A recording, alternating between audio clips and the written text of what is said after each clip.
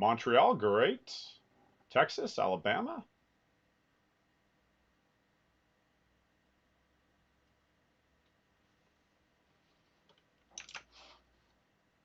Texas, Alabama. All right, there we go. Fort Wayne, Indiana. All right. Toronto, Farmington, Michigan. Nice. So, Texas, Alabama. All right, there we go. Good Fort Wayne, morning, Indiana. everyone. All right. Good Toronto afternoon and everything. Farmington, Welcome. Michigan. Nice. So, Texas, Alabama. All right, there we go. Good Fort Wayne, morning, Indiana. everyone. All right. Good Toronto, afternoon and everything. Farmington, Welcome. Michigan. Okay, so welcome everybody. Welcome to GCP Fundamentals, Big Data and Machine Learning. So hopefully everybody's here for our exciting YouTube experience today. It's brought to you by Google and ROI Training. To introduce myself to everybody, my name's Grant Moyle. I'm a Google Cloud Platform expert with ROI Training. So I'm a trainer by nature. I'm a Google certified cloud architect, data engineer, and a whole bunch of other good fun stuff. So welcome everybody. What are we going to be talking about today? Well, today we are going to be looking at big data and running that on Google Cloud Platform. So I'll be learning all about their big data tools, whether they be for those of you looking to move your on-premise Hadoop infrastructures up to Google, those of you looking to take advantage of Google's native processing capabilities, and for those of you interested in data warehousing and utilizing Google's BigQuery product, as well as we'll do some machine learning as well. So, as I said, my name's Grant. I'm going to be your trainer for today. We've got exciting pack-filled day for you. Now, a little bit of this environment we're going to be using today, because we have such a large enrollment, is we're doing this as a live feed coming out through YouTube. And it'll be a little bit different than maybe a training you've attended before because, well, right now I think we've got over 500 people connected. I actually don't have that count anywhere, but that's what my people are telling me. We have over 1,000 people enrolled for today, so we got quite a large crowd. So it's going to be a little bit different of a delivery. I do have a large number of support folks out there in the chat helping me. So I'll be doing the live instruction here. And it'll be a little bit different than maybe. There we go. Just going to have myself there. So we've got lots of folks out there. And we're going to have you doing some labs today. We're going to talk to you all about Google Cloud Platform. We're going to let you on there. But given that we're on this YouTube channel and doing this, there will be a lot of delivery. I won't be able to take any direct questions during the class, but my chat team will be able to help you out there too. So, all right. So, hopefully everything's coming along. Make sure you only have the window open once. So if you by chance happen to have your window open twice, sometimes it'll get a couple. You'll hear a couple, but everybody should be able to hear me okay? Yeah, we got, Suresh. We got Suresh out there coming all the way from Hyderabad. All right, great. After some Hyderabad biryani right now. That would be tasty. So, all right. So let's talk a little bit about just our format here.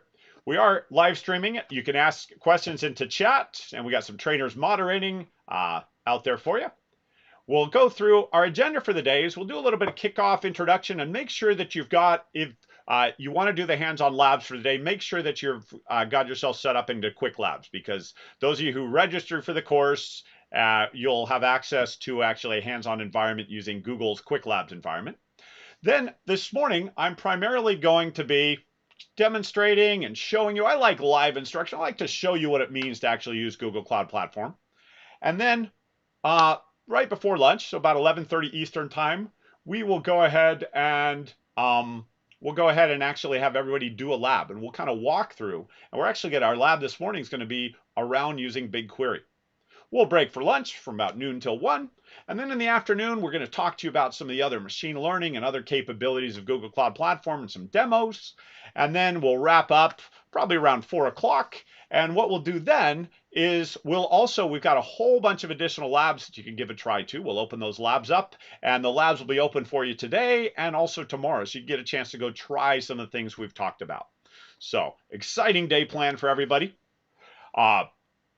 Google curriculum for this is to identify the purpose and the value of what does it mean to do big data and machine learning up on Google. We'll talk about some of the Google products that are quite often involved, whether it be you're migrating on-premise workloads up to Google, or whether you're starting out and building everything right directly in Google. And we'll talk about data warehouse, BigQuery, and Cloud SQL, so how we can use analytic, and also how to do some transactional databases up on Google. And also, how do I choose between different data processing platforms on Google and the ML? All right. Now, a little bit of course etiquette. If you can, drop things into chat, talk to us in chat. We've got our team out there. Keep it nice, keep it friendly. This is an exciting day to go here. If you happen to be joining us late or anything like that, just reach out in the chat. We'll give you a little we'll give you some help there. Interact, as I said, use the chat, and we'll give you a little bit of troubleshooting. So it is a large audience. We are on the internet. A lot of us around the globe right now are all working from home and internet connections. Hey, hiccups happen. I've got a couple redundant connections, but every now and again, stuff happens. If my house decides to burn up, start on fire or something like that, I'll hand it off to one of my colleagues. Hopefully I can get to them before it burns through the network cable, but I think we'll be fine. Relax, enjoy the experience, kick back. I've got an exciting day for you. Ask the questions as we go. If you haven't registered yet, pre-registration was required for the lab access. But if you weren't pre-registered for this event and somebody sent you this link, what you could do is you can watch the lecture, but the lab access had to be set up ahead of time. So you would have had to pre-register, and we're at capacity on that. Now we do have a web link if you need support at ls, standing for livestream.roitraining.com. And so you can go ahead and drop that into your browser, and you'll see we've got a page there to help you out. Plus, through the YouTube channel directly, we've got the chat going there. But we've got sort of this page back here, this ls.roitraining.com, which I'll just bring up here really quick for us here. This page, just got to find my right, where's my web browser? My web browser, I moved out of the way. Let me just grab a fresh tab then. I'll go grab this down here. If you just go visit us at ls.roitraining, you'll find a nice page with all our information about our live stream today. It's got a copy of our agenda, sort of game plan for the day and everything. And also we've got a lot of other resources here as well for you. So you can also sign up for some data summits and some financial service summit that's running later or in May. I guess we're almost May. Tomorrow's May. No, Saturday's May. All right. So you'll be able to go visit that, and you can take a look at that aspect of things. You'll also find we've got some support for Quick Labs access and some other things there as well. All right. But as we said, interact with us with chat, and things may happen, single loss, all that. But if we do have if all of a sudden the feed drops or something happens, just jump over to ls.roitraining.com, and we'll put a banner right across the top that'll give you, some notifications if we have a problem. So, but we hope everything goes well. That's what they say in my industry. Don't do live demos, but you know what I do for a living? Live demos. Do everything live. So it'll be exciting. All right. So the first thing we're going to talk about here, though, is Google, in order to access the slide deck from this course, and also to access the lab environment, we will be using a platform called Quick Labs. Okay? So the way Quick Labs works is Google's hands-on environment for training. And so what you get with Quick Labs is it's going to give you access to Google Cloud Platform project when you work on a lab. They'll give you a project and temporary credential to go ahead and use in there. And it'll also give you access to the course materials for today. Now, everybody who pre-registered for this event, with that email, we've pre-registered you for Quick Labs to get you in there.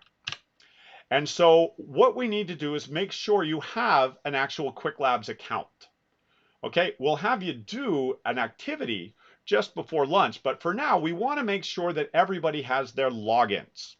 So what you're going to need to do is you're going to head on over to googlecloud.quicklabs.com, and I'll go ahead and get that here into chat. googlecloud.quicklabs.com. Visit that site, and what you'll do And I'll go ahead and I'll use an incognito window here so I can show you exactly what you're going to see. Is you're going to go up to googlecloud.quicklabs.com. When you get up here, if you've used Quick Labs before, so maybe you attended our event yesterday with my colleague Jeff Davis and the rest of the team, or maybe you've done some previous training on Google Cloud and utilize Quick Labs, you probably already have an account. So you'll just go and use sign in. But if you've never used Quick Labs or you're not sure, what you can do is head on up to the corner and there's the option to join. Now, I noticed in the roster, a lot of you have not yet joined Quick Labs. So if you go, if you're not sure, click on join. And what you can do, just go ahead. I'm going to use my Gmail account here. So I'm just going to log in using my Gmail. It's kind of my test account. And I'm going to say, oh, yeah, I'm with ROI Training. And I'm going to set up my password. So password 123. Make sure I'm not a robot. And if I go to say create account, it might come back and say, oh, I've already got an account. Oops, I forgot I had an account. Now, if you know you have an account, you know that. So you've already got one. But if you don't have an account, it'll go ahead and create you one here. You'll probably get an email that you just need to confirm, but it's just like signing up everywhere. Now, you do need to sign up. You do need to create your account with the same email that you registered for this event. And if all that works, I'm just going to go back here because I already do have an account. I'm going to go and sign in here. And I will go ahead and I'll choose my account here. And I'll go ahead and sign in. And what happens is magic should occur. If you are correctly registered for the event, so the email that your Quick Labs account was created with matches the one that you just signed in with, you should see a nice purple box that says you are currently in your scheduled course, Google Cloud, Big Data, and Machine Learning Fundamentals. And if you're seeing that, everything is looking great. Now, if you go in there and it's blank, and you signed in and you registered for the event, well, then maybe you used the wrong email. Maybe you didn't use the email that you actually created with. Okay, it's got to be the same email you use to register for the event in order for that box. Because what we have is we have you on a list. And as soon as it sees that account and you log in with that, it'll go ahead and show.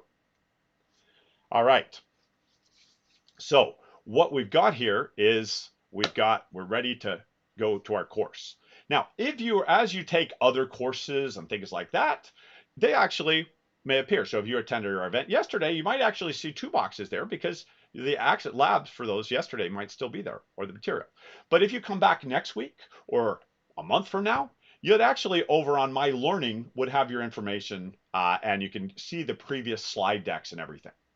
Now, Cinda just asked a question in the chat. If you don't mind, could you repeat what time the lunch break is? Well, we've got the agenda up at that site, that ls.roitraining.com site has that information. So if you've got questions and maybe it scrolled by on the chat or I said something in that, with that you'll find a lot of that up on that ls.roitraining.com. All right. Now, if you're having any Quick Labs issues of selves logging in or it says your account is blocked or anything else like that, you can work directly with Quick Labs. And they have a chat function. So once you're logged in, you can actually go up over here and you can actually chat directly with support. So if it says your account is blocked or locked out or something like that, you can chat with support and they'll take care of you. They've actually got extra staff on hand today to help with that. So, all right. So hopefully you're all getting logged in now. In fact, I'll give you another minute or two here. If you would, everybody get your account set up. Make sure you're seeing that big purple box in the middle. And once you are, we can click on Cloud, Big Table, and Machine Learning. Now, again, if you're not seeing this purple box, the first thing my team's going to ask you is, did you use the same email that you pre-registered for the event? If you used a different email, it's not going to work. All right. So we'll go ahead and click on here. And what we have here is the Google Cloud Big Data Machine Learning Fundamentals. And you'll see once you're in here that you'll have labs. And right now we've got a whole series of labs. And then we'll also have lecture notes. Now, these lecture notes are where the slide decks are available to you from. And the labs is when we'll turn the labs on when we're ready for our specific activity to be done. So right now, don't do anything with the labs. We're going to do that just before lunch. But take a look at the lectures tab. And here, what you've got access to is an actual set of slide decks that for the course.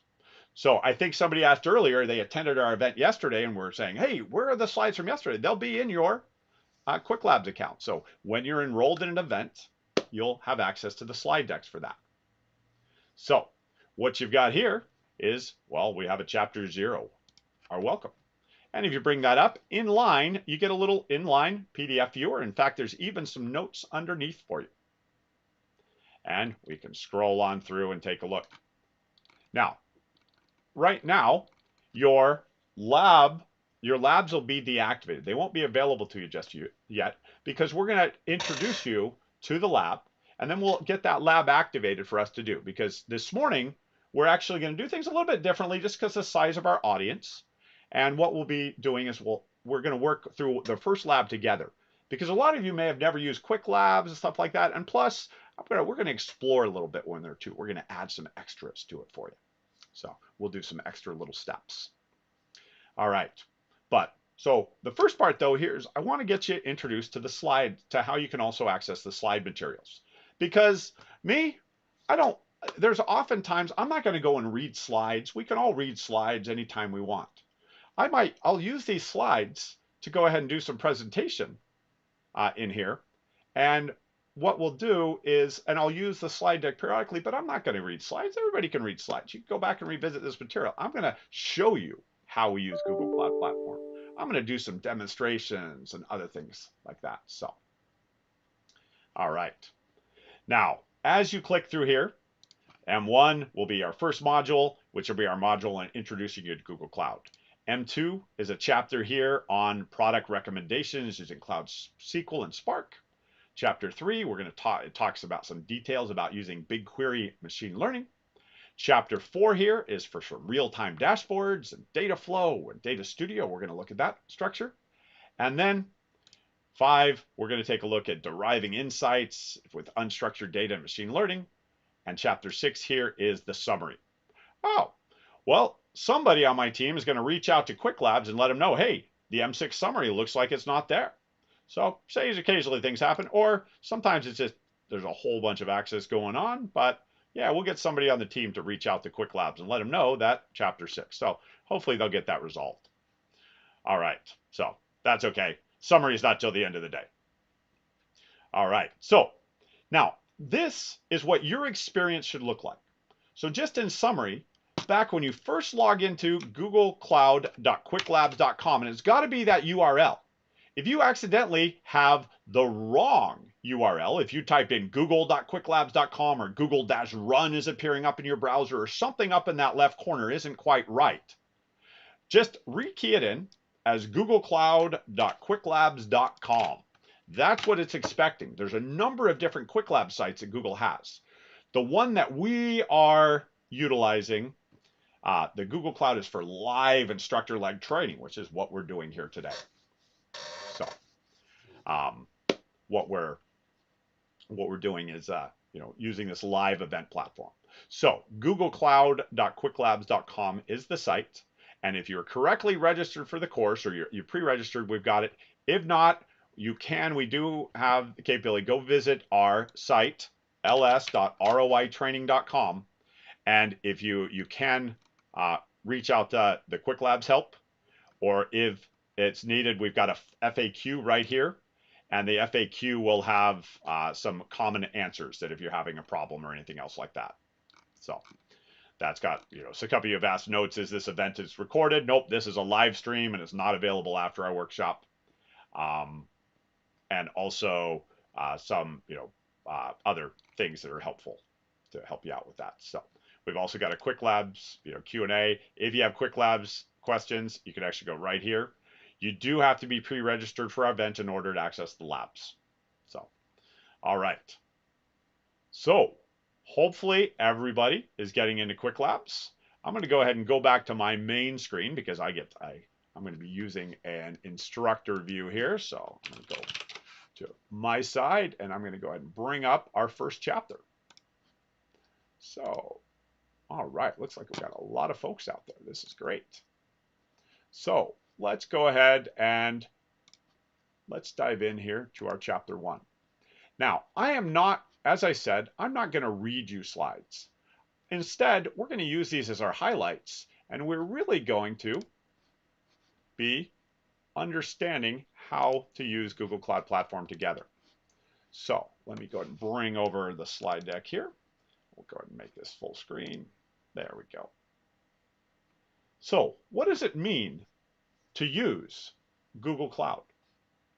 What are we actually doing when we're using Google Cloud?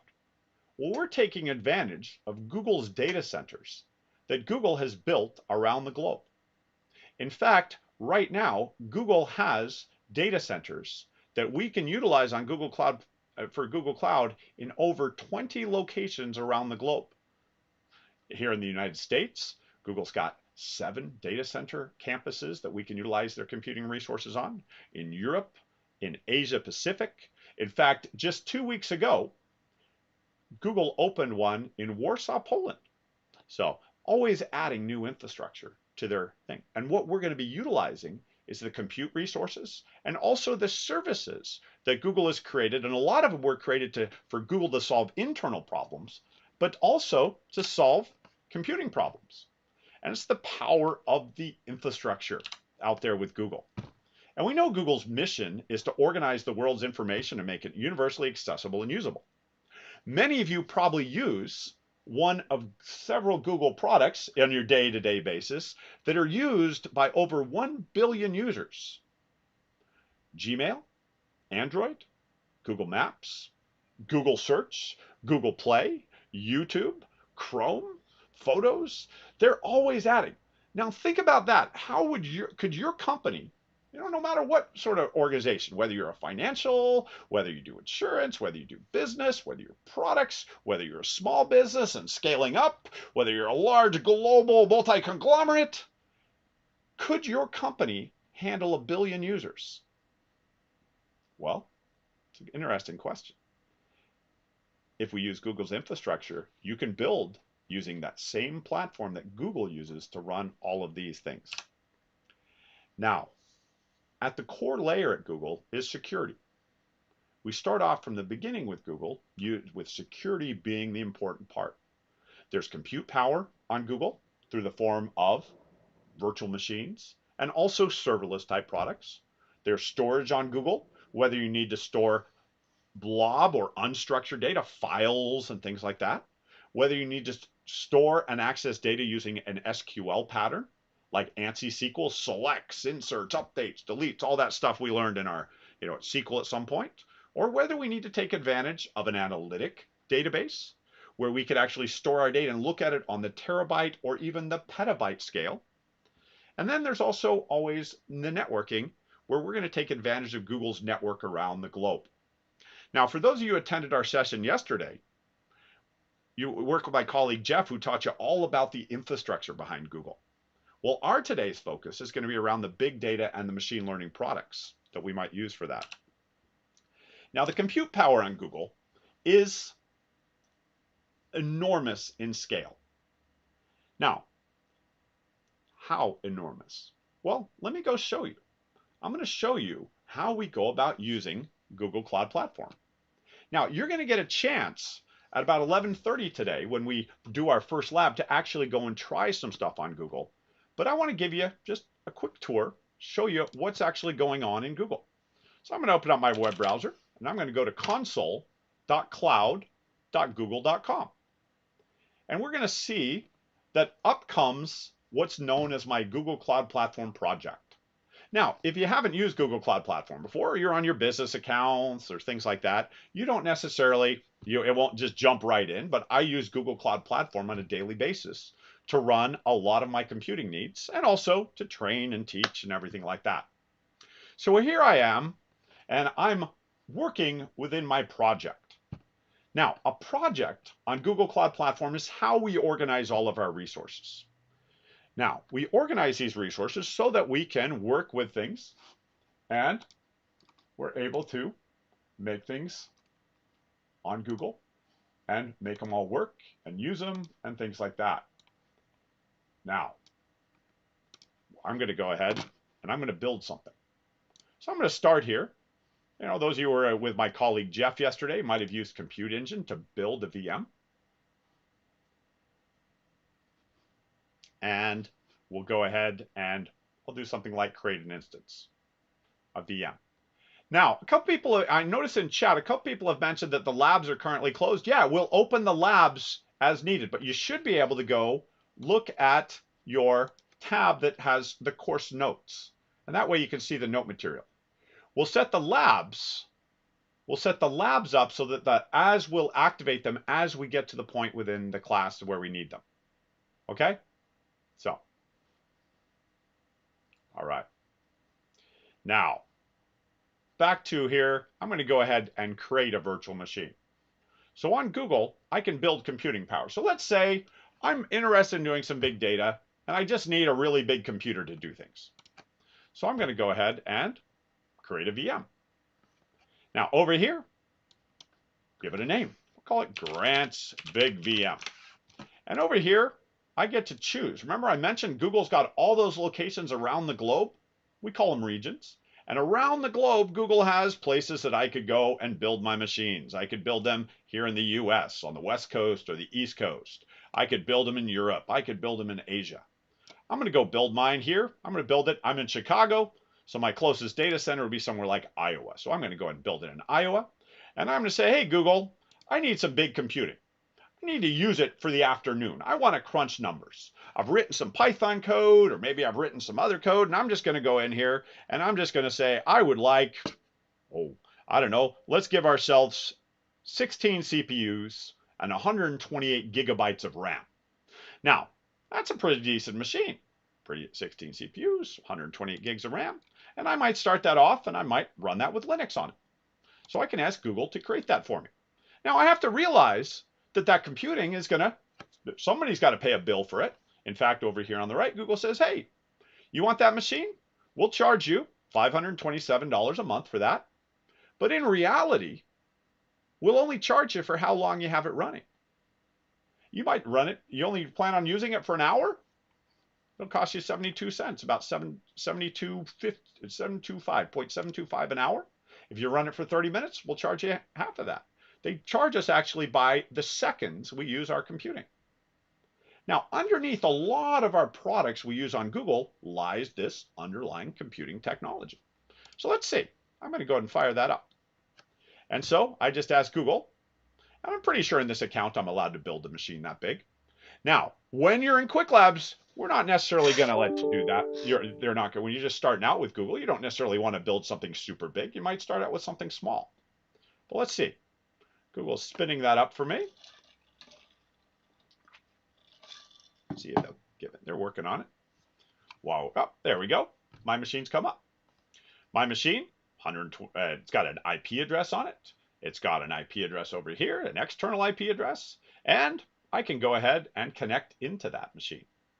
So maybe if I just need some raw computing power, I don't have enough computing power on my own machine, but instead I'd like to fire it up.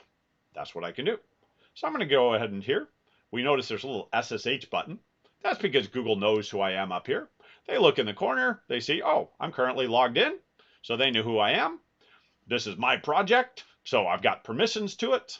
And so I can SSH into that. And I've got a really big machine here. So we'll SSH in. And so Google knows who I am. They've got a little inline SSH client. And they're going to go ahead and just connect me over. Then behind my user is a pair of public-private keys. And so here we are. I'm sitting on a machine. It's got Debian Linux. Ooh, no fancy graphical interface, but that's okay. And what do I do with it? Well, if you're good with Linux, simple commands like top. We see this machine's got 128 gigs of RAM. If we take a look at our CPUs, let's see, I think, there we go, CPU 0 all the way up to CPU 15. And I've got a machine. Now, I got to have a workload to want to actually do something on there, but just a Linux machine running up in the cloud. And if I want to install Python, I can install Python. I've got full control of the machine. Google's providing me the infrastructure. They're providing me the CPU, the memory, the disk, and they've started me off with an operating system. Now, all of that happened by default. All of that happened because, well, Google knows who I am up here. They know I'm Grant. Behind the scenes, they have a public-private key pair associated with my account, and they can go ahead and make that happen because I started off with their operating system. Now, as you work more and more in Google, you might say, well, what if I wanted to connect with PuTTY? What if I want to connect with my own SSH client? Well, you might start by using Google's integrated, but then adjust your SSH keys and make everything work that way. That's a different topic. We're talking big data and ML. Now, we start off with the machine. We use it, and I could turn it off right now. I could just stop that machine. Now, if I stop that machine, what happens? Google stops charging me for the CPU and the RAM. At this point, I'm only going to have to pay for the disk because there's a hard drive that's going to stay there, and I can restart this VM a little bit later. Now, people always ask me, say, Grant, could I run Windows on this? Why not? Would you like to see? Let's do that because maybe you're interested in running your computation on a big machine. So we'll call this a Windows VM. And we'll go ahead and we'll put this in Iowa again. I'll put it in the US, or I could choose to put it in one of Google's East Coast data centers like South Carolina or Virginia. But we'll go with Central. It's closest to me. That'll minimize my latency to that. And I'm going to ask for this. We'll make it a little bit bigger. It doesn't need to be too big. I'll ask for it to be 4 CPUs, 16 gigabytes of RAM, and down here under my boot disk, instead of having Debian, I could have chosen Ubuntu or CentOS, so free operating systems, or I could have actually chosen Windows Server. Now I'm going to go ahead and use a Windows Server here, and we'll go ahead, we'll choose one that's got a desktop on it. So they've got a Windows Server 2019 here with Data Center. We could choose our hard drive, how big our hard drive is going to be. We could start that off with a standard disk that's probably more like a spinning hard drive like we're used to, which will be a decent performing disk, relatively low cost per gigabyte. We could make that a balanced persistent disk, which is sort of the next step up. I could make that an SSD, which is a high performance disk, and I could even go to the newly launched extreme persistent disk. I don't need to go extreme, but I'll go for an SSD here. And 50 gigabytes should be enough for my operating system. So we'll go ahead and select that. Now over here on the right, Google says, all right, to run this machine, it's going to cost you about 33 cents an hour because he asked us to give you 4 CPUs, 16 gigs of RAM, and you need a 50 gigabyte SSD. So we got to charge you for that disk per month. And then, while you're running your operating system, we got to go ahead and take care of it. We need to take charge for the Windows license because, well, Google's going to have to pay Microsoft for the Windows license to run. Just like if you were running Red Hat or another licensed operating system, Google can take care of that licensing to connect us over to that. And let's go. Let's see. So up comes the VM. So here comes a virtual machine. Now my other one is shut down now because I turned that off. That one's only being charged for it being turned off. I'm only paying for the hard disk. The Windows VM here, that's going to boot up, so I'm going to start paying for the CPU and the memory and the Windows license, plus the hard drive. When I turn off a VM, I haven't deleted it. The hard drive's still there, just like turning off your laptop. You just don't have to pay for it when it's turned off. You just pay for the hard drive. So this Windows machine should come up here in a minute, and then we'll give it a couple minutes to actually boot up because it's Windows, so it's going to go through some initial startup. But then we'll see if we can connect to it. Now, what sort of workload could I do with this? Well, I know our topic is big data and machine learning, but maybe you're needing to write, maybe the code you want to run, you wrote in .NET, or you wrote it in Python, or you wrote it in Java, or things like that. I could go ahead and work with this. So you could go ahead and build yourself a machine. Maybe you are on a Mac, but you have an application that needs to run on Windows. You could go ahead and build yourself a VM up in the cloud, boot it up when you need it, turn it off when you don't. And anybody can do this. In order to use Google Cloud Platform, you just have to have a Google identity, a Gmail account. You can get started up at cloud.google.com. Now, when I'm running this VM, that's when I pay for it. So Ralph just put a great question into chat. He said, do I have to pay for the Windows license every month or just the first? No, you only pay it for the number of seconds that your VM is running. When your VM is turned on, you're paying for that license. And when your VM is turned off, you're not paying for that license. So I'm going to use this machine for about 30, maybe, I don't know, 5, 10 minutes. So I'm only paying for that license for that amount of time. So yeah, maybe you've got it. Maybe you need to experiment. Maybe you need to see what does something look like from something else. All right. So do you think our Windows machine is booted up? It's got an SSD. It's got 4 CPUs. Maybe. Let's give it a try. Now, if we look over here, I see an RDP button. It's not an SSH button because, well, joke here, but I don't think Microsoft spells SSH very well. So we got RDP. And plus, it's going to have a desktop, and SSH is for command line. So here's an RDP.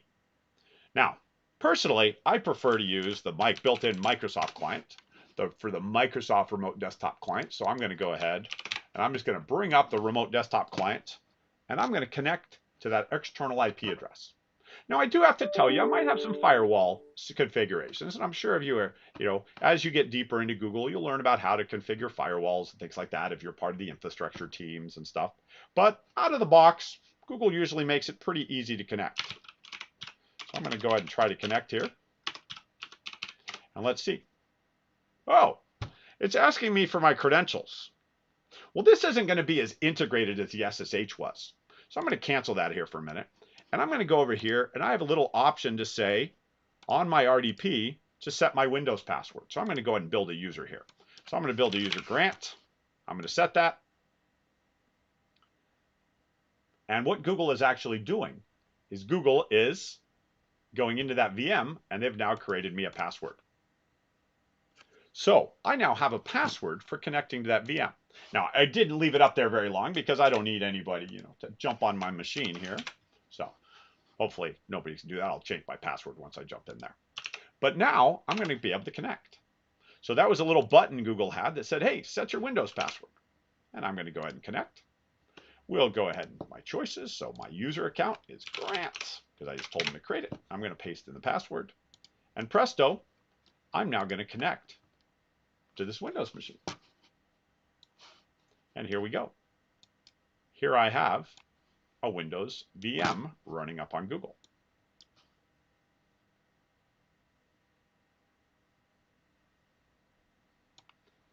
All right, so here I am. I'm connected to the machine. Now, here we go. It's a Windows server. We don't have Windows desktops. Windows servers are what we're using. So we got some serious server horsepower here. Now, to let me use this, I am going to make a quick little configuration change on my environment here so I can actually use the browser because it does have Internet Explorer on it. All right, so now looks like a desktop. We take a look at our task manager and we see things like, well, performance, we see CPU, and we see it got 16 gigs of RAM. I've got 4 virtual processors. I've got, I think, a 50 gigabyte hard drive. This is pretty cool. 50 gig hard drive, looks like there's about 30 gigs of it free. And looks like it's a basic generic installation. Now, I'm going to go ahead and use Internet Explorer for exactly what it's most popular for. Anybody know what you use Internet Explorer for? Downloading Chrome, of course. Whoop. There we go. So I'm going to go ahead and download Chrome onto here. Okay, so where did I build this virtual machine? Where is this machine actually running right now? Well, it's running in Iowa, which is in the middle of the United States, for those of you not familiar. Iowa, Council Bluffs, Iowa, right across the river from Omaha, Nebraska. Anything famous from Omaha, Nebraska? You ever heard of Warren Buffett? He lives in Omaha, Nebraska. There you go. So for those of you in the financial sector there. All right. So here we go. We've got this machine sitting in Omaha, Nebraska. And we're in the process. I'm just installing Google Chrome on here. So we can go and use that. And then we'll go ahead and test a couple things. I like Chrome. So I'm going to go over here and let's see. I'm going to go ahead and do a speed test. Let's see. I like the speed test. I like Ookla's speed test. Let's do a speed test here. So let's see. Thinks we're close to Lincoln, Nebraska here. So we're going to test against a server. Let's see how this machine performs. Now let's hope that Windstream can feed us data back fast enough. I don't know about anybody out there. What do you guys think of that performance? Pretty good? That's my download speed. How many of you would like that for your home internet connection? But here comes the boom. There's my upload speed. Whoa! I don't get that for my home PC. My internet speed at home doesn't get anything near that. I think my download might be 300 and my upload's like 25. But you have to realize this machine is where? It's in Google's data center, connected to Google's network for us to go ahead and use. Yeah, Ben's like, wow. So all sorts of things going on. You know, basically, so this is a VM. This could be a VM that actually I've loaded a web server on here. This isn't my connection. This is Google's connection. This is what it means to run something up on Google. Now, what if I wanted to now crunch something? What if I needed to work with my data? Well, I could go ahead and put my data into here, load up my tools, and use. These are just servers. This isn't a user VM. This is an enterprise VM. This is meant for serving your applications, the web. But when it comes to big data and machine learning, we could also use this for some serious computing power. In fact, remember I built this VM? I gave it 4 CPUs. I gave it 16 gigs of RAM. I'm going to shut it down. When I shut this machine down, no, I'm not paying for the CPU. I'm not paying for the memory. I'm not paying for the Windows license right now. I only pay it for the time I have my VM running. The only thing that I have going right now is I have to pay for the hard drive because I allocated a 50 gig hard drive and Google still got that hard drive there. Let's refresh things here. And what we've got here is, well, there'll be a hard disk behind that.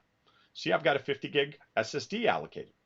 And so Google says, hey, you allocated that disk. We're going to keep it around until you delete it. So you got to pay for that while it's there. But everything else, you're not using the VM where somebody else could be using that CPU and memory and all that. And so my VMs are turned off. As soon as that machine finishes up, there we go. That machine's off. Now that it's off, I could actually reconfigure that if I wanted to. I could say, you know what? I got it all set up. I need some more boom. I could go to 8 CPUs or 16 CPUs. I could crank that all the way up to 128 gigs of RAM. I could say, hey, I need lots of CPUs, just not a lot of memory. I'm CPU. Quote. I'm paying for it as I go. Exactly. And I can build and size what I need. Now, there are other things we can do actually on VMs. There's different types of CPUs we can use. But you're like, okay, what about, so Grant, you're telling me I could run this computing up on Google at this sort of scale. Can I do things like GPUs if I was wanting to do a lot of parallel calculations? Well, look at this right here. Depending on what I have, I could go ahead and we'll change our CPU type here. And we'll ask Google and say, hey, Google, I would like to add a GPU. Maybe you want to use a Tesla for an afternoon. I've got some friends who are grad students at universities, and they say, yeah, it'd be great. You know, my boss will never let me, you know, we're not going to get the whole machine, but maybe for an afternoon, I'd love to be able to see how well does my machine learning workload run on a machine with a Tesla P100. This isn't the car. This is a NVIDIA graphics card for parallel processing. And we could go and add those to our environment. Now, they're not cheap, but remember, we only pay for things by the amount of time we use it. And we can work with that. So I don't need to change my configuration. It's what I need. So that's the first sort of stage. You might decide to do your big data your processing up on Google. You might say, I just need computing power. It's all my own code. And, you know, if you're a Linux person, great, build yourself a Linux machine with the computing power you need. If you need if you need a Windows environment, you can run Windows workloads up on there. You know, your colleagues who might be in charge of infrastructure, they might use this to serve web applications and, you know, web-based applications, or maybe handle some internal computing. But if you're a data person, you may just want big machines to process that data. Now, what else can I do? Well, when we talk about Google, when we talk about doing things, oftentimes we might have on-premise workloads we want to bring up to Google. So we have ways, so if your on-premise system is a VM, there's ways to migrate your VM. We see an import VM option here. Or you could just start building natively. If you know how to install the software, you can start with one of Google's pre-built VMs and add the pieces you need. And because all that data stays on the hard drive, when I boot that machine back up, it'll be right where I left it. But what about workloads? And some of you may out there work on things like Hadoop. Anybody work with Hadoop? Any Hadoop folks out there? Looks like we got a couple. So the Hadoop-based workloads can be run on Google under a platform called Dataproc. Now, when you start to utilize Google's web interface here, their cloud console as we call it, as you scroll down, Google's got lots of different types of tooling. Okay, so we have for running, VMs, I'm using what's called Compute Engine. If I've got out there some Kubernetes, so I want to run a Kubernetes workload, well, Kubernetes Engine. VMware Engine to lift and shift VMware workloads and run VMware directly up on Google, and so run your VMware workloads. We have some serverless computing capabilities in there. We have lots of different ways to handle storage. So NFS, for those of you who need NFS, network file shares. Cloud storage, which is buckets, and we'll talk about those a little bit later. There's ways to transfer data, to have transfer services, to transfer from on-premise up to Google. And even appliances that you can ship to your office, fill them up with your data, and send them back to Google full of your data so you don't have to transfer all over the network to get all that data. Stuff. Different types of databases that we'll be talking a little bit about later. Different ways to handle your data storage needs. Different ways to handle your application development, but that's a different class. Networking on how everything gets all put together. Operations for monitoring everything you do. CI/CD pipelines for those of you who are doing application development, but again, another class. Tools for automation and management and things. But then the big stuff for us, Google's Dataproc product, which is going to be Hadoop workloads. Dataflow, which we'll be talking about this afternoon for doing making batch and streaming pipelines. And BigQuery, which is our data warehouse we'll be looking at. And then a whole bunch of other different platforms for doing things. But I want to show you kind of the next step up. So for those of you who do work with Hadoop, looks like Stephen and Rajesh and Nilesh and Brian and Venkata, you guys all work with, I think you answered my question, said you work with Hadoop. We're going to build you a Hadoop cluster. So what is Hadoop? Hadoop is an open source parallel processing system. And on Google, we can manage that Hadoop cluster for you. So we can actually let you build a Hadoop cluster. So I'm going to go in here. I'm going to fire up a Dataproc, and I'll call it my cluster. We'll call it Grants, what is it, Thursday cluster. And I'm going to run this. I'm going to go ahead and put this cluster in the US Central region. So put it in Iowa, so it's close to me here. And I'm going to go ahead and run it with a master, so in charge of my cluster. And we're going to give it a bunch of workers. Oh, sorry, this one. One master and a whole bunch of workers. And we'll go ahead. I'm going to use one of them. I'm going to use one that's based on, let's use one based on Debian that's got a Hadoop 2.1 loaded on it and Spark 2.4. That sounds like a decent stack for us to use. So these are the pre-configured configurations for Hadoop. Now, a lot of you who are working on premise might be, Grant, we'd love to go to 2.10, but we don't know if it's going to break our workloads or not. So we're still running 2.9 back on premise. And we'd love to experiment with it. So maybe you could. Maybe you could use Dataproc to experiment with that. Now I'm going to go ahead and select that configuration. I'm running 1.5, and Google says that's their 1.5 version. It's got a bunch of stuff pre-installed in it, and I could also optionally add some components. And this is all open source software. So Hadoop is very much used on premise. It actually came out of Yahoo. Yahoo created it back in the late 2000s and open sourced their large computing platform, or their parallel computing platform. And over the last 10 or so, 15 years, it's become sort of an on-premise parallel processing infrastructure for working with data. And so I'm going to go ahead and say, all right, yeah, let's build this. I'm going to configure my nodes. What do I need? Well, just like you saw me earlier, we're going to go ahead and configure. I'm going to tell it, oh, we're going to use an N1, which is a generation of CPU on Google. So 2 CPUs, 7.5 gigabytes of RAM in here. And so that's going to be, oh, you know what? That's going to be our master. Let's give it 4 CPUs. And we'll give it a, maybe it doesn't need a huge hard drive. We'll give it a 50 gig hard drive. And then we need workers, because a Hadoop infrastructure has a master node that's in charge of passing out the workloads, and then it's got the workers. And so we're going to go ahead and give it workers. We'll go for N1 standard 2s here. And let's see, a good size cluster might be something, I don't know, let's make 200 workers. Let's create 200 workers, each with 2 CPUs, 7.5 gigs of RAM. We'll give each one a 50 gig hard drive. Why not? And, well, those all together will give us a cluster that should have about 4,000. Oh, what did I do? Did I boo-boo something? Oh, sorry, that's my hard drive. Yeah. Give it 11.2 gigs of RAM. Where'd my 4,000 come from? No, I didn't say 2,000. That looks like that calculator's a little bit off. Well, 4, and I went for a 2, so that should be 200 CPUs. Yeah, 200 workers. So 400. We should have about 400.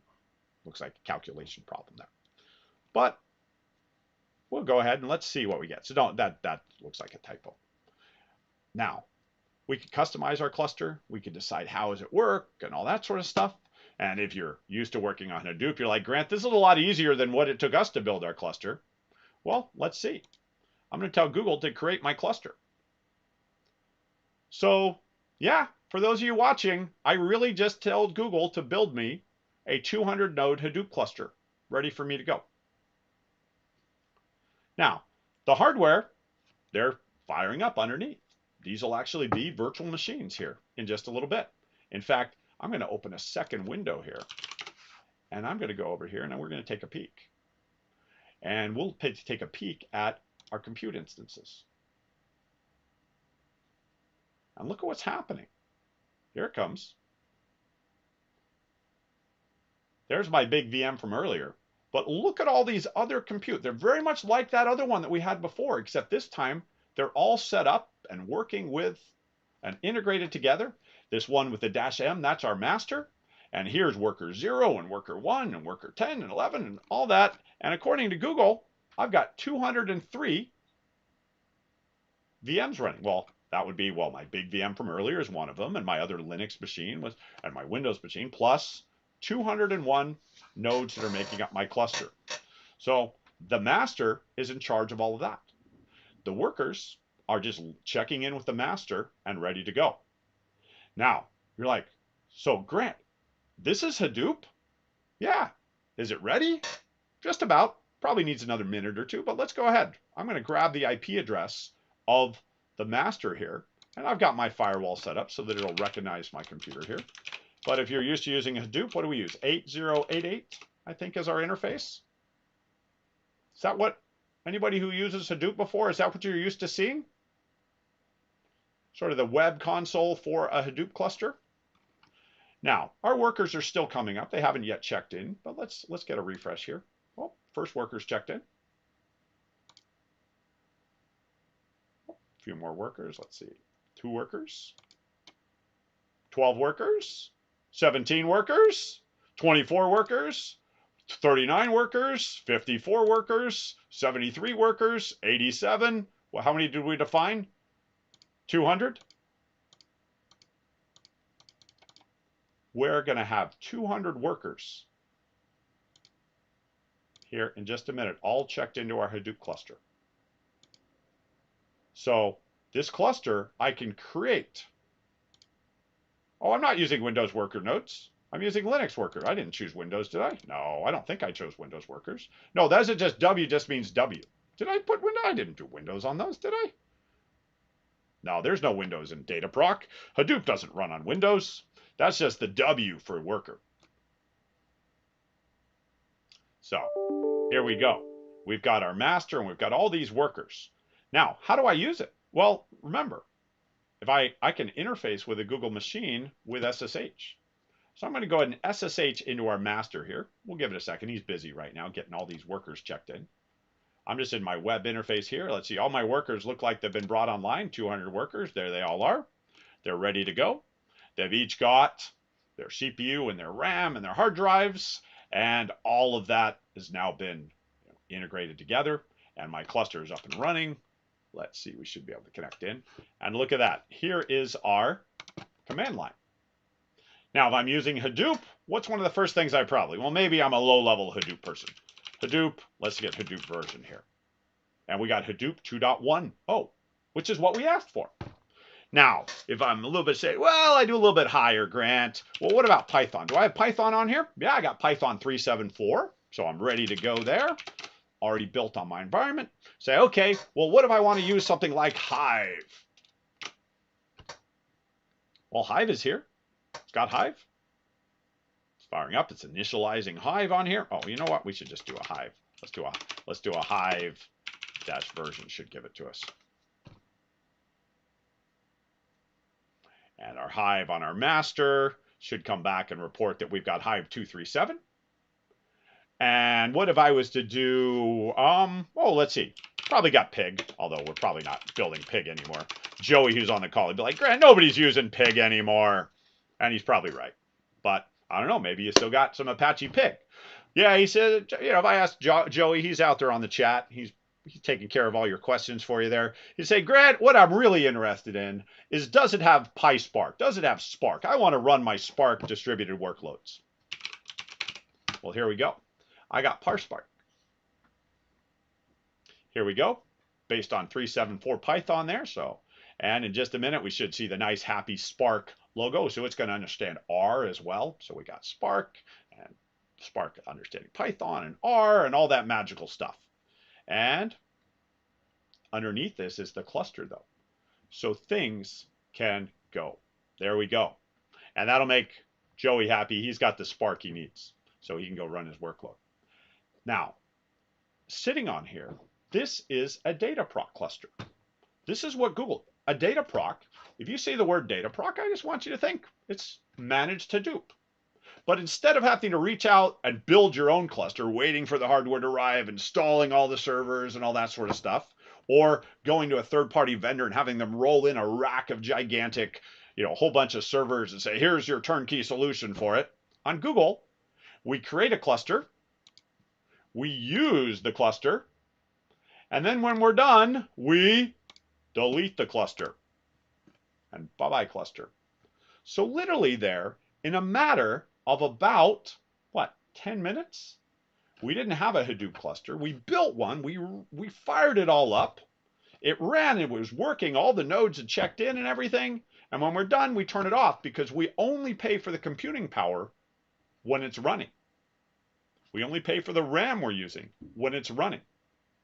And when it's not running, we destroy it. We don't even need to leave it provisioned. Because, we can store our data in some of the managed databases. Remember, we mentioned over here that Google has data storage.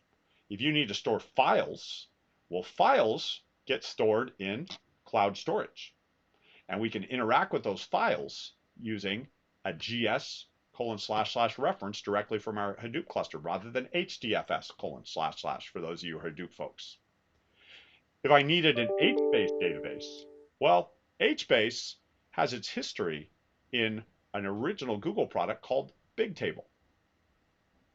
And if we needed SQL, we could fire up a MySQL or a Postgres, so MySQL or Postgres, or if we're really daring and really need some scale, we could actually fire up the same database engine that Google uses behind the scenes for things like Gmail and Google Drive and all those other tools, because Google found that a lot of regular tools don't work at the scale Google needs them. We like to auto scale. We scale things up and down and all that. And so they've built their own ANSI SQL database to do things. Now, a couple questions in the chat there that I'm going to clarify, because I built that first cluster pretty darn quick there, because I wanted you to see that literally once I start to learn how to utilize these tools, I could go ahead and create a cluster when I need it. I could start off with one master and X number of workers, but if I need to keep this cluster running for a long period of time, I might go for a high availability and have 3 masters that all work together to keep things. So even if something happens to a master, things keep going. I can build an auto scaling policy and actually have the scale cluster up and cluster down. So there's a large number of ways that we can configure that. We can work with different versions. So when you're working with Dataproc, Google's got a large number of different configurations to get you started depending on what you need. For example, I use the Debian 1.5 build of this, and this on here gets updated once or twice a month. Google will do a new release with fresh builds of things, keeping the main version of Hadoop and everything standard, and then slowly incrementing. If there's minor upgrades to things, we can, they'll update that. But we can also find, well, optional components. And this is your whole open source stack ready to go. So you can initialize Kafka, you can initialize WebHCat, you can work with Tez and all these sort of different other components you may need to. So the clusters are configurable for what you need on there. And you can also do additional things like work with different size clusters. And so you can see how does your workload run with bigger nodes versus smaller nodes. You could bring some of your workloads up to Google and start to see how well do they work on newer versions of the underlying tools without having to destroy or risk an upgrade on your on-premise. And so one of the first steps to bringing big workloads up to Google, especially if they're on-premise, would either be to bring the virtual machines up like you saw me do with our Linux and Windows machine earlier, or whether I need to bring my Hadoop cluster up to Google and run that right there on Google. And those are both ways that we can bring these workloads and run them up on Google. And we can go ahead and tune things. And as you saw, what did you think about that demonstration? The fact that in a matter of 10 minutes, I was able to create a ginormous cluster with 400 CPUs at my disposal, get them all checked in, get them all working. What did you guys think of that? We're going to take a break here in just about 10 minutes. We got a break scheduled for about 10:15 Eastern time. So we'll take a break here. I just kind of want to, we'll do a couple more little things before we break. And then we're going to come back and talk about, well, does Google use this? How does Google do their big data processing? But this sort of idea here to be able to use the massive scale of computing on Google for what we have is just an amazing way to do things. What do you guys think? Pretty awesome? Yeah, you can give Google a round of applause for that one. Yeah, exactly. Way to go, Google. Amazing that you can build this sort of thing. All right. And that's what it means to do and work on the cloud. Okay, so let's pop back to our slide deck here for a minute. Now, as I said earlier, I'm not going to read every slide to you and things like that. Oh, I got to actually find my slides now. There we go. Where did I have them? There we go. So compute power on Google is huge. And when you need to run things like your own machine learning and process things, underneath, this is the capabilities that Google actually has under it. And so when we talk about how did Google get where they can process photos and images, and I can upload a photo of my kids and it knows, hey, that's my kid, and catalog it and all that sort of stuff. Or I can go ahead and I can process, and it can learn, and in my web browser, it knows what I want to search for before I even know what I want to search for. That was all done because underneath the hood, Google has built a global network of massively scalable infrastructure. Their data centers have hundreds of thousands of servers in them. So when I actually go run my workloads, I don't have a specific machine there. Google is storing the data, storing the hard drive for what I need, and then they're firing it up when I need it on my behalf, giving me access to those resources. And then when I'm done, somebody else will be using those resources. So it isn't specifically for doing that. Now, to give you an idea why Google needed this scale, a photograph, all this underlying computing needs were done because Google has to process an image. You process an image, 8 megapixels has 23 million different data points in that image. If we say there's 3 colors, 3664 by 2448, nearly 24 million data points. And it has to be able to process those to try to figure out what is that picture made up of. And so Google does all of this on their own infrastructure and then figures out how to make it all work. And this is what they've been doing. So in the 2000s, Google gave us search. In the 2010s and beyond, now the 2020s, Google has given us machine learning because what they built underneath. And it's a matter of the data and the computing. The data and the computing is what makes us up. So Google's infrastructure is what makes Google Google. Many hundreds of thousands of servers. And basically, they are one of the largest infrastructures on the planet. Now, we always hear historical computing rumors. We say, oh, back there in the, in the 60s or 70s, I think it was somebody at IBM said, we're only ever going to need 4 or 5 really big computers for the planet. Well, if you actually were to go back there, I wish I was back there in this, in the time machine and, know who actually said that. But are we actually getting there if we think of this as one big computer rather than, if we think of the cloud as one big computer? Because as I said, Google operates these data centers around the globe. Okay. Jeff Dean from Google, one of the big engineers at Jeff, he's behind a lot of the early day papers and everything. So if you go back and you look at the papers that launched the whole big data sort of world there for the modern computing, he's quoted here. If everyone spoke to their phone for 3 minutes and we tried to record all of that, there isn't enough. The scale is just amazing. Moore's Law, one of those other historical type things. Gordon Moore basically said that every 18 months, the number of the density of transistors on a chip will double, and it keeps going. And somehow we figured out it's going to keep working. Google actually has gone farther than just needing Intel CPUs or AMD CPUs for general purposing computing like you have in your own PC. They have gone and built, and say GPUs, like I showed you could add GPUs to your system to help you with, so if your computing needs need that. Google has actually built their own processor for handling machine learning and putting these into their data centers as well. Now your normal computing workloads are running on Intel or AMD CPUs. I can choose that when I build my VM, what CPU I want underneath and how many cores and everything I need. But as I get more and more to processing and starting to learn from what my data actually means, then I start to need more specialized processing. And Google has just made incredible advancements in the processing. So they've gone and built chips to do exactly what they need. This has let companies like eBay to faster learn and to iterate through their data faster on the big data scale. But underneath, it all begins with the computing power. We can build virtual machines. As you saw, I built a VM with 4 CPUs and 16 gigs of RAM. You could have asked Google to instead build you one with a specialized configuration. You could build with lots of CPUs and just a little bit of RAM if you're CPU hungry. If your application needs to put a lot of data into RAM, you could go for higher levels of RAM. Oh, and we also use Google not just from a web console. When we're working with Google back here, you saw me use the web console.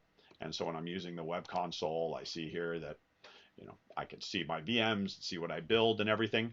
But how am I going to automate a web console? I don't want to have to figure out how to program clicks and all that. Well, Google also has command line utilities to work. And they even make it readily available for you right here in our interface.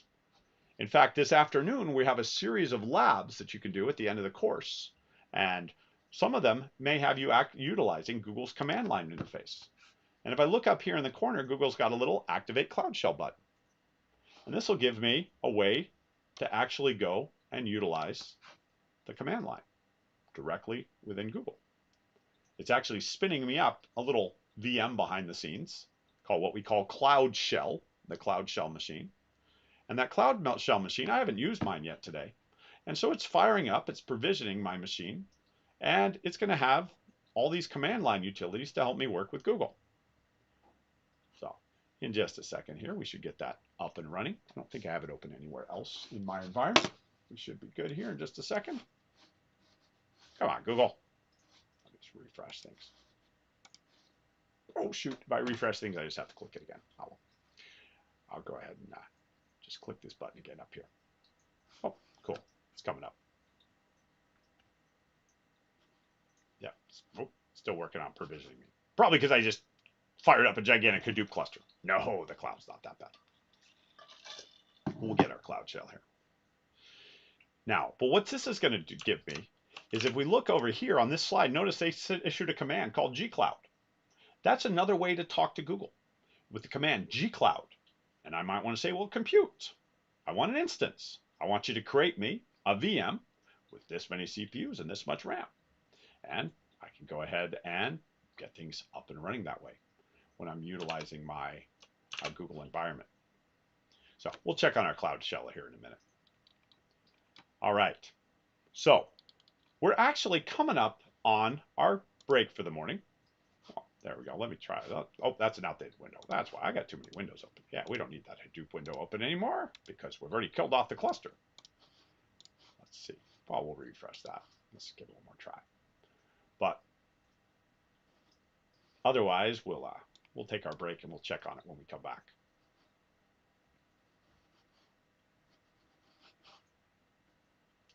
Oh, there we go. Oh, temporarily unavailable. Could be mine. I'll just tell it to restart it. Maybe I did have it open earlier today. All right. But what we'll find is that there's a command line interface to let us work with Google as well. And there's also a programming interface. So we often hear about people using RESTful, so our developers and things like that. All right. So what we've got here is a way, and hopefully so far this morning we've introduced you to a good scale on Google. Now when we come back, we're going to take a break now. We're going to take a 15-minute break. And when we come back, I'm going to talk to you a little bit about storage, a little bit about the networking on Google, a little bit about the security, and then we're going to utilize Google's data warehouse, which is called BigQuery. And we'll get you working in that. So I show the time as 10:15. So why don't we take a 15-minute break? I'm actually going to go ahead and play a little 15-minute timer here. We've always got fun little timers. Let's see. We need a 15-minute timer. 15-minute timer. Let's see, there we go. We'll just grab. Whenever I need a timer, I was just fine. Here we go. We'll use this one. There we go. Actually, you can do a little video now. We won't use that one. We'll use this one. So here's our official clock here. Let me just go ahead. There we go. Let's take a break, and we'll restart in 15 minutes. That'll give me a chance to go get some, top up my water bottle. Everybody go grab a coffee, grab coffee, grab a little breakfast snack, a little mid-morning snack, and we'll see you back when our timer reaches 0.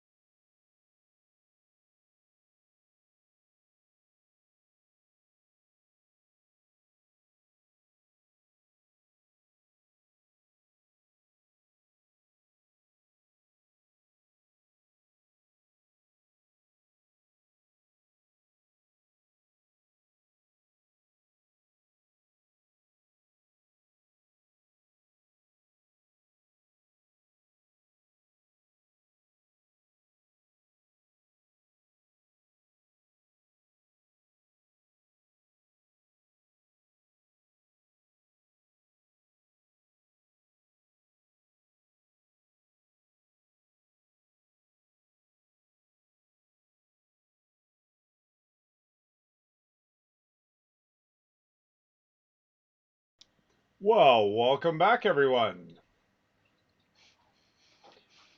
All right. So hopefully everybody's got a chance to grab a coffee or something else. And we're ready to go.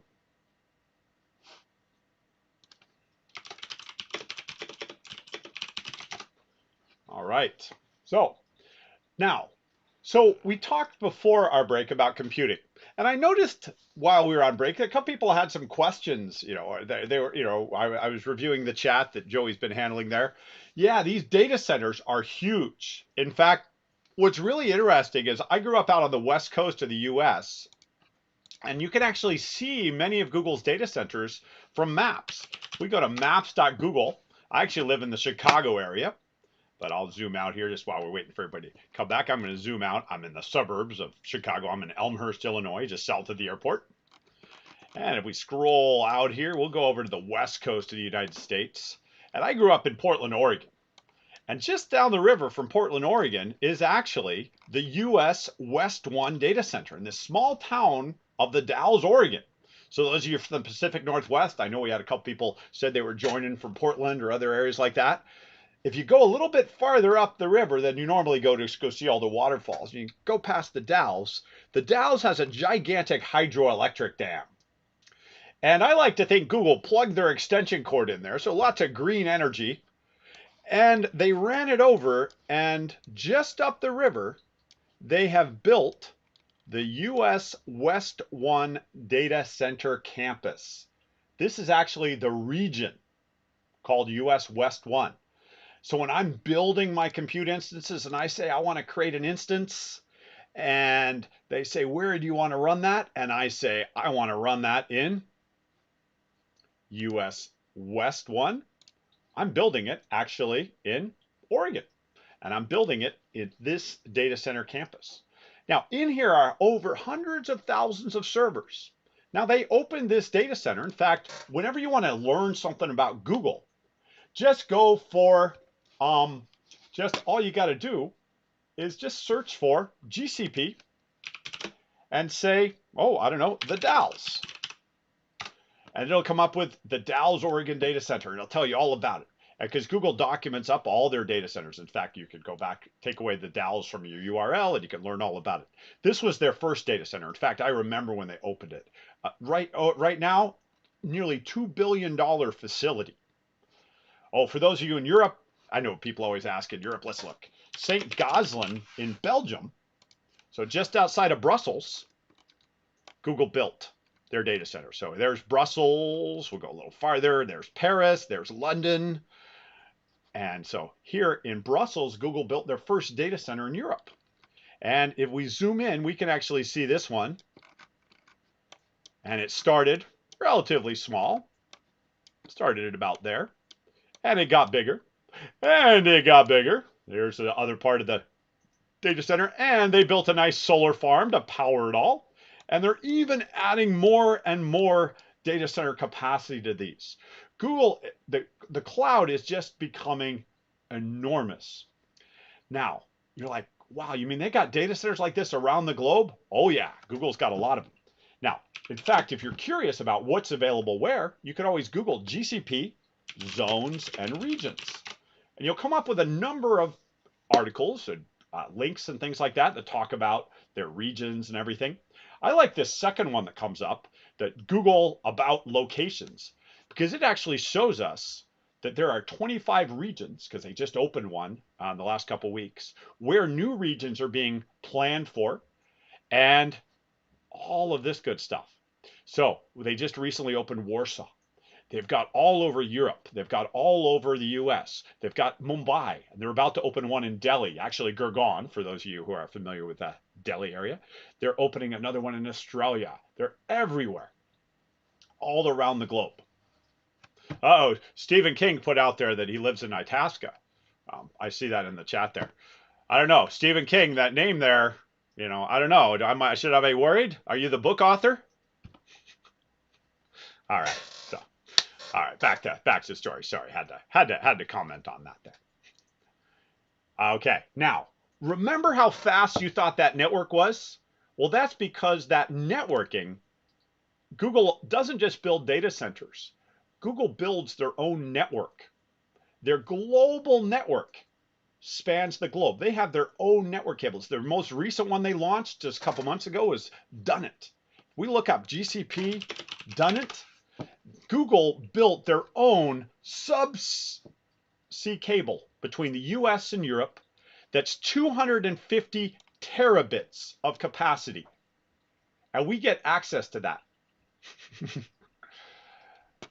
Now, yeah, when we look at the map, we see that as the world expands, we see Google opening more and more data centers around the globe.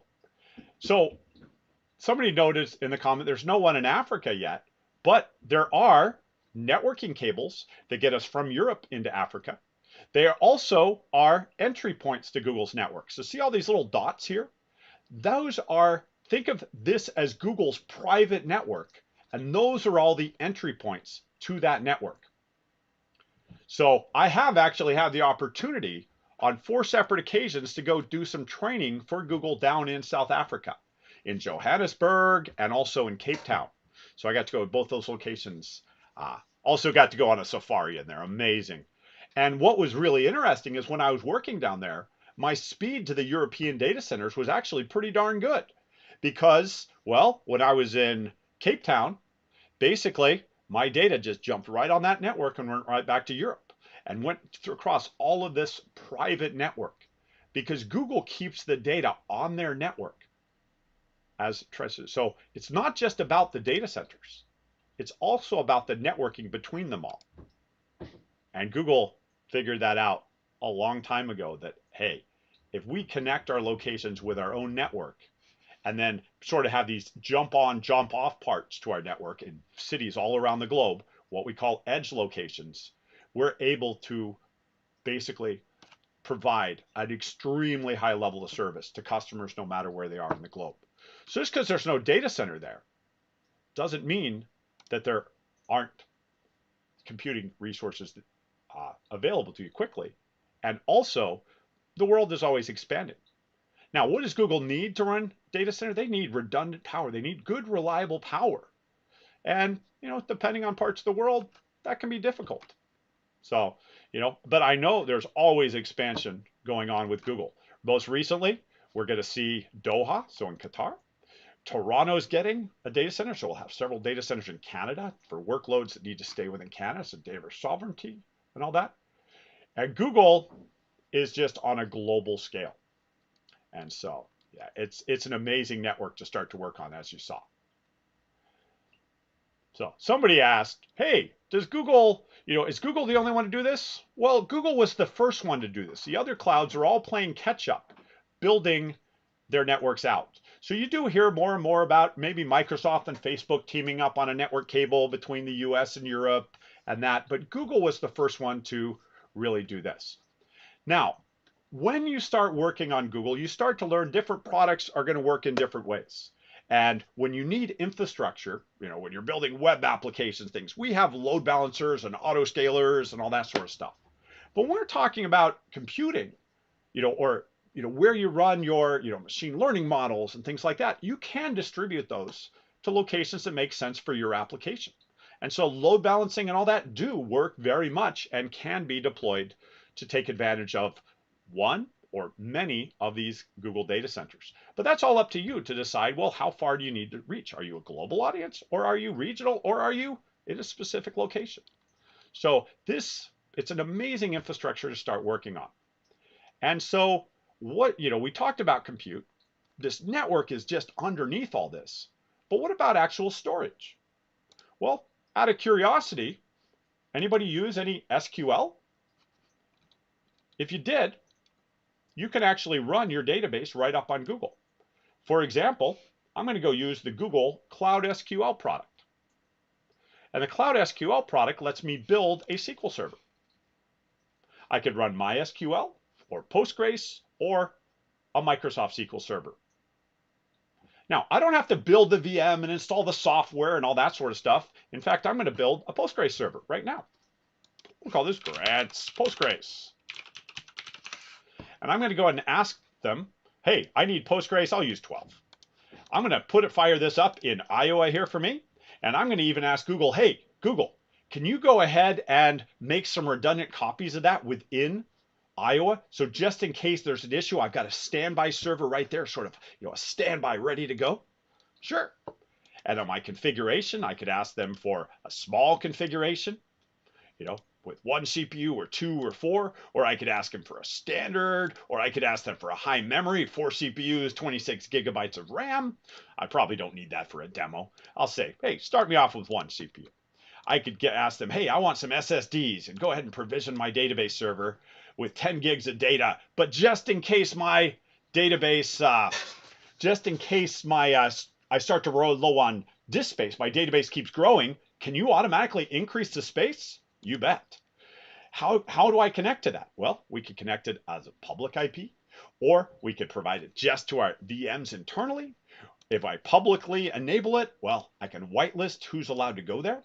So if I want to be able to connect to this from my workstation here, well, I'd need to provide my IP address. I'll go ahead and put that in here. I have it always handy on my computer because I'm always doing that. I could go ahead and say grants, work PC. I'll go ahead and paste that out. I thought I copied my clipboard. I guess I didn't. Put that in there. Nobody hack me, please. Yeah, I just gave you my public IP there. All right. And backups, Google, I'd like you to run backups for me. You run those backups for me tonight. Hey, enable point in time recovery. So if I need to restore what did my database look like at 9:45 a.m., I could restore back to that point as an alternate copy. I get Google to do maintenance for me. So Google, I could say, hey, every Saturday night, if you need to perform maintenance on that server, I'd like you to do it during that window. So that way I can update my users and say, hey, we're in a maintenance window. And then all sorts of others. In fact, I'd like you to give me some insights. I'd like you to keep an eye, diagnose, get an idea of my historical, make some recommendations to me to say, hey, you know what, during the daytime, you're getting pretty close to using the capacity allocated. You might want to consider a little bit bigger server. Now, this is what it means to basically run a managed service with Google, where Google is handling my day-to-day management. Now, if I need to run other platforms, well, then I might utilize a VM and install the software myself. But these are managed service. This is what Google is comfortable taking complete hands off for you. So you can just focus on building your databases. So they may not do the latest and greatest products, so like somebody mentioned SQL 2019. Well, SQL 2019, they're not ready to want to have to do the day-to-day maintenance on that for you because it's a matter of handling it. Now, there are also NoSQL databases and others. This is Cloud SQL, and it handles Postgres and MySQL and Microsoft 2017 at this point. Now, if you need something else, you can build a VM, or maybe it's offered in another product on Google, but this is what the Cloud SQL. Now, I'm going to go ahead and fire up this instance. Oh, what did I do? I forgot. Generate a password on. There we go. And let me just snag that password. Nobody write that down. Thank you. I'm just copying my clipboard here. I'll need that for talking to my database server. All right. So we're going to fire this up. And now I just hired a server administrator. So they're going to handle my database server. They're going to handle patching. They're going to make sure it's running. They're going to allocate the hardware and all that sort of stuff. They're even going to watch the hard drive space, and we'll keep increasing the disk space as needed. So yeah, Fatim's got a question in there, or Fatim, sorry, has a question in there. You mean they'll increase the space? Let me guess, you've probably had a database server run out of disk space before, haven't you? Not a happy afternoon. It's not a great Thursday when your database server runs out of disk space. But what's going to happen is Google will automatically bump up that size if you tell them to. They'll keep adding 1 gigabyte increments as you need more and more storage space. It's pretty amazing. So it's a great place to start. So we're going to give them a few minutes and they're going to build that database server for me. So that's your SQL. Now, when we're in a class, I quite often like to do some whiteboarding. And I'm actually going to do a little whiteboarding here. Because when we talk about storage, you actually have a lot of different types of storage that actually you need to do to meet business needs. On Google, we'll put it in the middle here, we'll put our SQL. So on Google, if you need to run an SQL workload, you would use Cloud SQL, which will let you do the MySQL. and it'll do Postgres, and it'll also do the Microsoft SQL 2017. Now, Google has their own database as well, though. They have one called Spanner. Spanner, which is Google's SQL engine. Or you could always build a VM plus install the software you need, the database software you need, and you can manage it. And a lot of companies actually do resort to that because they say, yeah, Grant, I don't know that I'm quite comfortable yet having Google do the day-to-day maintenance on my servers. I've got to get a little more cloud familiar before I do that. And that's okay. In fact, to facilitate that, remember we talked about running a VM. So my database server is still coming up. I'm going to go back to my compute engine here. And if we needed to, we do actually find that Google actually does have some virtual machines you could build that could include the database software as well. So remember when I built that Windows machine earlier? I could actually go over here and I could choose instead SQL Server for Windows, which includes a Windows OS. So like here, Windows SQL Server 2019 standard on a Windows Server 2019, ready to go, right out of the box. I could choose SQL 2017. So these would be VMs with that software already installed, and Google will even take care of the licensing for you on that. Or if you're a large enterprise and you have volume licensing and all that, you can actually get Google to handle that aspect for you. Or you could transfer, you could identify to Google that you do have volume agreements and such. So we do find some VMs with pre-built images, and there's also an area on Google called the Marketplace. So you can actually go to the Marketplace and find pre-built VMs with a lot of other things. Now, there are some databases that are not directly supported on Google. So there are some where licensing might not allow it to happen or things like that. So there isn't a pre-built one for databases like Oracle or DB2 or things like that. So those typically require you to work with your licensing team within your organization to make sure to handle things appropriately. And Google will actually has some options for running bare metal configurations, because oftentimes specialized database software like Oracle or that, because of the licensing and license transferability and things like that, might require some special special configurations with the cloud provider. So, but when I go to the Marketplace, if I'm after some, other type systems, maybe I'm interested in Mongo. If I actually look at Mongo, because Mongo is not a SQL database, Mongo is a NoSQL database, we actually find that Google has some click to deploy servers, some pre-built VMs from various vendors and things. So you can actually find pre-built VMs ready to go. Heck, if you want to go for a sort of a little demo VM with a full stack on it, there's like LAMP stacks. So you can find LAMP, which stands for Linux, Apache, MySQL, and PHP ready to go. So there's a lot of various things that you can do as far as configuring up. So yeah, there's different options as far as do things. Now, how about SAP? SAP is a huge provider. Joey will go ahead and he'll track down a link and talk that links you to Google and SAP together. There's quite a lot of things that actually can be done there. And so, yes, Google and SAP have become a very close partner to running those workloads on there. In fact, they have even very specialized resources now. So there's tons of different options for doing things. Now, as I said, those are your SQL. And when we think of these, we're going to put these as SQL as transactional databases, because that's where we usually put those, what we call OLTPs. Now, there's another way we use SQL. We use SQL where we want an analytic. And that's known as an OLAP database. And on Google, there's really one answer to do that: BigQuery.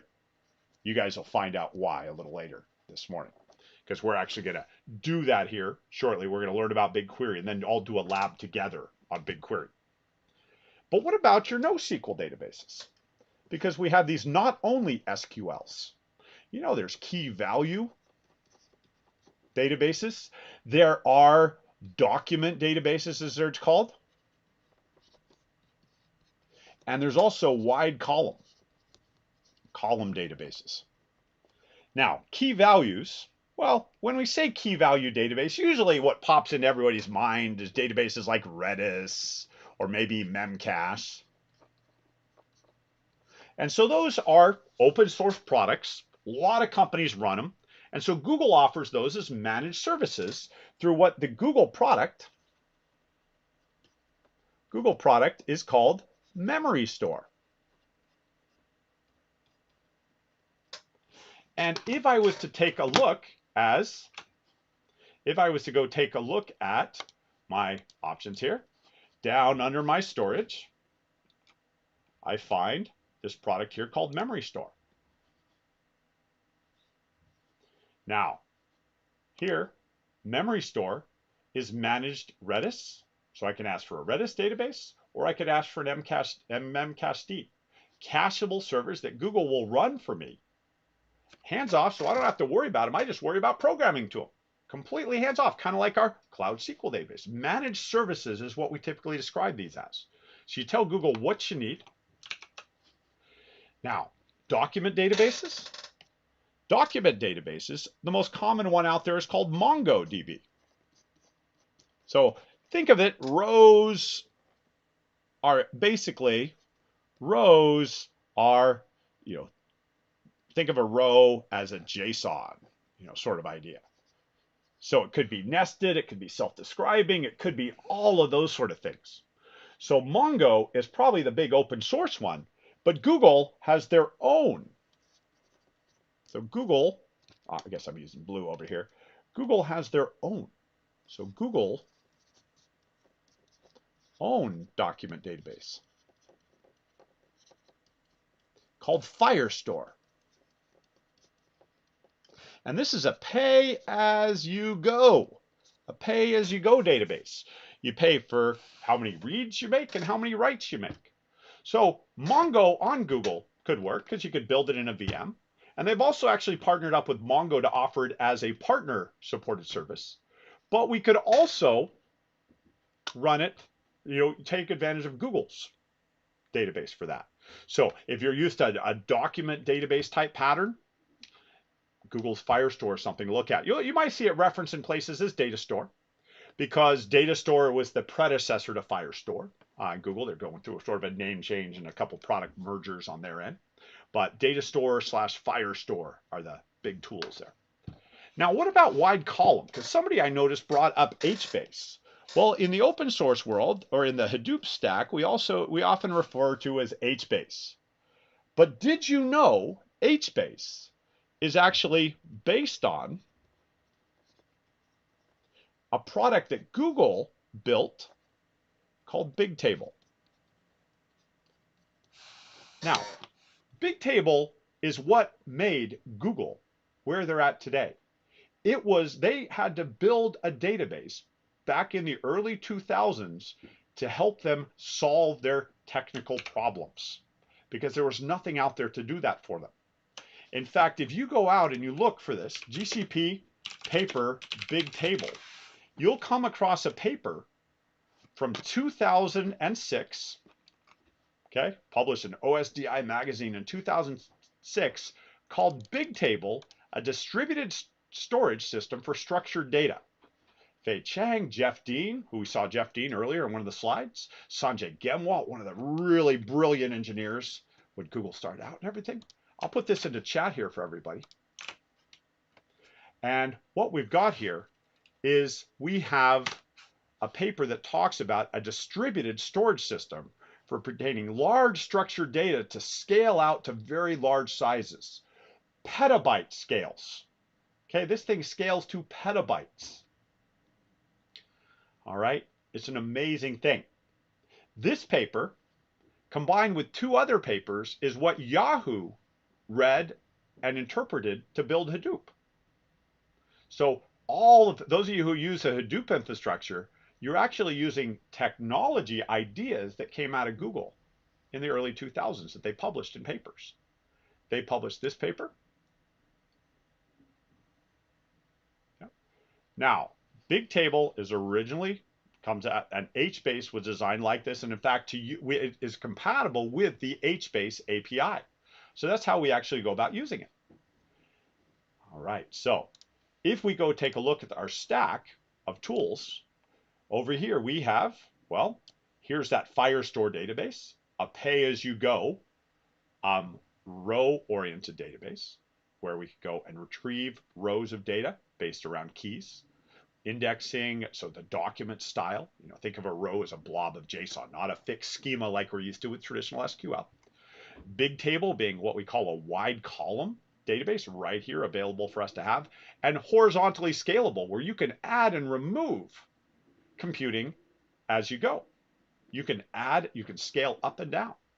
We see the Cloud SQL to offer traditional SQL workloads, and we have Spanner for taking advantage of Google's horizontally scalable, where you can add and remove on the fly the scale to support terabyte and petabyte scale SQL databases. Memory store and manage Redis, and also tools to help you migrate on-premise databases up into Google. So there's a lot of different ways that we utilize storage, whether it be a SQL pattern, either transactional or analytic, or a NoSQL pattern, or if you just plain need file, or what's often known as blob, yeah, blob is a technical word, binary large object, and there, the most common way we use is GCS, or what are called buckets. Or we could use file store, which is a managed NFS.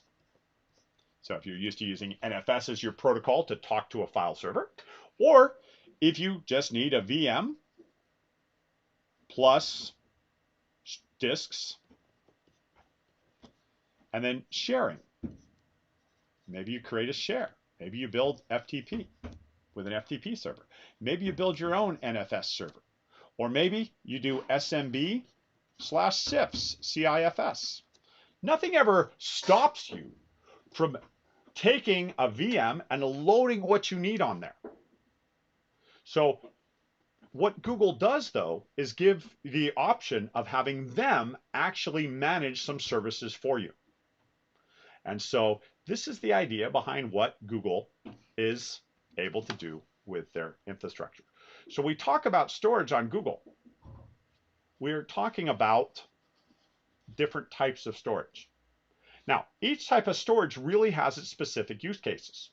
I noticed I got a question in chat there, is Spanner more expensive than Cloud SQL? Well, it depends on your scale and what your needs are.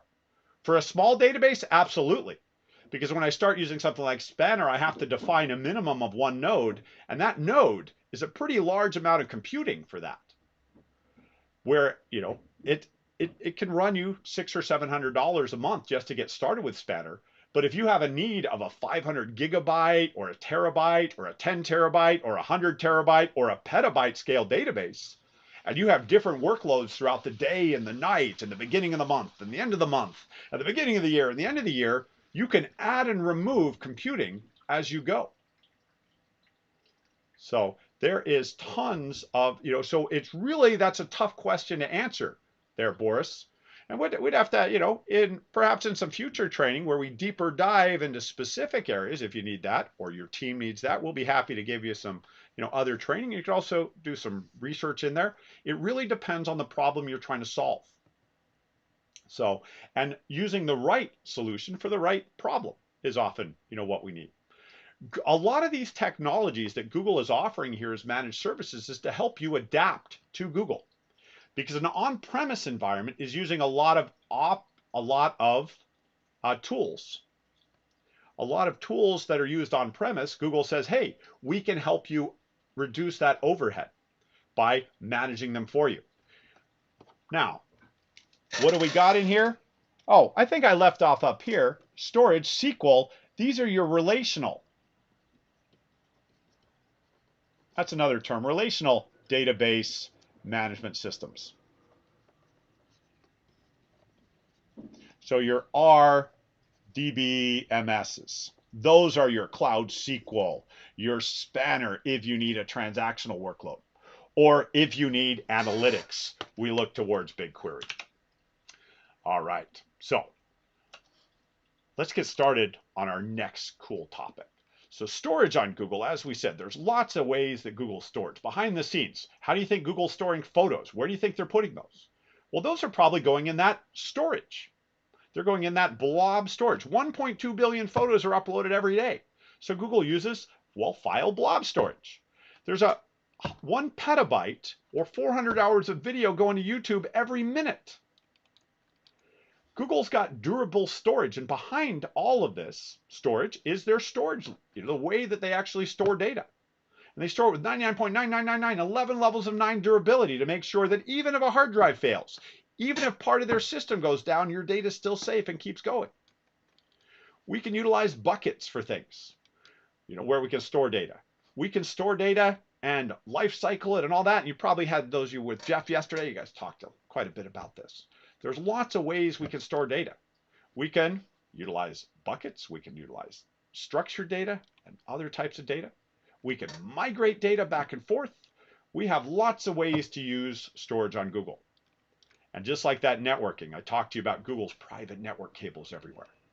And Google's data center internally, they've got petabytes of aggregate bandwidth between their storage and their computing and data centers and network cables running the globe. And yes, security is a big core tenet of Google. Underneath is to ensure that your cloud stays private from everybody else's cloud. When you have on-premise servers, you're responsible for everything. We start to do VMs on Google. Well, Google's responsible for the servers and the physical hardware and the networking aside, and we can focus on what we want to put on there.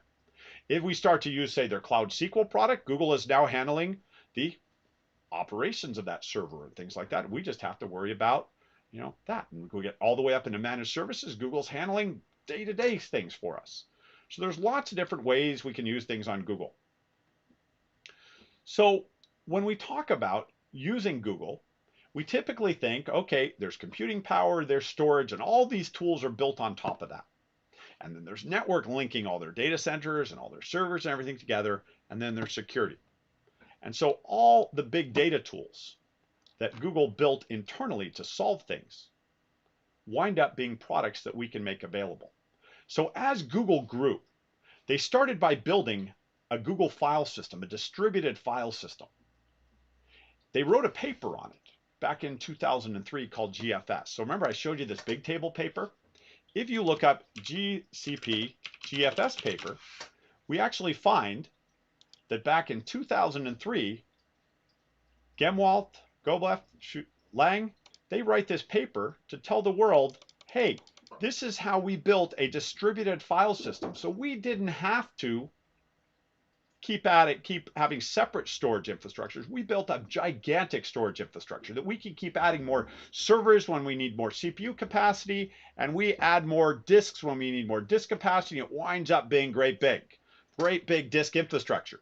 For those of you in that Hadoop world, this is where HDFS came from. The guys at Yahoo read this paper and said, wow, this is brilliant. And they implemented within their own tools the HDFS, the Hadoop file system. Now, a little bit later, Google wrote a paper on what they call MapReduce. The MapReduce paper, GCP MapReduce paper, told the world, how do you parallel process data? Who we see here? Well, we see Gemwalt. We see our friend Jeff Dean, who showed up on our slide earlier today, talking about how our phone call, 3 minutes worth of phone calls, if everybody got on their phone at the same time, it would be crazy. This is where all of this comes together. MapReduce was a programming model to map a function, to process key value pairs and turn them into intermediate, and then aggregate those keys together. So back when they wrote this paper, they were busy trying to build search.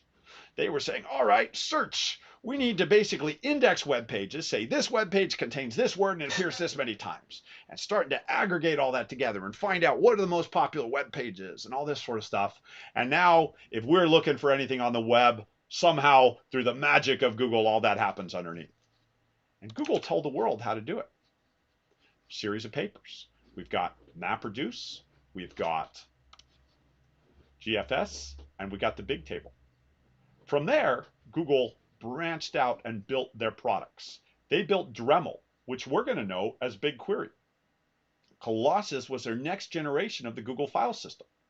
They built Flume, which was how to do parallel processing, give us a library for Python and Java to let us parallel process. We'll learn that as data flow. Spanner was their horizontally scalable SQL, so use the concept of Bigtable, which was a wide column, but adapt it for a SQL workspace. Megastore, a pay-as-you-go database we use. Millwheel for grinding through your data. PubSub for messaging. TensorFlow for machine learning. TPUs, dedicated processors for doing machine learning. And here we go. All the products you get to use on Google Cloud Platform. The underlying technologies are the stack that Google used to make Google. Now, it does take change. An organization that's running on premise using, open source type tools, when they come to Google, you have to realize a lot of those open source tools were built based on what people knew Google was up to. So Google themselves to actually go back and we start to adapt our infrastructure to run on these Google native tools. And that's what these are. These are Google native tools to let us, wait. Now, so what do we have? We have storage, Cloud SQL, Spanner, Data Store, Bigtable. We have ingestion, VMs, and Kubernetes engine. This afternoon, I'll be talking about data flow a bit.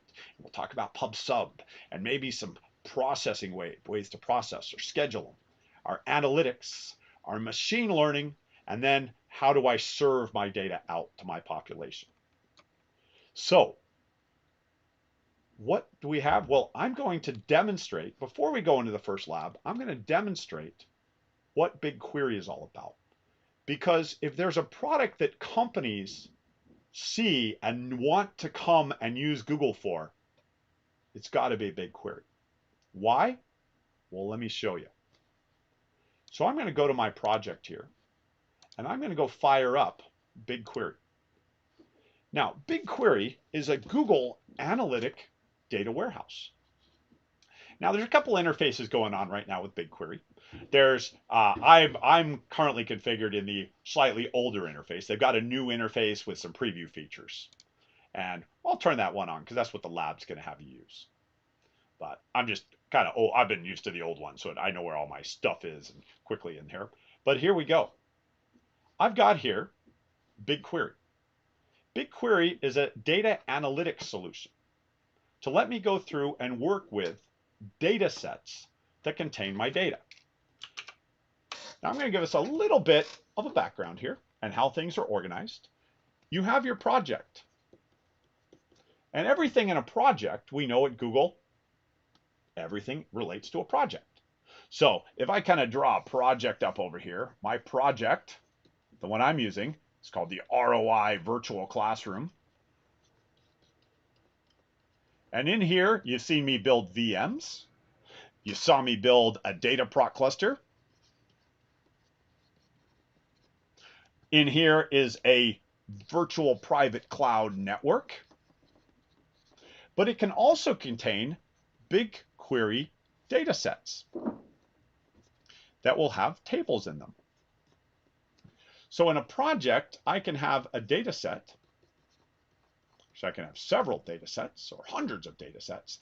And in that, I have tables. And I can have views and other things just like you'd find in a normal database. And what I can do is I can go and execute queries against this. So over here on the left, we see here's my ROI virtual classroom. I don't have any data sets in there right now. I don't have any tables. But I can also access some other ones. Now I've got kind of a fun one here. It's called FH BigQuery. It's one that we use within Google to do demonstrations. And it's got some sample data and it's publicly available.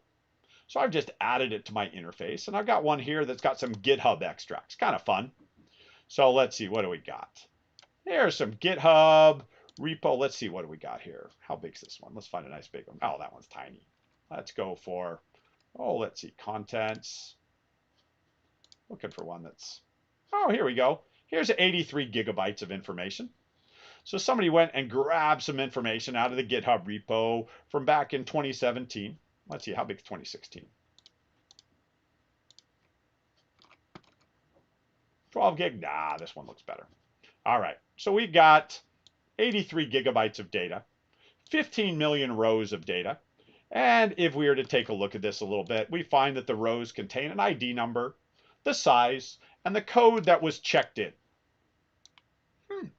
That's not too bad. We could go and see, all right. And we could go through and we could see that there's a bunch of other columns here. So it's nice row column structure. And what we can actually do is execute queries against this. I could actually go and write myself a query against this table. So I could select from here. What should we select? I don't know. Let's see how many. Let's see.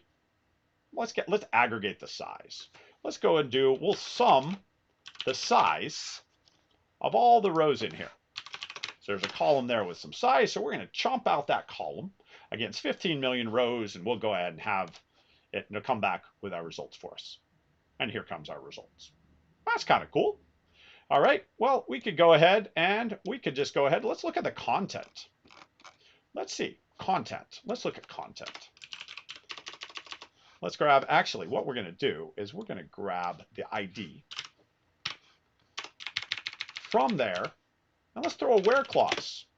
Let's do a reg expression contains, and let's look for everything in there. So let's look for everything in the text that was checked in here. So the content. And let's see if the content contains, oh, I don't know, what do we do? We'll do a case independent search. Case independent search. Oh, sorry. Got to remember my regular expression here. Case independent search, and let's look for, I don't know, AWS key. Let's see if anybody put anything into the code here. Sound good? Sound like fun for anybody? Should we find all the rows that maybe somebody left their AWS key and checked it into Git? How long is that going to take to search 15 million rows of data, 86 gigabytes of data, and just go through here and look for certain things? Good or bad? Is that going to be a lot of information or just a little bit? What do you think? Anybody? What do you think? Going to take it a little while? Probably going to take a little while. So yeah, unfortunately, that's a lot of data to look through. But for BigQuery, not a big deal at all. BigQuery is going to be able to go process that in no time. I'm going to run it. Let's see. So here goes my query. We have a row. We have a winner. Actually, we have 245 winners. All of those entries that were checked into Git. Oh, you know what? We probably should have put the article in here. Let's go ahead and add the contents, and we'll see, did Google really find that? So we're going to go ahead and run that query again, this time asking for the results here. Oh, and my Cloud Shell looks like it eventually came up. Good. All right, so this piece of code here was checked in, and in here it looked like initialize the provider and all that sort of stuff, and somebody put their code into there because the code is right in here. There's all the information. So I'll just grab one of these blocks out of here, and I bet they had some information. So let's see. I'll fire up a notepad here and let's see, just to make it easier to look through that information. But we just queried several million rows, and in there, oh, actually, it looks like it didn't give me the whole results. But yep, look at that, AWS key. There you go. AWS key was, so it looks like they're practicing good standard. Good. Because I do have to tell you, a lot of people sometimes accidentally check secrets and things like that. So we can go back here. Let's look for any secret. Let's see how many times that appears in here. And I'm processing through gigabytes of information with regular expression searches. I'm doing a lot of kind of cool stuff here. You're like, okay, Grant, that's pretty neat. How can I do that? And how do I use it? What's this product? How do I pay for this product? What's it actually doing? And BigQuery is a platform. It's a managed database service. Look at that, 134,000 article or checked in Git code here had secret contained somewhere in them. And people go through and kind of look for things and all that. Now, when we're working with data, when we're going through and using this, basically BigQuery is a structured data warehouse. So information can be loaded into BigQuery and can be searched in BigQuery in a parallel form. Now, if we were to go back and actually think about how Google and read some of those papers and get nice, deep, and technical, let me ask you this. If this is 80 gigabytes of data, how does Google store?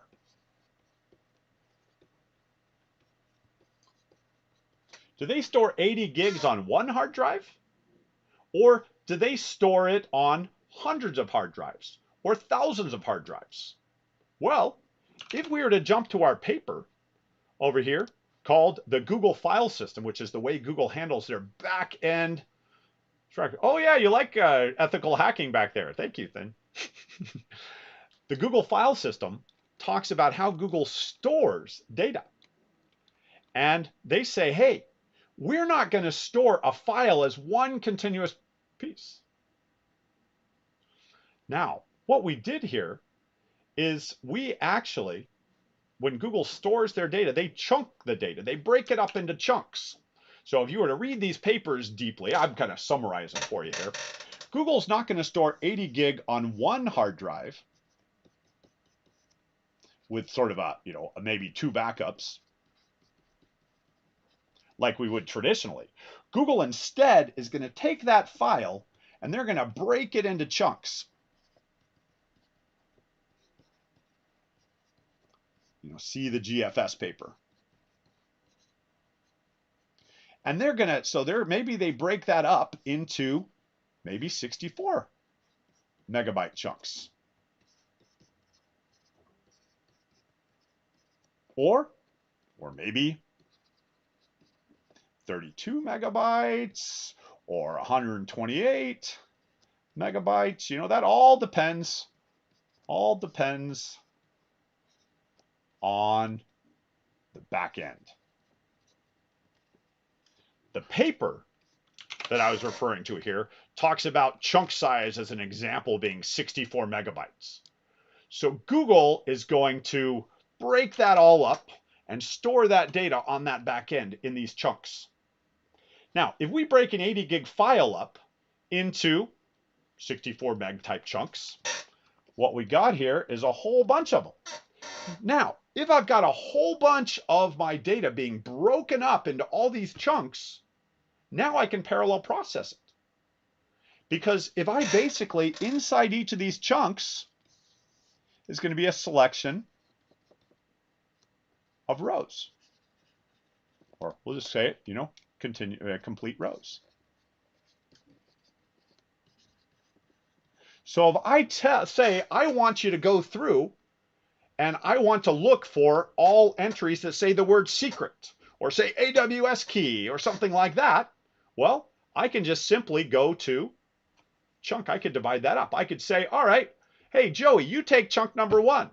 Hey, Sarah, you take chunk number 2. Maxwell, take number 3. Courtney, take number 4. Raul, take number 5. Aaron, take number 6. And each of us could work on this in parallel. So I don't have to do the work. I'm kind of the master, and I just say, hey, and just assign different chunks of the data to different things. Sharding, yeah, just like we're breaking our data up into shards. Now, the papers will talk about chunk, but we've sort of evolved a lot of terms and stuff. Remember, this paper is back from 2003. This was the stuff that launched it all.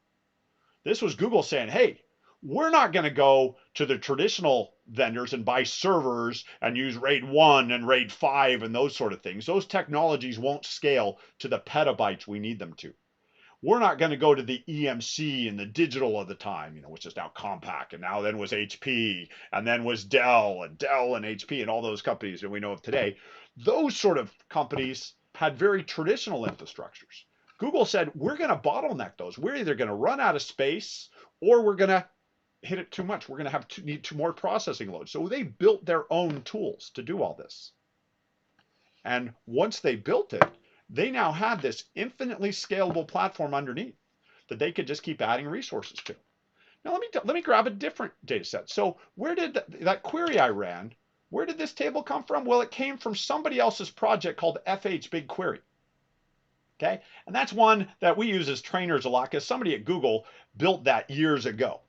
So we like to start with kind of a Git demo here. Where was it? That was Git.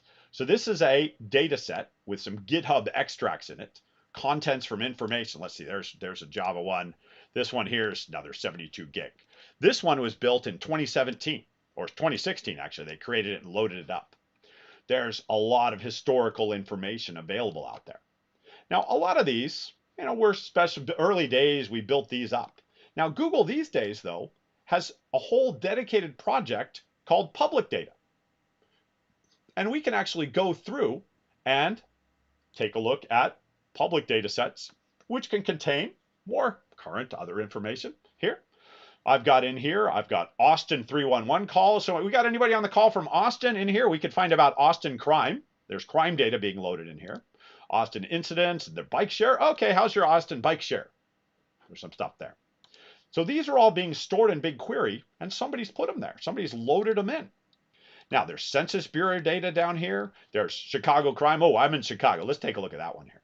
So here I got Chicago crime data. That's got like a unique key and some details. So this is only 1.4 gigabytes of information. It's got 7 million rows, but it was updated yesterday. Wow. No, that's today. It's the 29th. It was updated about 4 hours ago. There was new rows injected into here. So this is actually a database that's kept up to date on a daily basis. And we can find out about, well, a unique key, a case number, the date, where in the city, what type of incident happened. And I can just go query it. Now we can find in here, here's a little more fun one. Here's a taxi cab trips in Chicago. So in here, looks like I've got 70 gigabytes worth of taxi data and 195 million rows of data. Now, there's lots of data sets in here. So this is a project that's made publicly available called BigQuery Public Data. In fact, if I click Add Data, I'll get the option to explore public data sets. And there's all sorts of things out there. There's a black hole database. Okay, I don't know what that one's all about, but let's see. Nope, that one looks like might not be available. Okay. There's baseball data. So if you're a baseball fan, one of my colleagues, his kid loves baseball, loves statistics stuff. This is all for him. Now, we scroll down here, we find there's COVID data that's actually being shared around the globe. So that the data, in fact, here's one coming out of Johns Hopkins University that talks about COVID cases and things like that. This is actually the same data that's being used to drive the dashboards that all our news companies are using. And in fact, we can start to analyze the data. There's ones down here for movies and FDA and FAA. There's weather data, you name it. There's all sorts of information being stored in here. New York City, there's some New York City data sets, I think here. Yep, New York City, the bikes, there's taxi trips in here, all sorts of information. Now, to give you an idea on scale, there are some enormous data sets available.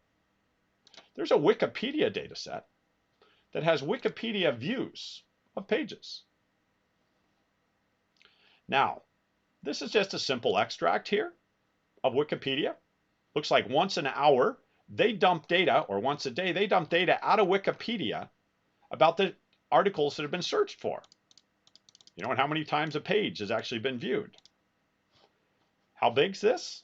Well, this particular set of data is only 762 gigabytes. Oh, that's nothing, because we're only partway through the year. Let's look at 2020. Here's a set of data, 2.25 terabytes.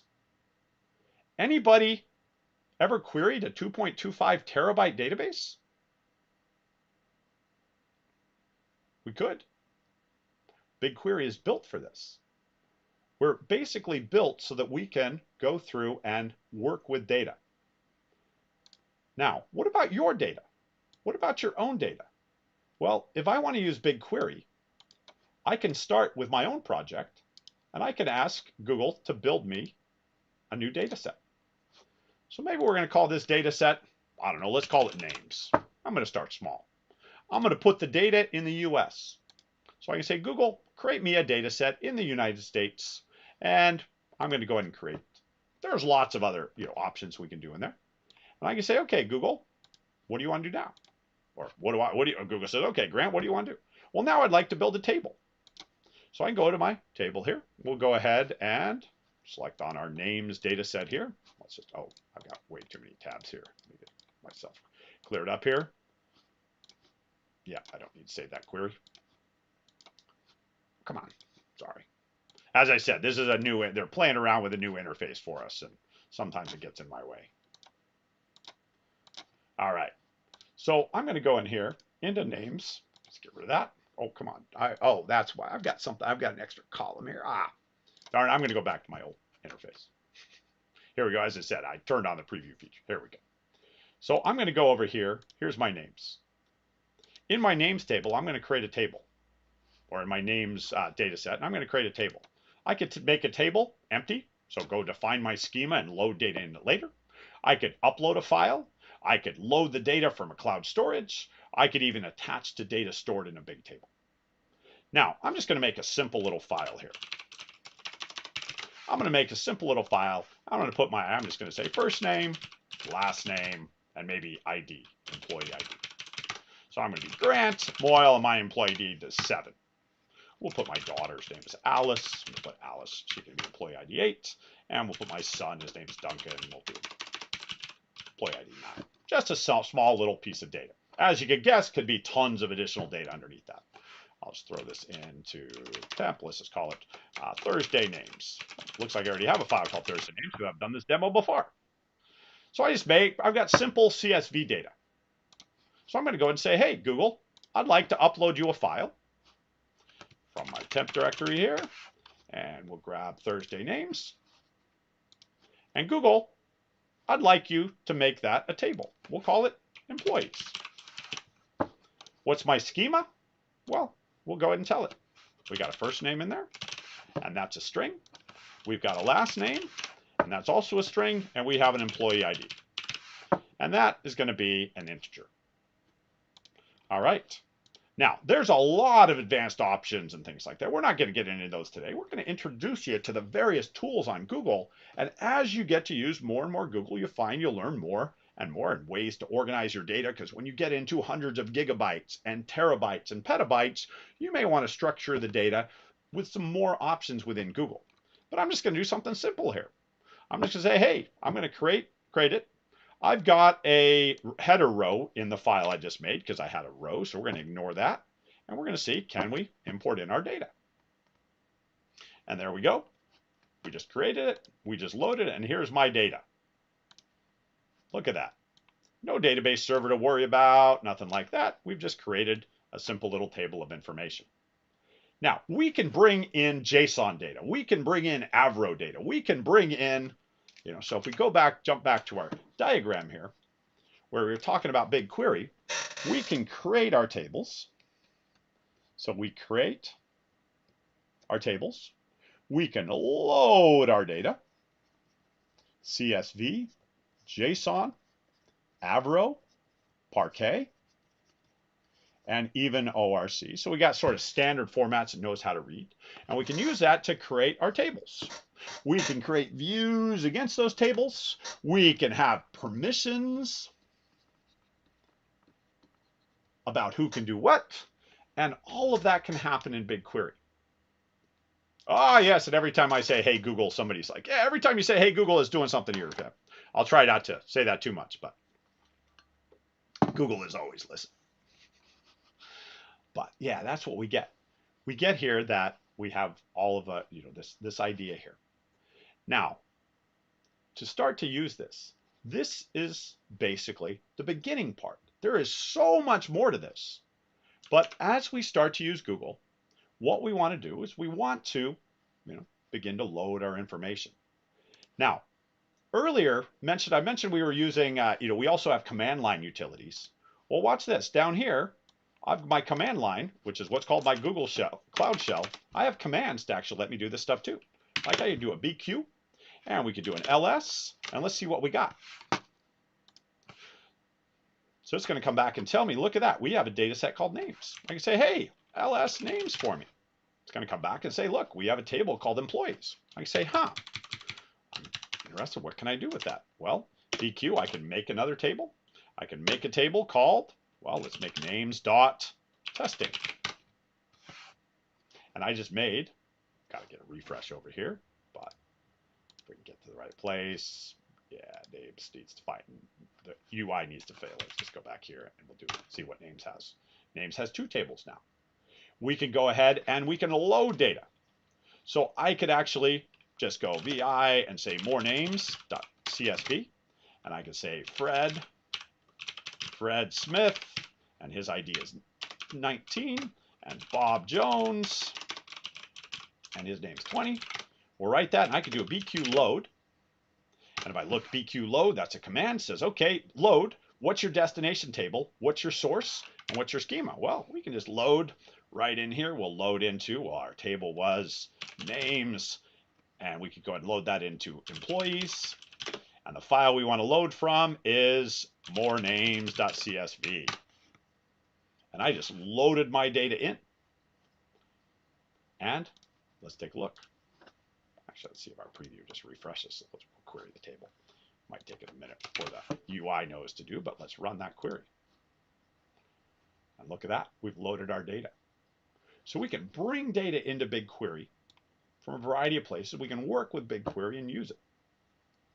So what I'd like to do now is I'm actually going to have you all start up our first quick labs. Let's hope we don't blow Google up, because we had 400 people at least out there, and we're all going to go start our first quick lab. So I'll make sure that that first lab is enabled. Pretty sure it is at this point. Yep. And we're going to go, and I'll use my Gmail so I experience the same one you do. So we're all going to head over to googlecloud.quicklabs.com. This is why we had you create the account earlier. That way you could work out any kinks for those of you who were having trouble accessing it. So when those of you who were here at the beginning of the class, you should be all set with googlecloud.quicklabs.com. And what we do is we're at Google Cloud. Here is our Google Cloud Big Data Machine Learning. And you'll see our first lab is called Exploring a BigQuery Public Data Set. So what you're going to do is you're going to click on that. Now, Quick Labs, as I mentioned at the beginning of our session today, Quick Labs is Google's hands-on lab environment. Now, I'm going to ask everybody to watch closely as we start this lab together, because there's a couple little tricks I'm going to show you. The first one being, we're going to need to get into Google, but we want to let Google pay for what we're about to do, not you. Because we don't want you to have to necessarily sign up, or for those of you in a corporate environment, we don't want to use your corporate resources right now.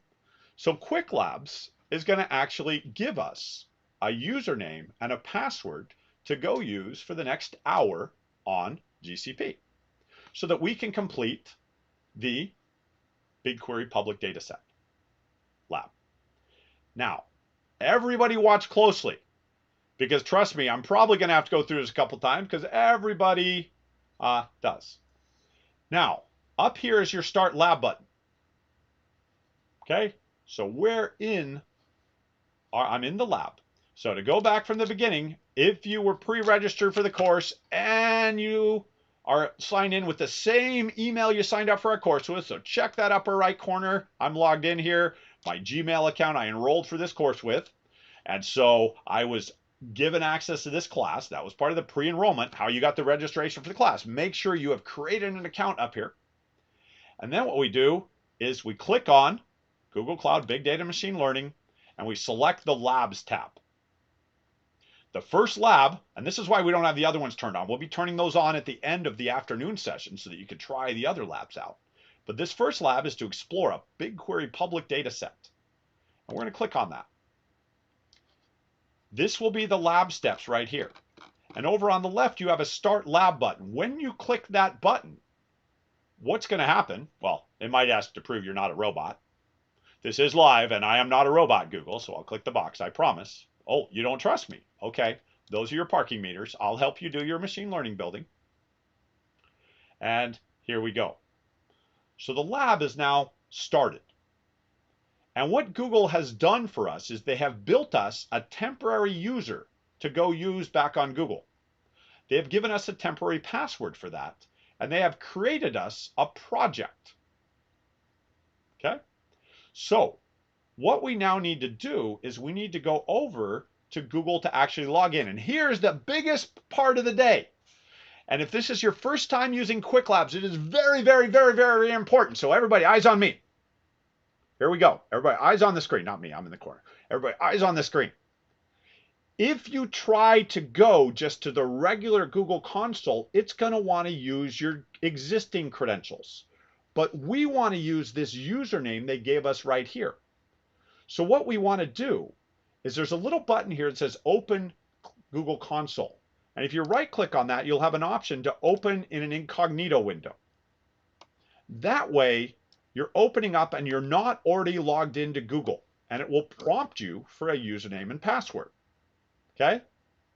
Now, if you're already in an incognito window, then just choose the open link in a new window. That way you're going to have a separate pop-up window.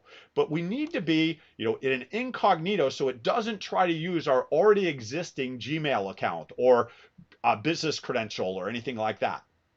So what we have to do is now I've got the login screen. And I'm not going to use my own login because then I got to pay the bill. Or you got to go sign up for Google and Cloud Platform and all that. We want to use this temporary username they gave us. So see over here, it says student, and it's got a big long name. I'm going to copy that to my clipboard.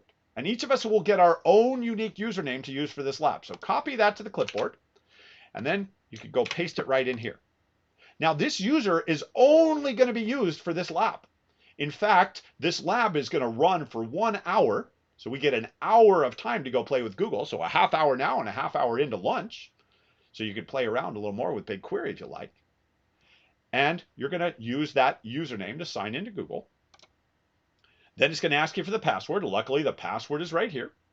So we're going to go ahead and do our password here. And we'll go and paste in our password. Now, since they just created this account, but it's not really, it's a temporary account. You have to kind of give away your firstborn or whatever the Rumpelstiltskin clause says here. So we can accept that. It's Quick Labs. We're dobbing Quick Labs in for it. Now, we don't need to actually list a recovery email or password on this account because this account, if we forget the password, it's right here. It's over here on the left side, so we don't have to worry about that. So we can just confirm this screen. And every time you do a lab on Quick Labs, you have to do this. So we go ahead and confirm our data. And then it will land you into a project. Now, it might come up with a final screen because this account was just created. It's just like they created a brand new account for you on the fly. And you just have to sign in for the first time. So we'll agree to that. And you're now in to Google Cloud Platform. In the upper right-hand corner, you should be logged in with that Quick Labs account. Not your own account, the Quick Labs account. And when at project, you should have a project selected called Quick Labs, the one that they assigned right here. If you don't have that, you might need to just click the drop down and you can go over and you can look under all, and it's usually the bottom project in the list. Some of these others are the magic making this environment work. You just want the project they created just for you. And once you do that, you now have a Google Cloud Platform project that you can work with. We can scroll this down. And if BigQuery is way near the bottom under Big Data. You can also look for it up here in the search, products and resource. We can look for BigQuery. And you can bring yourself right in to the BigQuery dashboard. And I'll say, welcome to BigQuery. And you're getting the same interface that I had earlier. Now, to begin using BigQuery, what we're going to do is once we get everybody into this platform, we're going to be able to go and do queries, just like you saw me do a little while ago. Now, in this particular lab, this lab is going to have us explore a data set. So lab steps are present for every lab that's in our class. There's a series of steps you can perform, and that's what they intend you to learn in this lab. So the first thing they want us to do is actually query a public data set. So they're going to have us explore public data sets, and they're going to ask us to find one called the USA names. Now, I'm going to pause here for a minute and make sure that everybody, or most of you, get into your project correctly. Okay, so everybody hopefully has gotten in through Quick Labs and started their lab. And they have their temporary credentials, their username and password that Google's given them to complete this lab. That way, they're going to pay the bill for it. You don't have to worry about it. Okay? So we're going to use that username and password, and we're going to use the project that they assign us. So we're going to use that. And the best way to get there is just to right click on Open Cloud Console and choose to open up in an incognito. And if you're already in an incognito window, just use open a new window. But that way you get the opportunity to log in specifically with the credentials they give you. And once you do that, you should land in Google Cloud Platform, and you just need to select the BigQuery product. Now, if you're having any issues, you can reach out into the chat.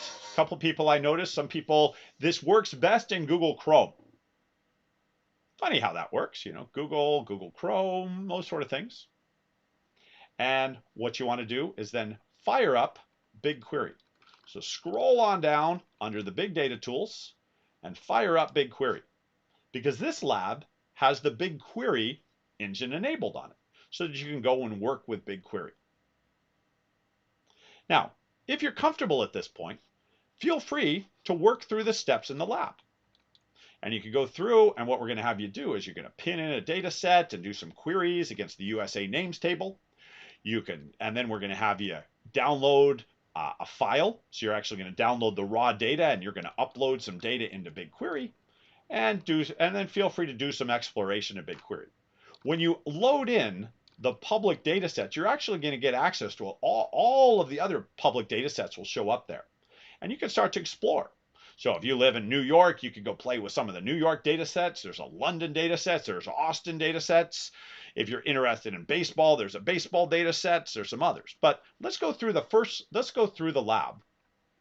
As we'll sort of go through this first part of the lab and help you out. But if you're comfortable, feel free to work the rest of the way through the lab. Now, this is gonna be what we're due before lunch, because there's always a few people who run into little hiccups and things like that, and we'll make sure we'll do our best to get you sorted out here. So when you're done playing around, when you complete the lab, you get ahead, especially those of you who were yesterday, you're probably familiar with Quick Labs already, and you can see how the steps work. Before you click end at the end, go find another data set in the public data and do some exploration. There's some fun ones in there. And then feel free to take lunch. Officially, we'll resume class at 1 p.m. Eastern time. So right now it's about 11:45. So we'll spend another, I'll kind of walk through the lab for those of you who this is your first time in Quick Labs, and you want to get, and we'll do kind of some things together. And at the end we'll do a little exploring. But if you're comfortable, go on, feel free to proceed ahead. I won't do any other lecture until we come back at 1 o'clock, because after lunch we're going to take a look at data flow, and we're also going to talk a little bit about pub sub and some of the messaging. So instead of loading files, we're going to talk about using messages for infrastructure, and then we're going to talk about the ML and aspects of Google. And so this lab is enabled before lunch. You got a good hour of computing time with it, so you can go through. Now, there's no BigQuery instance. BigQuery doesn't run any servers. BigQuery is what we call a serverless product. There's no server behind the scenes. Unlike the Hadoop this morning, BigQuery is completely managed by Google behind the scenes. The databases are stored in Google's BigQuery storage, and we're just going to be able to query them directly. And so this is this idea of there's these really high-level products on Google that you don't have to worry about servers and server sizes and all that. This is one of those tools that just works. So I'll give everybody another 2 or 3 minutes for those of you who are, just finished getting login, and let's get everybody to the BigQuery interface who wants to kind of walk along together through this lab. So you're getting into BigQuery from the first thing, you're making sure you started your lab up in Quick Labs. It's given you a temporary username and password and a project to use. And so you've gone over to open the console and you've dumped yourself into another window that's got the Google Cloud Platform interface. And then you're going to scroll down under Big Data where you'll find BigQuery. And your interface should look like mine.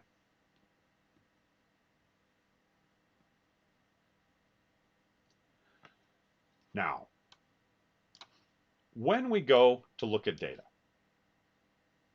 in this particular lab, we are going to explore publicly available data sets. And there's hundreds of them that Google has documented up for us. So if I say explore a public data set, we want to look for one called names.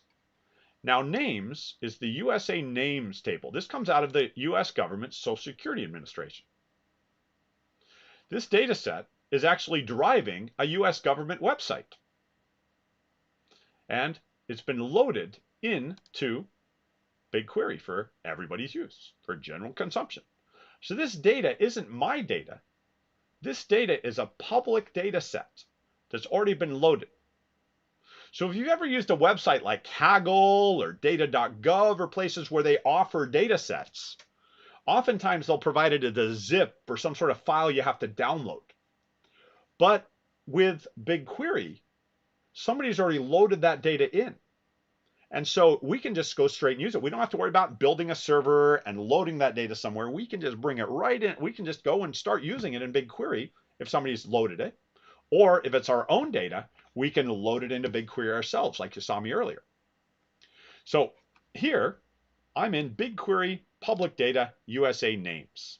That's coming out of the project called BigQuery Public Data. And underneath BigQuery Public Data, if we scroll down here, we'll come across USA names.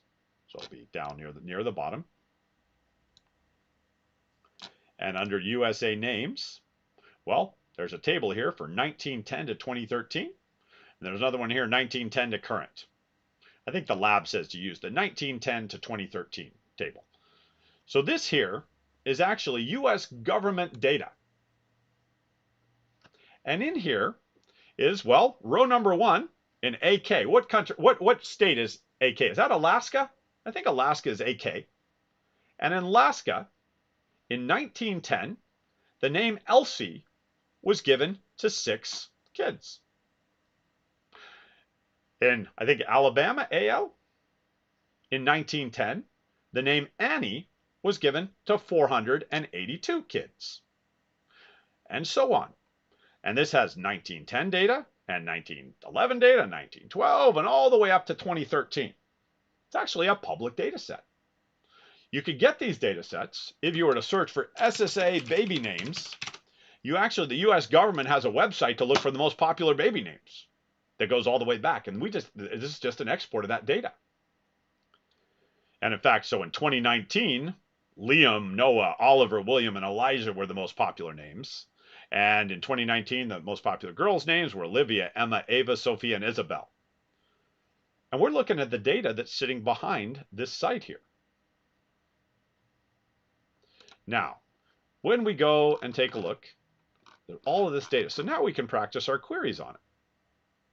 So we might want to go in queries and we could find, hey, we could aggregate, we could just write ANSI SQL against this data. Now, back in our lab, they've actually given us the query they'd like us to sort of start to play with. So they're having us add the USA names. And then down here, they've actually given us the query that they'd like us to select the name, the gender, and the sum of how many people were named that name between 1910 and 2013, because that's the table. And we're going to group it by the name and the gender. And you can actually just copy that right here. That'll copy the query to your clipboard. And you can go run that query. So we'll run the query. So we're going to select the name and the gender columns. So we're grabbing name and gender. And the sum of the number. So between 1910 and 2013, what were the most popular names? And we're just going to limit it to the first 10. So let's see what we get. So the most popular name of all time was James, with 4,924,235. In this, between 1910 and 2013, we've summed up, so we've grouped around the name and the gender and summed up the total number. And it crunched through. It looks like it took about 2.6 seconds. And we processed 99 megabytes of data. So not a huge number crunching here. But, hey, we didn't have a server to worry about. We didn't have any of that other stuff. Now, as we scroll down, we see there's our names. Now I'm going to change my query a little bit. I'm going to look at the top 1,000. And I'm going to go ahead and run that query here. So when I run that query, now I'm going to have 1,000 rows were returned. So we can see James, and then down here, let's see, the most popular lady's name was Mary, and then David, Joseph, Charles. Yep, we keep on going down here. There's Patricia. Now, what if I wanted to see is Grant in here? Well, I'm just writing ANSI SQL. So the skill you need to work with BigQuery, if a team has already loaded the data for you, all you got to do is know SQL. You don't have to know how to run a database server or anything else like that. You can just write ANSI SQL. I can say where the name equals Grant. And let's see, where's Grant? Is Grant in here? Yep, Grant, given to males, 107,000 people in the US between 1910 and 2013 were given the name Grant. And 7 girls between 1910 and 2013 were given the name Grant. That's interesting. Or there was a data anomaly. The data was entered incorrectly at some point. But sure, make a perfectly good lady's name. Now, my wife's name is Vivian. Let's take a look. So I take a look at Vivian. Her name actually sometimes gets brought up as a male's name, but usually it's related to a lady's name.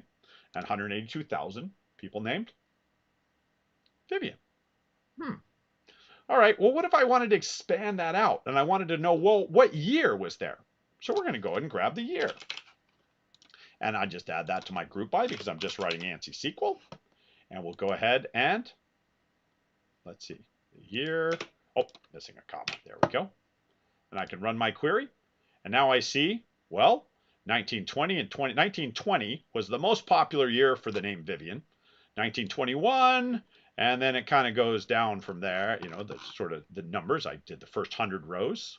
If I take away my limit statement, I could actually see all of it and see the best year for folks named Vivian was 1920. And if we go all the way down and look at our last page, well, 1992, only 5 men were given that name. And we can kind of work through all our data and see. Okay, looks like as a lady's name, wasn't very popular in 1978. Now, what we're able to do is we're able to explore our data. Now, what about if I want to use my own data? What if I want to grab data? Well, the rest of this lab is going to have you, we start you off here with querying the data. But then here in task 2 of this lab, we're going to have you download a data file containing the data. And we're going to have you create a data set. So for those of you in chat who are asking, how do I create a data set? How do I load my data? Well, that's what you're going to do in this next step. You're going to download a zip file to your computer. You can go ahead. We're going to have you extract that file. You're going to pull out 1 year's worth of data. And then you're going to go ahead and create a data set, and you're going to load it into BigQuery so that you can have your own copy of this data that you're going to load up. Just like you saw me create a little CSV with some names in it. Well, here you're going to create and you're going to load some data in. And so that way you can experience what it's like to actually create your own data in BigQuery. So we started here by playing with a query in BigQuery. And then over here, we're going to download a file and we're going to load our data in here. So what we've got here is a way to go and play and begin to work with BigQuery. Now, at the very end of the lab, there's an option here to end your lab. You can go up and end it. But this lab will also automatically time out, in my case, in about 40 minutes. So if you like to play a little bit more with BigQuery, feel free to do that. Go explore some other stuff. If you complete this lab and you want to go do some exploration. If I'll go through this next step here, for if anybody would like to kind of walk through it the rest of the way with me. And then we'll go ahead and we'll break for lunch. We're going to resume class at 1 o'clock. But this hopefully gives you a chance, 1, to experience Google's Quick Labs environment a little bit with some self-paced lab. And 2, you can go through and get to use this particular product. Now, our session this afternoon is going to go into some big data and some other tools on Google. And at the end of the day, we're going to open up the other labs that are present. So back here, you'll see there's actually several more labs. And Google's actually given you access to these labs until, well, Sunday, 6 a.m. Eastern time. So all the rest of the day today and all day tomorrow, you'll actually be able, and you could actually run the labs a couple times each. And we'll open all of these up at the end of the day, where there's one where if you'd like to use Cloud SQL and Spark, we're going to also give you the option after we go through the material on it. We're going to talk about doing some visitor, to do some prediction with BigQuery ML, some machine learning directly in BigQuery. Where get an option if you wanted to play with data flow, because I'm going to talk to you about data flow. And also, if you'd like to play with Google's Auto ML, there's the walkthrough labs. Now, we won't be enabling those to the end of the day. Okay, those will be enabled at the end of our session this afternoon after I've introduced you to those products and how they work and everything. So right now, our focus is to make sure that you get and you're able to get up and running with the BigQuery lab here. So if you're having trouble, it looks like we've got you help out there. Joey's answering a bunch of questions. If you got some other questions in there, maybe save those until after we get back from break. So that way we can focus the chat on people who might be getting stuck and stuff like that. So, but this is just your beginning into learning how to use Google Cloud Platform. It took me, I've been doing this for 5 years and I still learn new things every day about how to use these. So, but the idea here is in the Quick Labs environment is Google gives you a temporary credential for you to use. Because I know a lot of people said they're struggling because they're probably logged in as the wrong user. So check your user in the upper right corner of the Google Cloud Platform console and make sure it's the temporary user that Google gave you. It's not your account. It should be the one that comes out of this Quick Labs over on the left side. They'll tell you what username they want you to use because your personal user was not granted access because in some companies, your personal user is locked to just being able to work within your projects. And we don't want you to send the bill to your company for it. You can run this lab all the way through and you can even run it a second time. So if you want to go back and revisit this tomorrow, you can. Well, these labs will be open all day today and all day tomorrow, this lab. So you'll be able to do this tomorrow. You can do your own self-paced learning tomorrow on how to go through. Recommendations, make sure you're using a Chrome browser. And when you go to actually log into Google, we want you to make sure you're using an incognito window, just so no existing credentials get caught in the way, because browsers do that. So, all right. So hopefully we're getting everybody in. You need to make sure, and this is why incognito works really well. So if you're totally stuck, here's my advice to you. If you're having trouble and all that sort of stuff, just go ahead and close out of any incognito windows you have open. Okay? Just exit out of incognito and then open a fresh incognito window. Because incognito does share its sessions between the other incognito windows. And incognito just makes sure it doesn't automatically use any existing logins. So many times we've been on our computers that were, it's like automatically sign me in, automatically sign me in. A lot of those tend to get in the way with this lab. All right. So for those of you who want to follow along, I'm going to scroll down here. It looks like the team is helping people out who are having problems just getting into Quick Labs with some of the tips and tricks that we've been told to give you guys. But let's scroll down here to where we want to create a custom table. So for those of you who are following along and would like, I'm going to go ahead and go to task 2 here, where the first thing to create my custom table, they want me to download a file. So this file is actually coming from, if we look at the path down in the lower left corner, it's coming from the Social Security Administration. And it's a file consisting of names. And so it just downloaded to my computer here. This file, just a little zip. So I assume we've all worked with a zip file. And this is the raw data behind the table.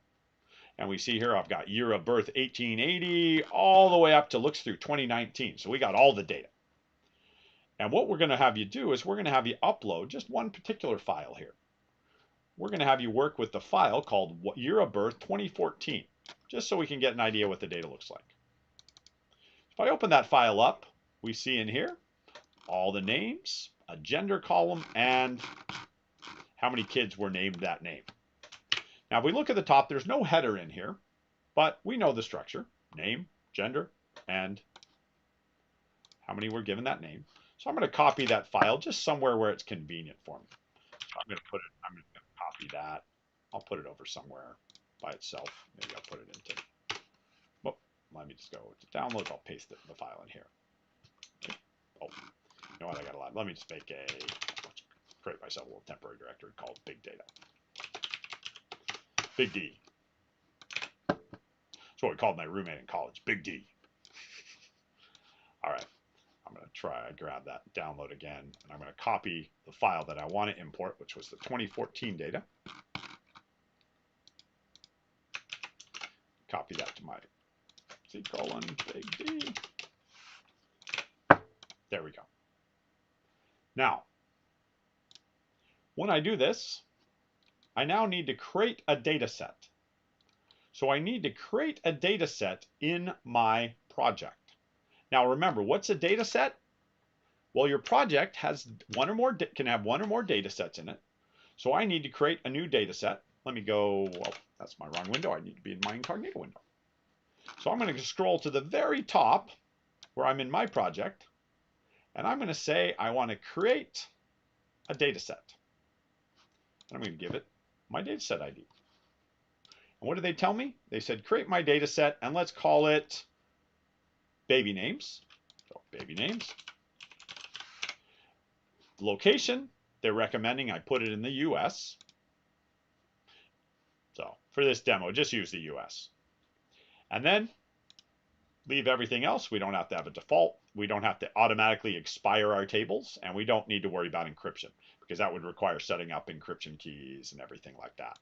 So we'll just use the Google Manage, and we created our data set. So after a minute, we should get our data set should be listed over here. Sometimes it takes a minute. Sometimes you got to refresh your browser. Let me just refresh my browser.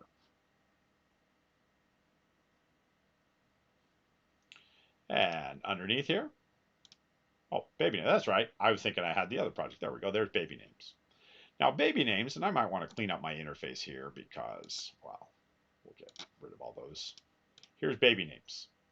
Now, when I'm selected on baby names, I can have an option to open that, at which point it says, okay, this is your data set.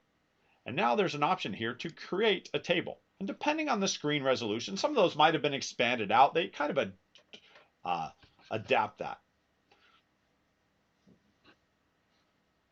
So when I expand that, there's the option here. So if I make my browser bigger, I might see, nope, still doesn't expand. I'm going to need a bigger screen. What I can do, though, is I can create the table and I can expand it. And I'll choose create a table, and I'm going to do that from an upload. Now, when I do this, they're saying, well, where's your file? Well, I saved that file to my, what did I make? I made a big D table here, or big D directory, and there's my YOB file. So I'm going to select that. So that YOB, its format is actually a CSV, so I got to grab the right FOIL format because the file extension it couldn't figure out. And then where am I going to put it? I'm going to load it into the baby names, and they want us to load this in.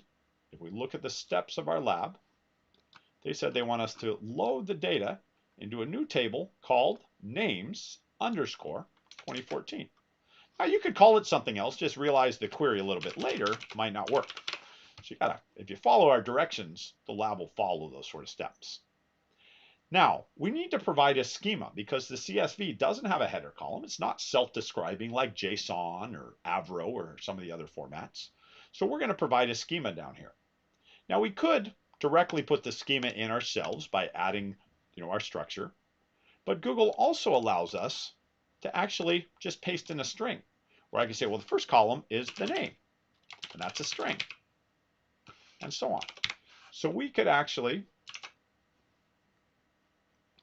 go ahead and we can set it up, and they gave us a string. Here we go. They told us name colon string, comma, gender, colon string, comma, count of integer, because those are our 3 columns.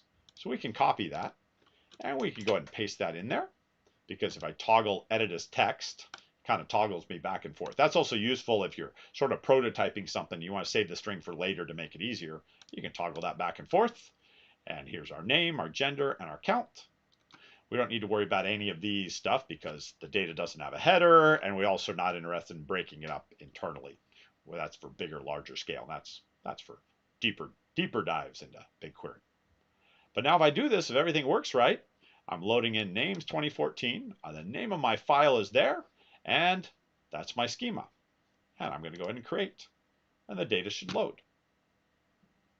So if magic happens, you should have a table, a data set, and it's in my project.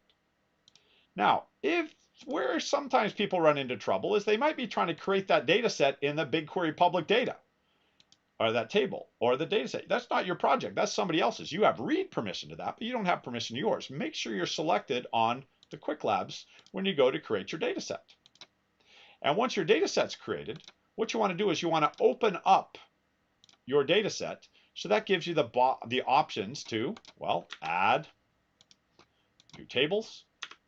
There's also the ability to share. So if you're part of the security team and you might want to say, oh, wow, we're going to use this internally in our business, and I want to go ahead and share it out with my colleagues within the organization, that can be shared out.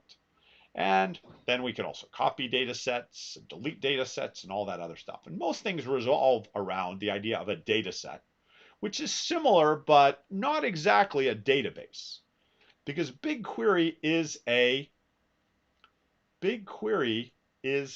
analytic database. It's not a transactional one. It's not one where you're constantly having people update rows. It's actually built to go and analyze, oftentimes historical data and things like that. So it's where you're, a data warehouse versus a interactive database that we're using, for updating and loading rows. All right, so once we have names in there, we can get a preview of it. We can see our information. We can start to aggregate. I'm going to do a quick query here. And I might do, well, let's see. Let's do a count of the gender and the gender. Let's see, what's the distribution of this? And we'll go ahead and group by gender, because I'm just writing ANSI SQL. Got to get rid of the limit. The limit's in the wrong place. There we go. But it interactively tells you what's going on with your query. So I grab the gender column, and there's my results. There's 19,000 different ladies' names, and there are 14,000 different men's names in here. Interesting. Well, let's go ahead and let's sum the count to get the overall. Well, how many names? So we're starting to get a population distribution. We see, well, how many names we're actually given. So how many people were actually identified in here. So when I run that query, let's see. It looks like there's 1.7 versus 1.9 on the count of those names. So we sum them up. How many different names for girls and how many different names for boys? Did we sum the count? Yeah. Numbers seem a little low because I think there's more kids than that. Or those are the popular names, and there's a lot of kids who were given names that didn't make our list. Now, when you're in here, you can actually, as you start to do more and more with BigQuery, you'll learn there's more and more to the interface and how we work with data and things like that. So, yeah, what we've got here is, it's a complex interface. It takes a little while to get the hang of, but it's an extremely powerful tool that we can use to go and interact and work with Google. But looks like we've had a number of people successfully complete that lab. I'm just looking over at my dashboard and I can see a bunch of folks have completed it. So good job there. Make sure you go and grab some lunch. For those of you who are still working through, I'll be happy to, kind of review some of the problem steps that people have. Usually the first one is you're trying to log in with the wrong account. Okay, remember, Quick Labs is going to give you a temporary username to use on Google. This is what you've got to log into Google with. And you've got to do that in such a way that your browser doesn't get in the way, because we're so used to using so many different tools that your browser keeps trying to throw your existing Google credential. Like if you use Google Drive or maybe use Google, Google Gmail and things like that, if you're on a personal device, those will get in the way. If you're in a business network, you might find that sometimes your firewalls block your file downloads. Like I think somebody said the zip file wouldn't download for them. Unfortunately, I can't reconfigure your company's firewall to let you download a zip, but instead make yourself a little text file like you saw me do and play with it. You can explore, or go explore the public data sets that Google makes available. So there's a ton of things that we have to go through. Now, Selena looks like, I think, are you working with Joey there as somebody to create the create table? What browser are you using, Selena? Are you using Chrome? And when you actually go to create the table, make sure you're selected on your data set and just say open. And then when you click the button to create table, do you get a flyout or does something happen? That's where I think, do you actually have a flyout that comes out with create table or nothing happens? If nothing happens, after you've selected your data set you've built, and you've gone to open, so it opens up on the right side. If nothing happens when you click that create table, something's going on with your browser, and unfortunately, I can't reconfigure your browser for you. Does it just not get a pop-up? Does it just not fly that out from the right side? Is there a pop-up blocker? Sometimes you might have that little warning up in your browser to say, different things are blocked, or you're getting a little, is that kind of pop up? I'm not, usually that part's not usually you get the flyout, okay. So then you should be able to drop down, upload a file.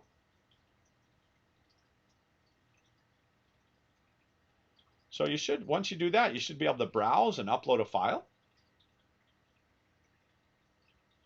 Oh, you can't get to create my data set. Well, you already have a data set. If you're able to get to the create table, you got to have your data set first.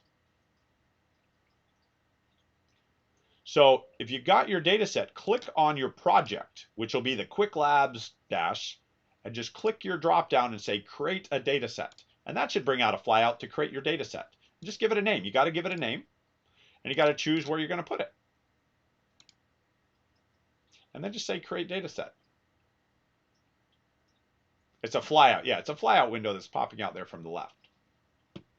So yeah, it's not really a pop-up, so it shouldn't be a pop-up blocker.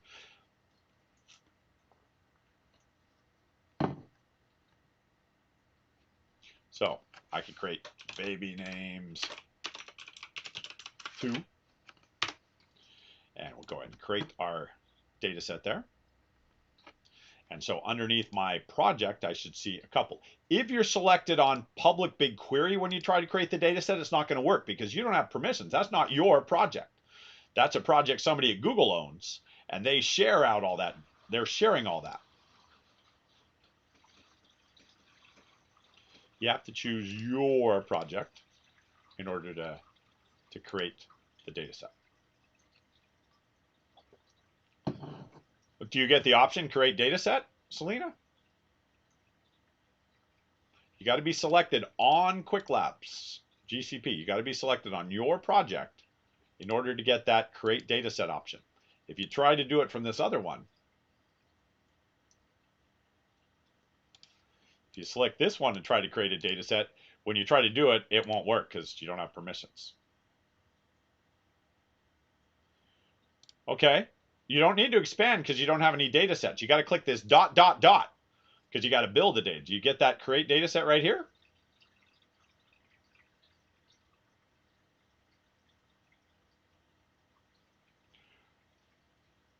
Okay, then you might need to,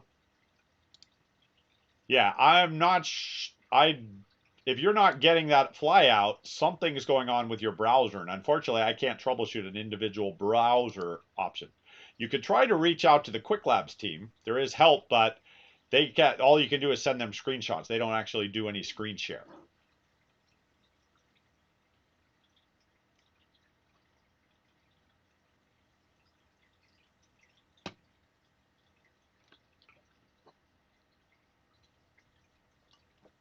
Okay, do you by chance have another browser in there?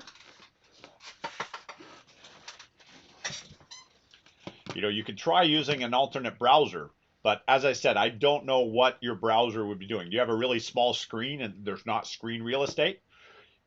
You know what? Try something else for me, Selena. Try hiding the preview features because they are labeled as preview features. Turn that off, and the interface will look a little bit different, but we might be able to get you through. Try this. Hide the preview features for me. And your interface is going to look like this. It'll go back to an older interface, but you might have more success here. Let's try that.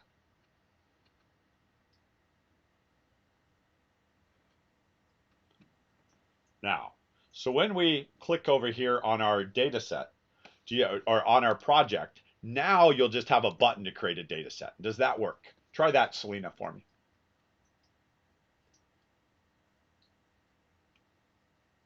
So I've hidden my preview features.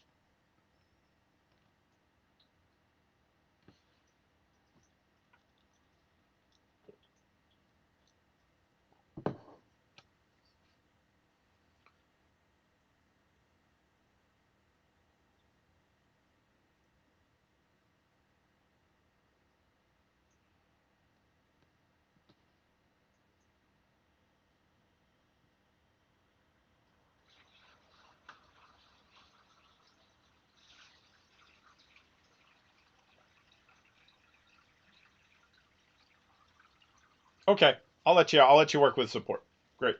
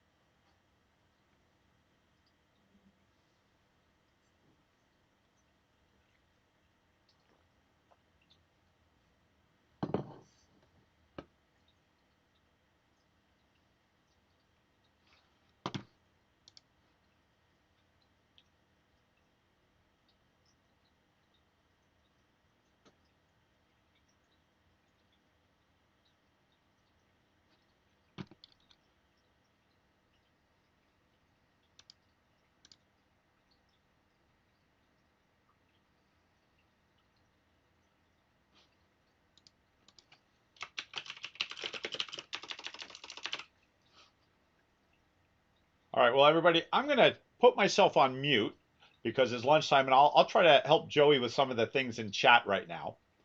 And we're going to resume class at 1 o'clock. So I'm going to put up I'm going to put up a timer here in our browser so that we know we're resuming here in about 40 minutes. But I'll be on the chat for a little bit. I may grab myself a quick bite to eat, but just so that way I can keep my energy up for our afternoon session. And we'll see you back on the live stream in about 40 minutes.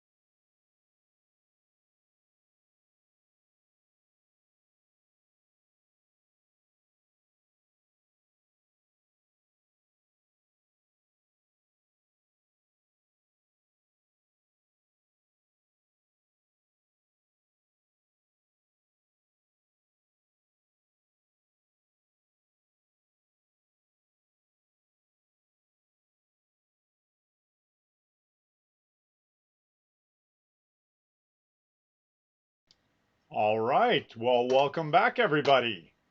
Hopefully, we're ready for the second half of our day. Everybody's excited? Yeah, can I hear you out there? All right. I guess I can hear you out there. My mic only is on my end, so. All right. So, we've now taken a look this morning. We've taken a chance to explore BigQuery. Now, as you discovered, there were a lot of different data out there and things like that to explore in BigQuery, and plus loading up your own data into BigQuery. So through the idea of we have our project to organize our data, we have our data sets where we're organizing. So in our project, we build our data sets, and then within our data sets, we have our tables. But we can do so much more with it as well. And it is a main part of Google as far as processing data and things. So as you saw, we analyzed a whole bunch of information with BigQuery, and you did the lab on how to do BigQuery. And so hopefully you enjoyed the lab. And, so there's a number of companies that use BigQuery. In fact, it's probably one of the main products that brings people to Google. Over in Indonesia, Gojek, which is I probably didn't even say that right. They actually use it for delivery service to analyze their information. We find all sorts of uses of BigQuery. They process 5 terabytes a day for information. They're just one of many customers that might have started with on-premise Hadoop and things like that. Here's our Hadoop and our sort of on-premise. Moving up to Google, they were able to get rid of all that infrastructure to start to go and work with things. So they had an architecture where they actually used BigQuery and they landed all the data. In fact, as we go this afternoon, sorry, got to turn my camera back on there. As we look through the afternoon, we're going to start to see how things actually expand within Google. Now you're like, Grant, can I get access? Are these slide decks available after class? Absolutely, because as I said, I'm not going to read every slide to you. What we're going to do is we're going to learn about things. We'll try them out. I'll show you how to do them. These slide decks are available to you for the next 2+ years in your Quick Labs account. So if you remember, over in Quick Labs, you have access to your tab. Once your labs are done, you can go over and you'll have the lecture notes tab.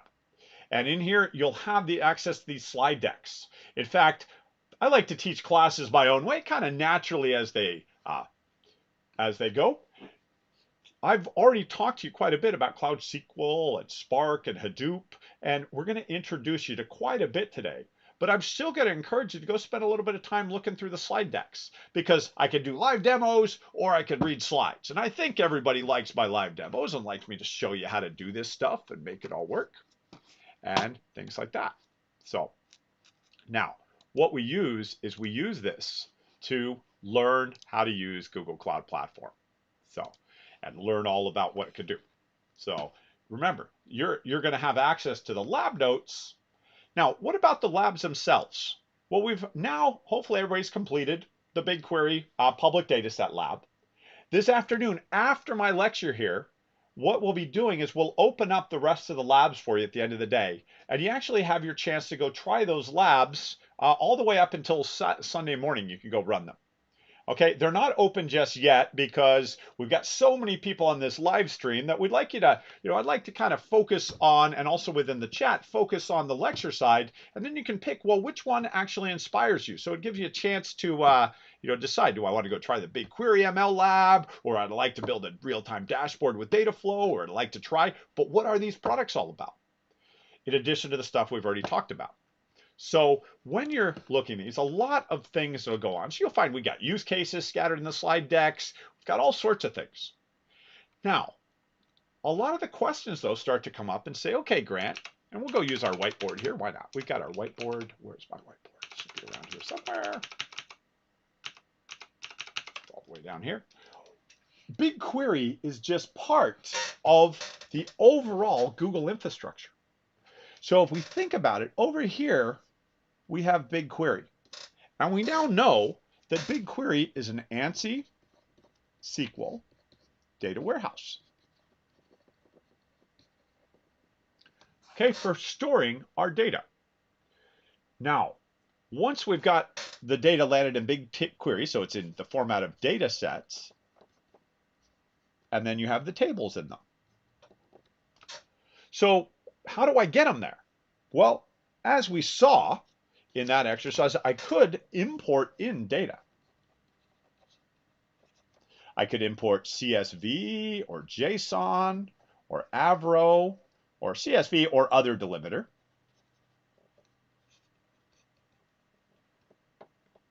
Avro, Parquet, and we could also load in ORC. Those are our big formats to do. And once I load in my data, what can I do with it? Well, I could go and I could well, we're going to learn this afternoon about a platform called Data Studio, which is a dashboard / reporting platform. It can connect right into there. I could put it out to my BI tools. I saw in the chat over lunch, a couple people were asking, well, what tools could actually use BigQuery directly? Well, what have I told you? Well, Google's got a new product called Looker. They bought a company called Looker that has a BI tool. Some of you might have used Looker before. You could also use, well, Tableau. You might use ClickView. So if your organization uses that, and the Click products. You could use MSBI. Yep. You're like, really, Grant? Those tools? I've used those tools. I didn't know they could talk to BigQuery. Well, absolutely. We are just do a quick Google search, and we'll just say Tableau BigQuery. And we come across Tableau's documentation that says Tableau can talk to BigQuery. I need, how do I connect? Make a connection to BigQuery. I choose connect because there's connection capabilities in a number of your tools. You know, ClickView, BigQuery. Again, their documentation, create a BigQuery connection. What are you going to need? You know, how are you going to sign into it and things like that. MSBI, this one always surprised me. MSBI, BigQuery.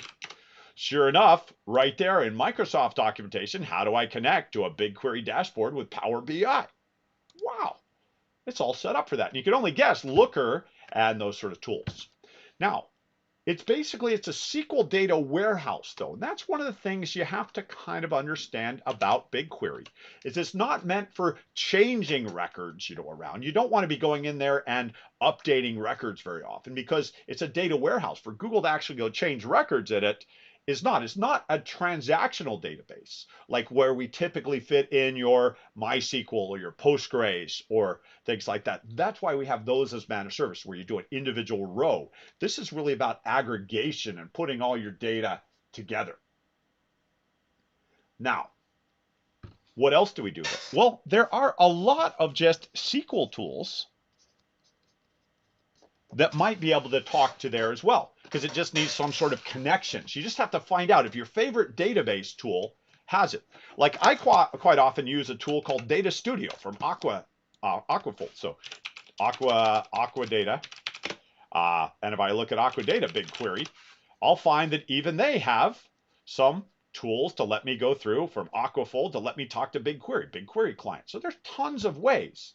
You know, so SQL clients and BigQuery, you'll find that a lot of best BigQuery SQL clients. There's a lot of different ones out there.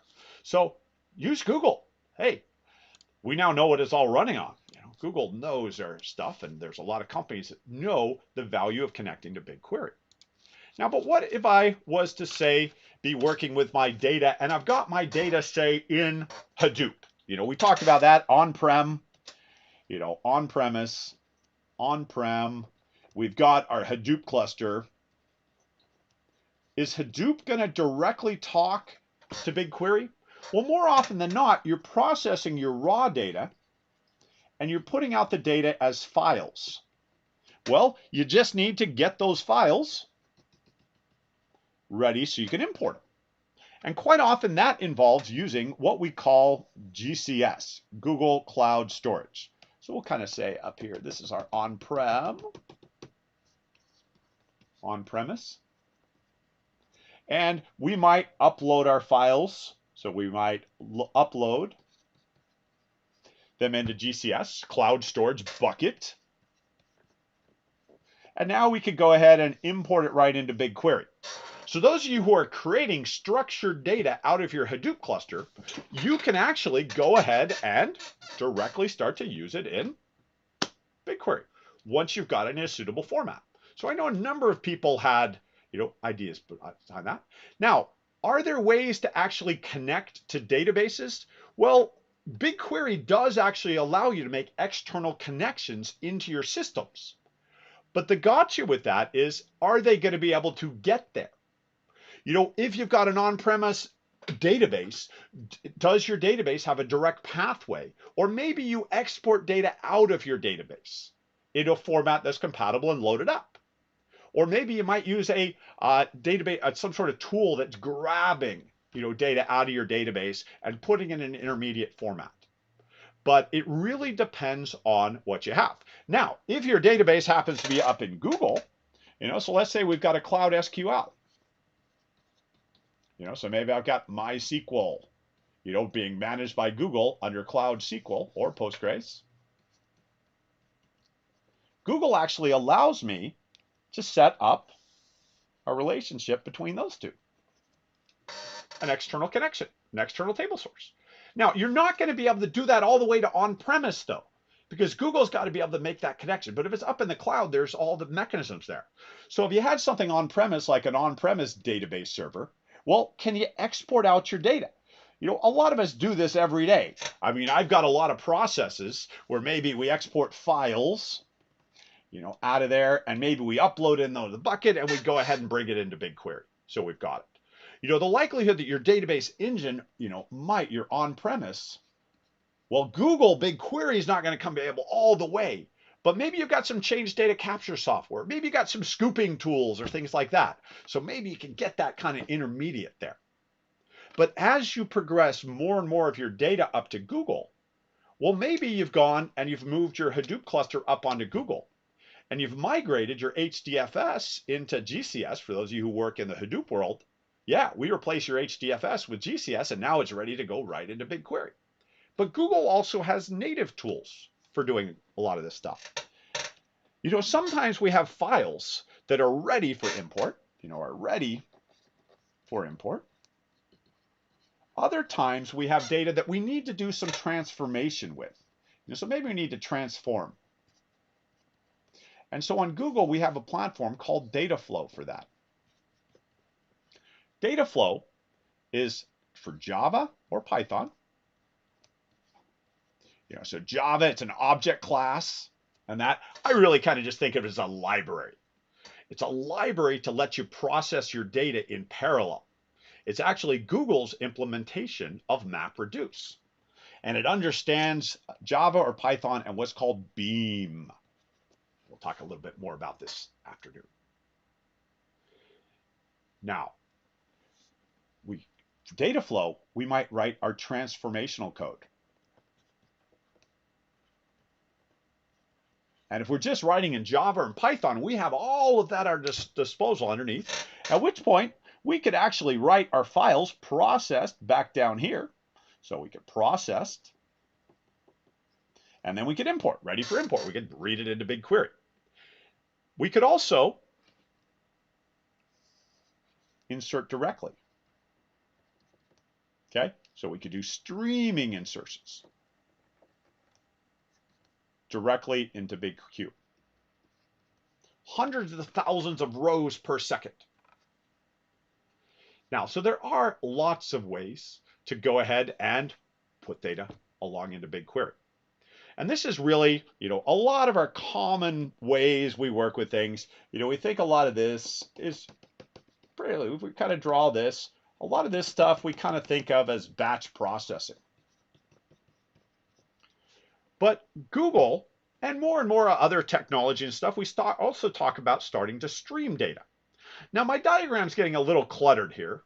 I'm going to go ahead and kind of clear our slide here. Let's get a little bit more generic here. So we're kind of say, okay, I've got files in GCS. And remember, this is our files. And we can directly bring it into BigQuery. Okay, if it's suitable. CSV, JSON, Avro, Parquet, different formats, or CSV. We want to load that because BigQuery has storage, plus it has a query engine.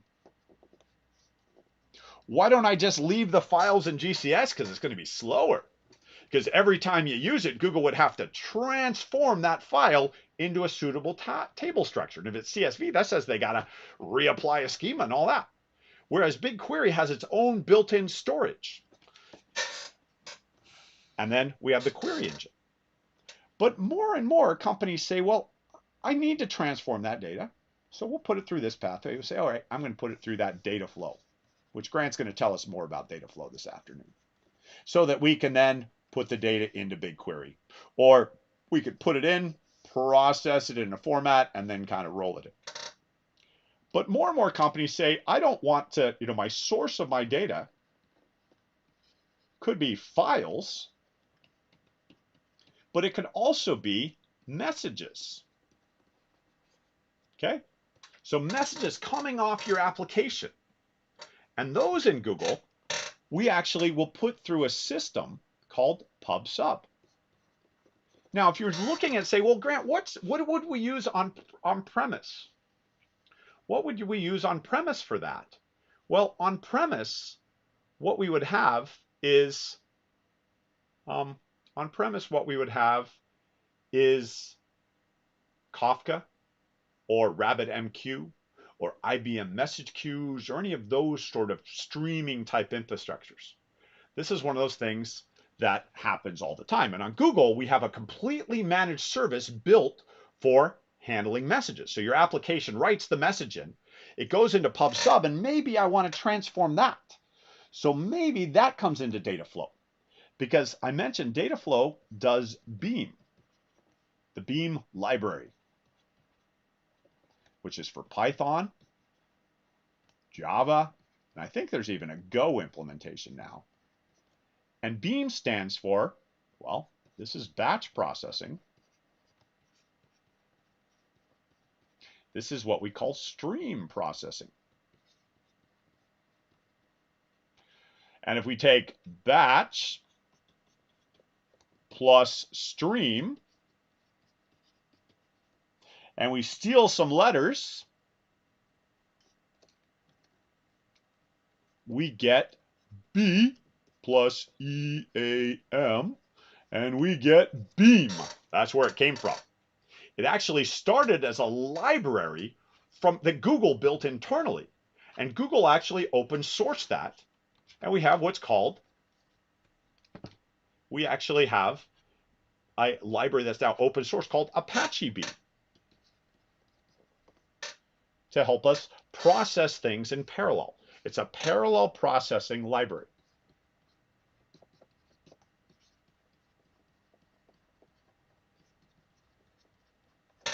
Okay, so when we look at this and we say, okay, so sometimes my application, maybe my application, at the end of the day, I take all of my logs that are sitting in files and I put them into GCS storage. And maybe I want to go through and process those log files. Maybe I want to pull out all of the unique IP addresses that visited my website. And so I can process and count how many times did this IP address visit? How many times did this? Maybe I want to look up where that IP address actually came from. So within my Beam code, I'm just using Python or Java. I could call an external library that says this IP address comes from this. So I could aggregate and extract and transform my logs to the data I actually want. But that requires me to wait until the end of the day. What if instead, every time something happened within my application, I sent that in as a message instead, not a file, but I sent it to a message broker, okay? Now, these started showing up in the late 90s, early 2000s, as companies started to link multiple applications together. They said, well, instead of making applications talk directly to each other, what if we put kind of, you can almost think of it like text messaging between applications rather than text messaging between you and your mom. And when I need to go to mom, instead of having to wait for mom to answer the phone, I said, hey, mom, what you up to? Check on mom, And then she sends me back a message back. It's almost like application messaging. And that's what PubSub is. That's when we talk about a messaging infrastructure within a business, is that you don't rely on files that you process once an hour or once a day. Instead, you put a message and you process that message and you roll it through, and you could insert that row right into BigQuery so it's available quickly. Now, Joey's gonna go, Grant, it's a lot more complicated than that. But when we think about beam, and we'll hear this a lot, when we think about, a beam, the beam is batch plus stream, okay? Batch plus streaming. Beam is basically a patchy beam,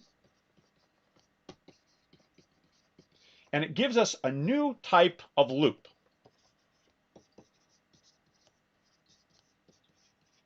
Okay, we've all done a for I equals 1 to 10, and it goes 1, 2, 3, 4, 5, dot, dot, dot.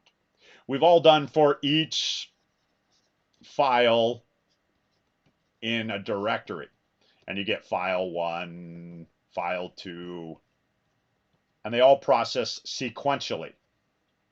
These are sequential. Well, with Beam, we get a pipeline. And so if I say, basically, I start up this pipeline and I say, okay, I've got 100 files. And put the 100 files through the pipeline in parallel based on the underlying infrastructure, based on the compute power underneath.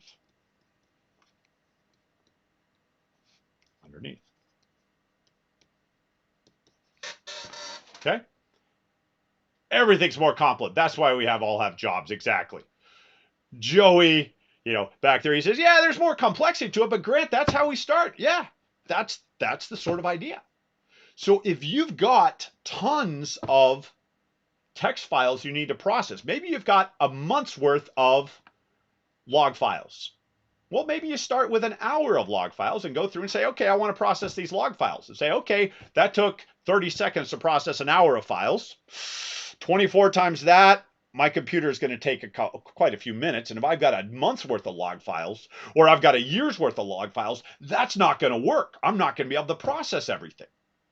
But what if I could use an auto-scaling infrastructure that could understand this code?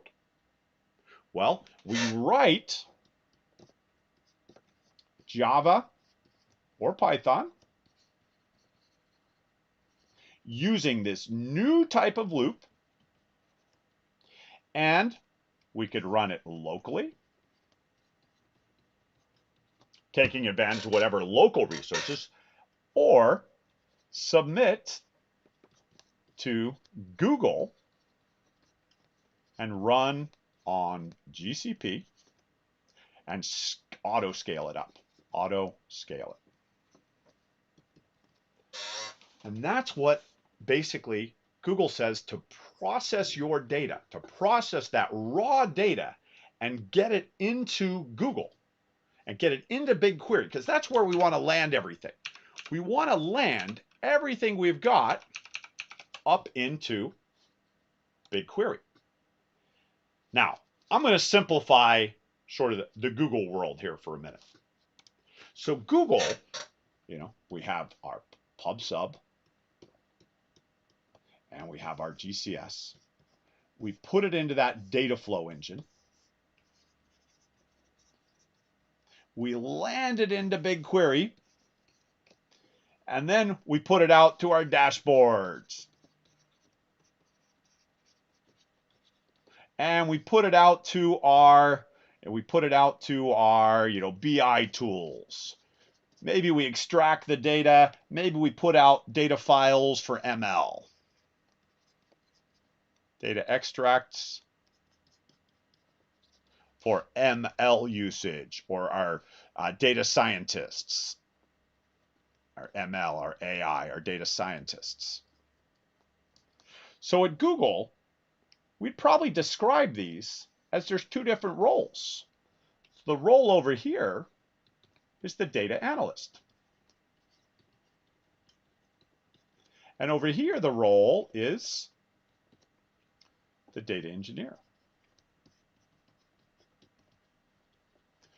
And the data engineer's job is to take our raw data. So the raw data into BigQuery. And their data analyst job is to take the BigQuery and get insight into the information. Now, what skills do I need to have? Well, the data analyst better know how to do SQL plus their tools they're going to use. Here's the tricky part. What does the data engineer need to know? Well, the data engineer needs to know how either Java or Python to use this library. So they better know Java or Python. Plus, since they're landing in a BigQuery, they better know SQL. All right. So, Vadim, if you're a Java guy, you can keep using Java. In fact, you're probably going to be your code's going to be more efficient because you're going to compile it up before you do this stuff. So no, you don't have to go learn Python. But if you know Java, Python should be pretty easy. It's usually those of us who know Python and scripting type languages that look at Java and it scares us. You could come visit us in the Python world knowing how to program there. But a lot of these. So what we have to do is we have to know Java or Python and SQL to start processing data on Google's infrastructure. I don't have to know Spark. I don't have to know R. I don't have to, find these, learn some of these very specifics. I can take somebody and say, okay, prove to me you can write good Java or Python code. I can show you in a day how to use how to use Beam. Plus, you'll learn a new object class, which is our Beam. And then you can start reading from files and then slowly transition that code to say, hey, we read a file every day, or every day at 6 a.m., yesterday's files are processed. So every day, 6 a.m. we process. How many of you have workloads like that? File lands every day at 6 a.m. You've got yesterday's files, you process them in, so your reports are day +1. What happened yesterday is in today's reports. And then management says, anyway, we could start getting that every hour. So you say, okay, well, if we spit out the data every hour, we could process it every hour, an hour later, and that could give you hour plus, +1 hour. And then you say, anyway, we could get this sooner. And we could say, sure. If we want to transition and send as things happen, we could go ahead and process that through. So let's imagine we're a retailer. Let's imagine that as a transaction happens at our cash register, that goes to the cash register server system that processes it, and a message gets sent containing that data. We don't store a file for that one transaction. We send a message in. And in data flow, we start processing those messages. And maybe we format and say, what store was this related to? And let's go ahead and we put it into BigQuery, and we could have a dashboard that refreshes once an hour, or even sooner, that says, this is per store sales, that it was actually happening.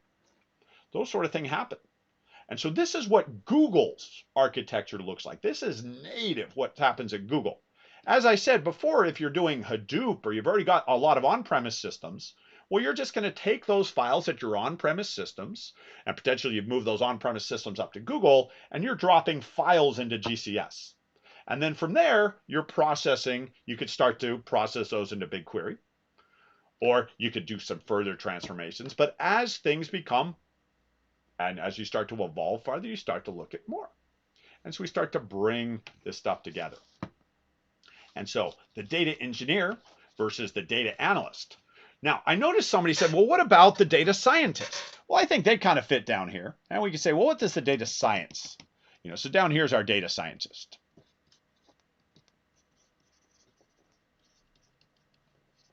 Well, they need to know SQL because they're going to extract the data. Plus, they better know, and we have them have advanced degrees in what? Machine learning. They've got to know how to build models and all that sort of stuff. And they'll have more advanced libraries and things like that to learn. But what we'd like to do is say, could the data analyst do a little bit of ML? Maybe not the really super deep stuff, but couldn't Google give us some things like attached to BigQuery? Maybe they could give us a BigQuery ML engine that lets our data analysts, so our data analysts can start ML, do some preliminary work. Because I don't know about you, but when I have to go out and hire a data scientist for a team, they're expensive, and there's not a lot of them. They got advanced PhDs in this stuff, and that doesn't come cheap to my team. But could my team start to do some early ideas? Could they start to do some of that? Could they become the citizen data scientist? They could wear a shorter lab coat instead of a long lab coat. I always think the data scientist is supposed to wear a lab coat. Right, Joey? I think Joey wears it, but he's got a big lab coat in his office. He's a good data scientist there. But yeah, it's kind of like, could we start to make this easier on everybody? So there's a lot of things happening in this area. And Google is always evolving their engine. Now remember, where did Google's cloud come from? It came from their internal tools that they then adapted for use to do things. All right? So this is the idea of, this is what our roadmap, and this is what we're going to talk about a little bit this afternoon. And you'll have an option of, when we're done with class, we'll wrap up class by about 4 o'clock. And what we'll do after class is you'll have an opportunity. There's labs on, BigQuery ML. There's a lab on that. There's a lab on data flow that you can give a try to actually do a little streaming, where it's going to do pub sub into data flow, BigQuery, and out to a dashboard in Data Studio. And there's also one on even just doing more image processing and things with Cloud ML. So we've got, a lot of opportunities depending on where you go. As when you saw the preview for this class is designed to kind of give a base knowledge about a lot of the opportunities that you can use on Google. Now, obviously, each of these areas, Google actually goes much deeper in, and there's deeper training in all these areas. Joey and I and a lot of our colleagues regularly teach a 4-day course on data engineering. We go into customer sites and teach that so that they can begin how to learn and actually use these products on a much deeper scale. We can't squeeze that in 6 hours of lecture. As you know, I forgot to warn you, your brains are going to hurt at the end of today, because I'm going to throw a lot of stuff at you. But hopefully you can get an idea as to what the capabilities here on Google we can do. All right, so as we're looking through and working through the Google materials, Google does have an auto-scaling streaming pipelines with data flow. We talk about, how do I get my data in batch or stream into Google? We can actually work with GIS data. Believe it or not, GIS is like coordinate data. Google actually will take that data. They actually have field types in BigQuery to support that, and to go through and process and utilize. There's some really exciting things you can do with BigQuery. Somebody mentioned in chat that there were a whole bunch of really cool data sets in here. Yeah, the sample data sets, Google got a ton of them. You can explore them by exploring the public data sets. Like, we can look for NOAA, which is National Oceanic and Atmospheric. They've got storm reports, and they've got earthquake database that has coordinates of significant earthquakes going to 2150 BC to present. I don't know how they got that. Some of those might have been, there was an earthquake here, Pompeii, things like that. Global forecasting, high resolution models, hurricane tracking, all this sort of stuff. Weather data. It's like, this is a fun one that actually takes weather all the way back. It's called the GSOD data set. Weather going back to 1929. And it's updated daily with new information. And you can go and you can take this data. In fact, here, look, we've got tables here for every year. And we've got a table. So this is actually a normalized database where you've got data here talking about a station ID number, and then, what the weather was at that particular location. but we've got sort of the key database, or the the one here that's got, well, what does the station identify? Where is it? What country is it in? And we can join those together. We can join 1,000 tables together in BigQuery with a single query. We can bring our data together to produce our output and make it all work together. And so as we continue to learn today, you did our first lab where was you worked within, some data within BigQuery. And remember, this is just the beginning. There's a lot more information to learn using GCP.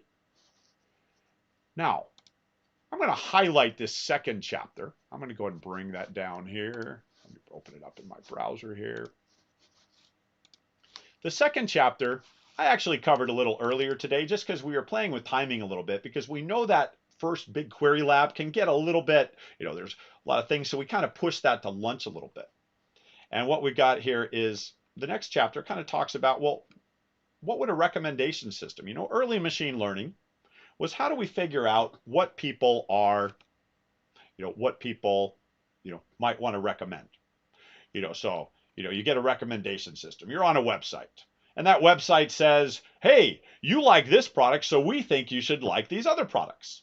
Or your credit card company, trying to say, is it fraud or is it not fraud? Recommend to the system. Should we process that credit card or not? Maybe you're on a site looking at, you want to, should you possible recommendations, answers to an email. Somebody sends you an email and Google comes back and says, here's what we recommend you reply to that. Hey, that's nice. You don't even have to answer your emails. Recommend system everywhere we have. What restaurants might you like based on where you live and how close they are to you? Recommendations are everywhere. And we've been building them for 20 years plus, 30, 40 years.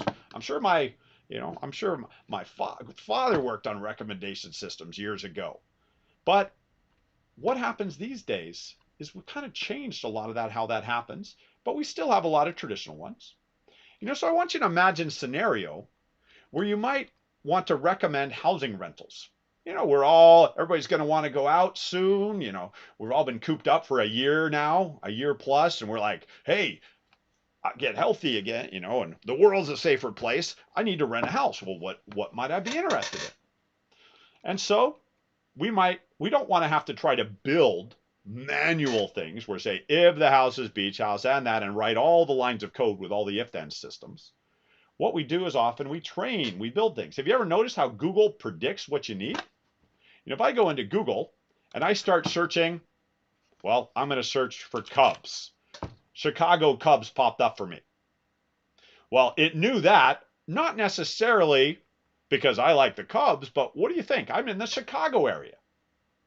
Now, interestingly enough, Chicago, we're kind of halfway to the East Coast, halfway to the West Coast, and there's the Giants. There's San Francisco Giants, or there's New York Giants.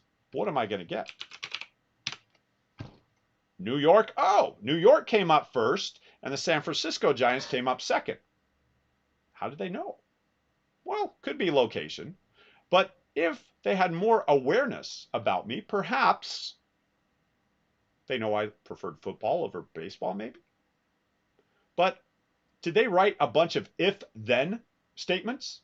If the user is in Chicago, then return that. They would never be able to do every possible search. But what they do is they create feedback loops.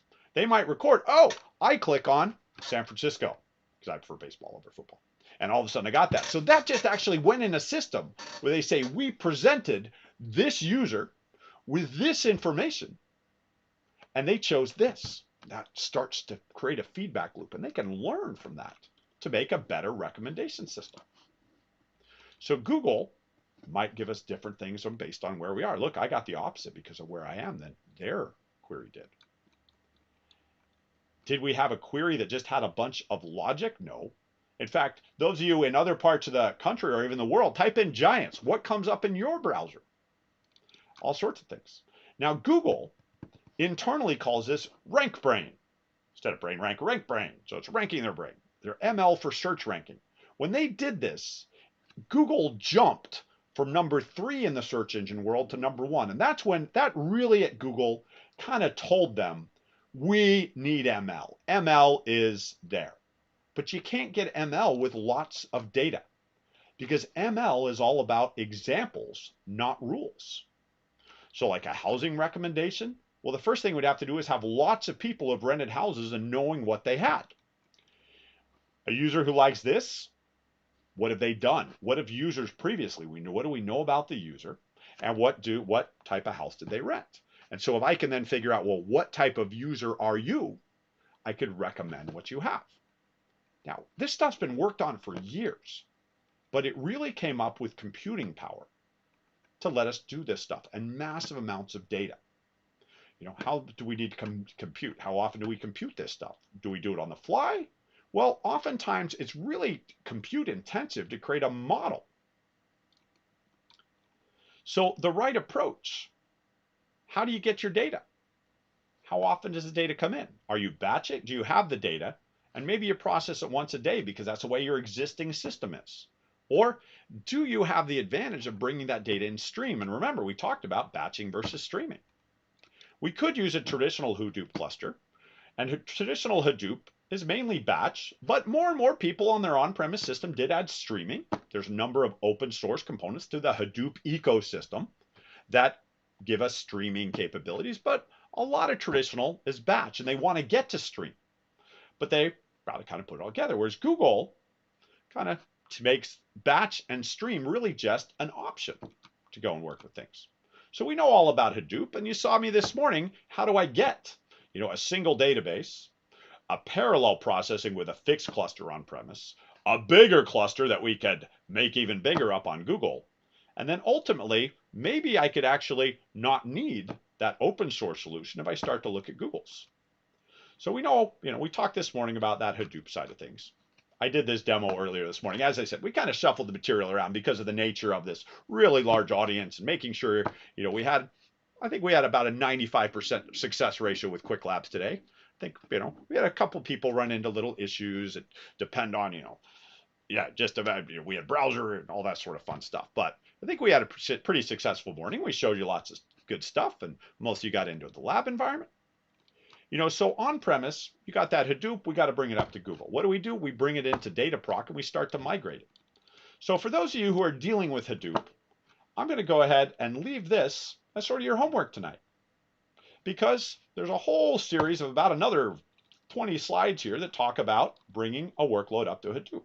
You saw what Dataproc looked like up on Google. I showed you it's all set up with the environment I need and such. And what you'll find is a whole series, a deck here to talk about how to bring that on-premise, bring it up to Google, and then start to reevaluate how things are actually working, what Dataproc does for you. So if you're a Hadoop team, if you're part of the Hadoop, this is your world, by all means, I'd highly recommend this. And in fact, at the end of the day, we've got a lab that'll actually have you do a little bit of this. So one of the labs, but if you're not working with Hadoop, don't start it. Learn all these native Google. And there's off cluster storage and things like that. I think I mentioned this earlier, we start to migrate HDFS into GCS. And so our on-premise, we're usually stuck with all our data, but up on Google, we can store the files in cloud storage separately from the compute. That way we can fire the compute up, use it, and then drop it. So, but we often need regular databases to store data. We create data, we process data, we need to put it in a database somewhere. Sometimes we put it in a relational database management system like Cloud SQL. In fact, before lunch, I think I built a Postgres database, didn't I? Didn't I build a Postgres database? I think I did. I think it's up in my project. If we go back and check, I'm going to check on our Cloud SQL. It'll be more than done. It was done before lunch. I checked on it. But if we go down here, I have a Cloud SQL database. It's Postgres. It's got an IP address. It's got some users in it, probably one user. Better add a user here. I'll go and build a user. Let me give myself a user, and I'll make a password. Password 123, of course. That's what everybody uses, right? So there we go. And let's see. I think I've got a Postgres client. Thought I had a Postgres client. I used to have a Postgres client. Thought I did. PG. Here we go. Yeah. I'll bring it down as soon as it starts. It just started another window on my machine here. But I can connect to this database now that I've got it, and I've gone ahead and allowed connections from my IP address. I can go ahead. Come on, Postgres, where did you go? You're loading. Here's my Postgres server. All right, I don't need to unlock my existing password. I'm just going to make a connection. Where's my Postgres server? Here it is. It's allowed in from my machine here. So there's the IP address of my Postgres server. Now, same thing would happen with a Cloud SQL, or even if I happen to be using a Microsoft, I could use Microsoft SQL Server Management Studio. Okay, oh, that's my name, sorry. We'll call this our demo server. All right, we'll go ahead and make the connection. There's the IP address.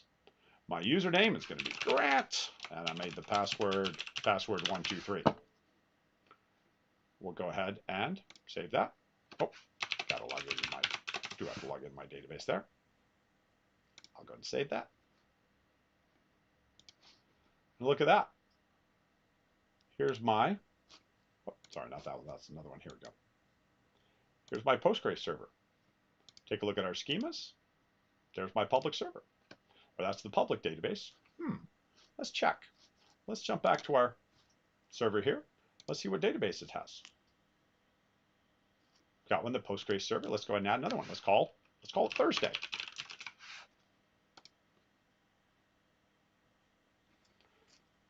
All right. So I just created a database there called Thursday. Let's see if we see it.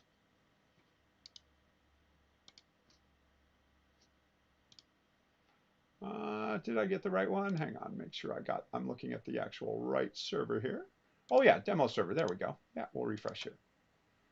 There we go. There's Thursday. Ready to go. So I've just gone ahead and made a database server running up on the cloud. And Google has actually got this in a high availability configuration and everything. Because oftentimes, well, I want to process my data and I want to make it a little operational database. Here we go. We might, we've got all our customer information. We got our data. It's running up on GCP for us. Now, we're going to enable all these labs at the end of the day because we'd like you to focus on the attention. I've got plenty of other good information for you on the other areas. What we're going to do is at the end of the day, we're going to open the other 4 labs up, and you're going to have all day tomorrow to do it as well. So only the first lab is enabled right now. We're going to enable the rest of them a little bit later. Now, but what you'll do so if you'd like to get some experience with this, what we've actually got is our second lab in the thing will actually have you work with that type of information. So we talked through Cloud SQL and get some of this. And so there is a lab. As I said, we're going to open them because I'm going to preview 4 different areas for you so that way you can focus on areas that make sense for you and kind of the area you work in, because big data and ML is such a wide area. And what you'll do is this lab will have you go ahead, create a Cloud SQL instance, populate some tables, explore some rental data we've got, launch a Dataproc cluster, and train and apply some machine learning in there. So it actually is a lab that takes about an hour. Yeah, so you're going to want to carve out some time to do that. Just carve out focus time. You don't need to be talking in the background. So we'll add those, and we'll enable those at the end. So that's just one of the many areas in Google that you could choose to focus. And as I said, we walked through Dataproc this morning just to kind of play with the timing and things. Now, what else do we have? Because we got a lot of topics. What we're going to do here is we're going to say, okay, well, Grant, if that's, that sounded very on-premise because Hadoop and all those tools, my company doesn't use those. We're just starting out. We'd like to be able to do it all right in Google. And I'm with you. I love hearing that, because guess what we're going to talk about instead? We're going to say, well, how would Google do it? And Google would do that using BigQuery directly. They're saying, hey, if you've got the data already, why can't we just process it directly? Now, we've already had a little bit of an intro to BigQuery, but we'll talk a little bit more about it here. Now, we know that BigQuery is serverless. There's no server behind the scenes that you have to deal with. In fact, Google will execute, when you run a query, it may run against up to 2,000 servers behind the scenes when you run a query. When you start querying against hundreds of gigabytes and into terabyte ranges, Google does some crazy parallelism there. Now, it's also a flexible price model. By default, those queries we were running earlier, we didn't pay for a server. We actually paid for the queries we were running. What do you mean, Grant? Well, let's go play with a little bit of data. I'm going to jump back to my project here. So let me just go back to my console here. I have so many windows open, I just lose them. So I just open another one. You guys don't want to see what my desktop looks like right now. So I'm going to jump in here, and I'm going to go over to BigQuery. And I'm going to look at, I'm Chicago. Let's go use one of the fun public data sets. Now, I did turn on the legacy, so there's that show preview feature mode, when you're playing in BigQuery, which has some new features in it, but my screen's not big enough on my screen share, so I just hid my preview features. And so my screen sometimes might look a little bit different than what you might be working with. But if I go down here and let's look at Chicago taxi trips. So here's a data set created in 2017, last modified a couple weeks ago, that contains taxi trip data. Now, this data is 70 gigabytes in size. I'm curious, it's got a schema. It's got 195 million rows of data. I'd like to see what's the average fare of a taxi trip in Chicago, and what's the average tip somebody gives for a taxi trip in Chicago. So I'm actually going to ask Google that question. I'm going to ask for the average fare and the average tip from BigQuery. Now, this is only going to return one row because it should get a nice big aggregation. Was it tip? Oh, it's tips, T-I-P-S. Now, what do we actually have to do to process this? Well, Google's going to have to go into the database and extract the fare column and extract the tip column. And then it's going to have to sum the fares and sum the tips. And it's going to have to count the fares and count the tips. So let's actually think about that. So if my query is this, when I'm using BigQuery, here, we'll go ahead and let's copy that so we can kind of understand what would the workflow, if you had to do that and you had all the data on paper, we have to, extract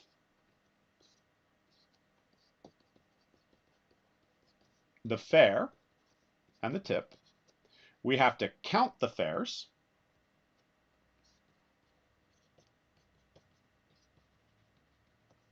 And the number of tips. And we have to sum of the fares and the sum of the tips. Sorry, that doesn't look like sum. And then we're going to take, let's see, the sum divided by the count, right? So if we get 957 billion, 300 whatever, divided by 70 million records, presto, we get the sum. So to give us the average. And we're going to have to do that on both. Now, if I'm one user with one CPU under the hood, that's going to take a lifetime to process. How big was this? Well, let's see. This data here, taxi trips, it told me was 70 gigabytes in size. That's our table information. 70 gigabytes in size. So how fast can one computer from one hard drive read 70 gigabytes? That's a lot of time. But if it's broken up into a lot of pieces on a lot of different hard drives, which is what Google's paper is telling us how they store their data, we could do that in parallel. I could send everybody. I could say, go grab a column of data and process that all. Tell each of you to say, okay, here's 1 million rows. Joey, go extract the fare and the tip. And Ray, go grab that. And Vadim, go grab that. I'm just looking through the chat there. And Kanishka, go grab that. Everybody, each of us take a different part of the problem, work on it, and then bring back your count and your sum, and I'll do a final average. And in fact, that's exactly what Google just did. Now, if I look over here and I run this query, Google just crunched that data for me. And they came back in 1 second with the average fare is $13 and the average tip is $1.38. Close to 10% tip. Now, if we were to take all those and look and say, okay, how did they do it? Google's not going to hide that. They tell us right here. Here's how we did it. We first put in 195 million rows of data. And when we actually divided that up internally, our first stage produced 293 rows. But that query should have only returned 1 row. But if I broke it up into 293 different pieces and gave 293 different workers a chunk of the database to work with, I'd get back 293 rows. And then those rows would then turn into my output. And down here, maybe I got the 293. So everybody fed back their results to me. And I went ahead and I produced our final average. And so in 1 second, we actually used 30 seconds of computational time. Why? Well, it was parallelized. Behind the scenes, Google parallelized this operation where they could. Because they said right here, they said, okay, we're going to tell workers to read the fare and the tip and produce a preliminary average, a data structure that says, well, the count and the sum. And then you're supposed to pass that data to the next stage and we'll go ahead and aggregate it. And out came our result. So Google is essentially doing what their paper called MapReduce did. So we've got our results. Now, we're like, okay, Grant, you used 30 seconds of compute time, took 1 second. How much did Google charge? Did they charge you because it took a second to run? Nope, they didn't charge me on that. Did they charge you because we used 30 seconds of compute time? Google said, nope, we're not going to charge you for that. We're going to charge you what the sum of the amount of data in the fare column and the amount of data in the tip column is. And if we look over here, Google says this query is going to process 2.9 gigabytes of data. You're like, but wait, the data was 70 gigabytes. Yeah, but we didn't use all the columns. We only used, for our query, we only used this much. Because we used, well, 195 356,009 times, well, the fare column, the fare column size, which in our case I think was 8 bytes, 64 bits, and times the tip, which was probably an 8-byte value. And Google says, we will charge. Google charges per query based on the data needed, based on the data used, needed to execute the query. How much? $5 per terabyte, 50 cents per 100 gig,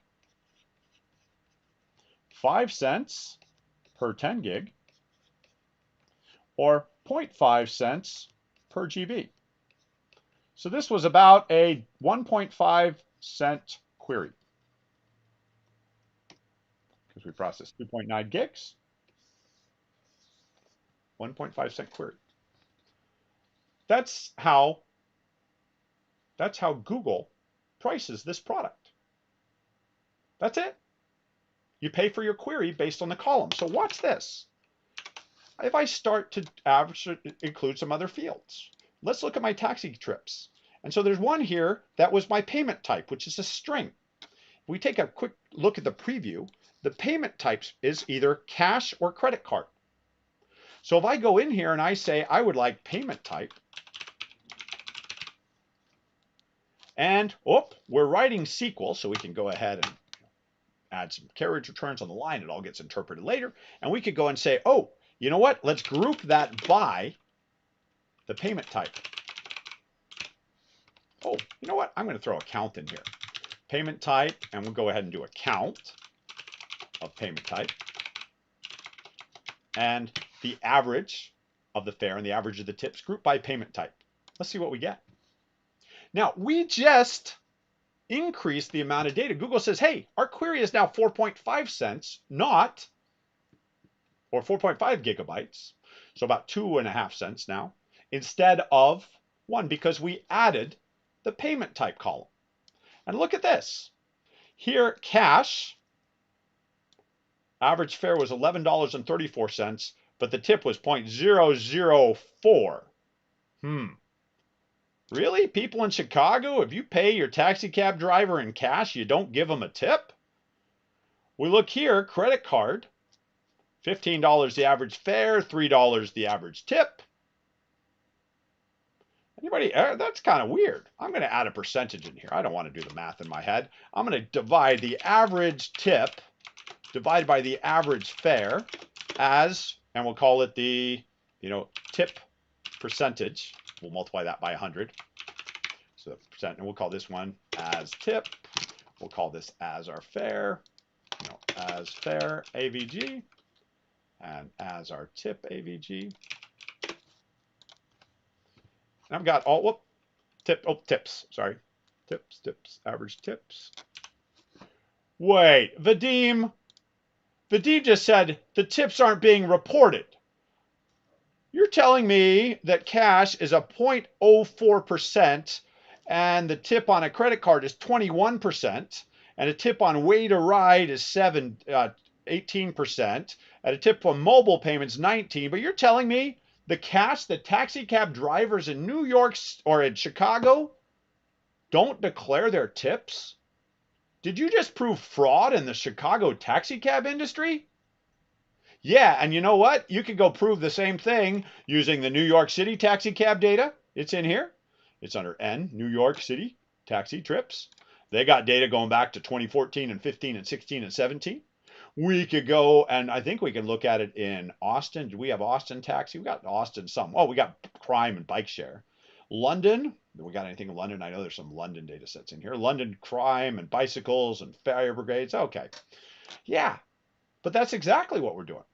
Now, this query went up a little bit in price because we used more data. Now, if we look at our execution details, it took 1.4 seconds, but Google actually used 1 minute and 20 seconds because there was a lot of extra work. Google does not charge us for the workload because they like to give a predictable cost before you say go. So they've kept track. When the data was loaded in, they know exactly how the columns, how much data is stored in each of those, and they're able to give us a predictable pricing. Now, everybody always asks, they say, Grant, what if you said where, and maybe we do the, let's see, I think there was a pickup column here. Let's look. Let's see, we're in Chicago taxi data here. If I look at my Chicago taxi data, if I say, well, the trip where the pickup or the trip start timestamp is greater than, we'll go 2021-01-01. Well, in order for Google to do that, they have to look at the rows. All right, so they look at the rows. So we still have to process. In fact, they're processing 6 gigabytes of data now because what columns are needed for our query? Payment type, fare, tip, and we also have to look at the trip start time in there. And so we're charged for the columns that make up our query. Now, as you get deeper and deeper and deeper into BigQuery, we find out that there's some table structuring and other things like that that we can do with it. But when we're first getting started with BigQuery, it's literally an analytic engine that you don't have to prepay and you don't have to build. You just load your data in and start processing it. And when you're working with gigabytes, you're lucky if you have any. As you get to terabytes and petabytes, like for example, you guys ever heard of Twitter? Anybody ever heard of Twitter? 300 petabytes to GCP. And you know who comes up? How Twitter is migrating 300 petabytes of Hadoop data to Google. Yeah, Google talks about it. Twitter talks about it. Everybody. In fact, here's a Twitter blog about Twitter needing to move their Hadoop clusters with 300 petabytes up to Google. And once they get them up to Google, I bet we find that they probably wanted to get rid of their Hadoop clusters and instead start to use what? BigQuery.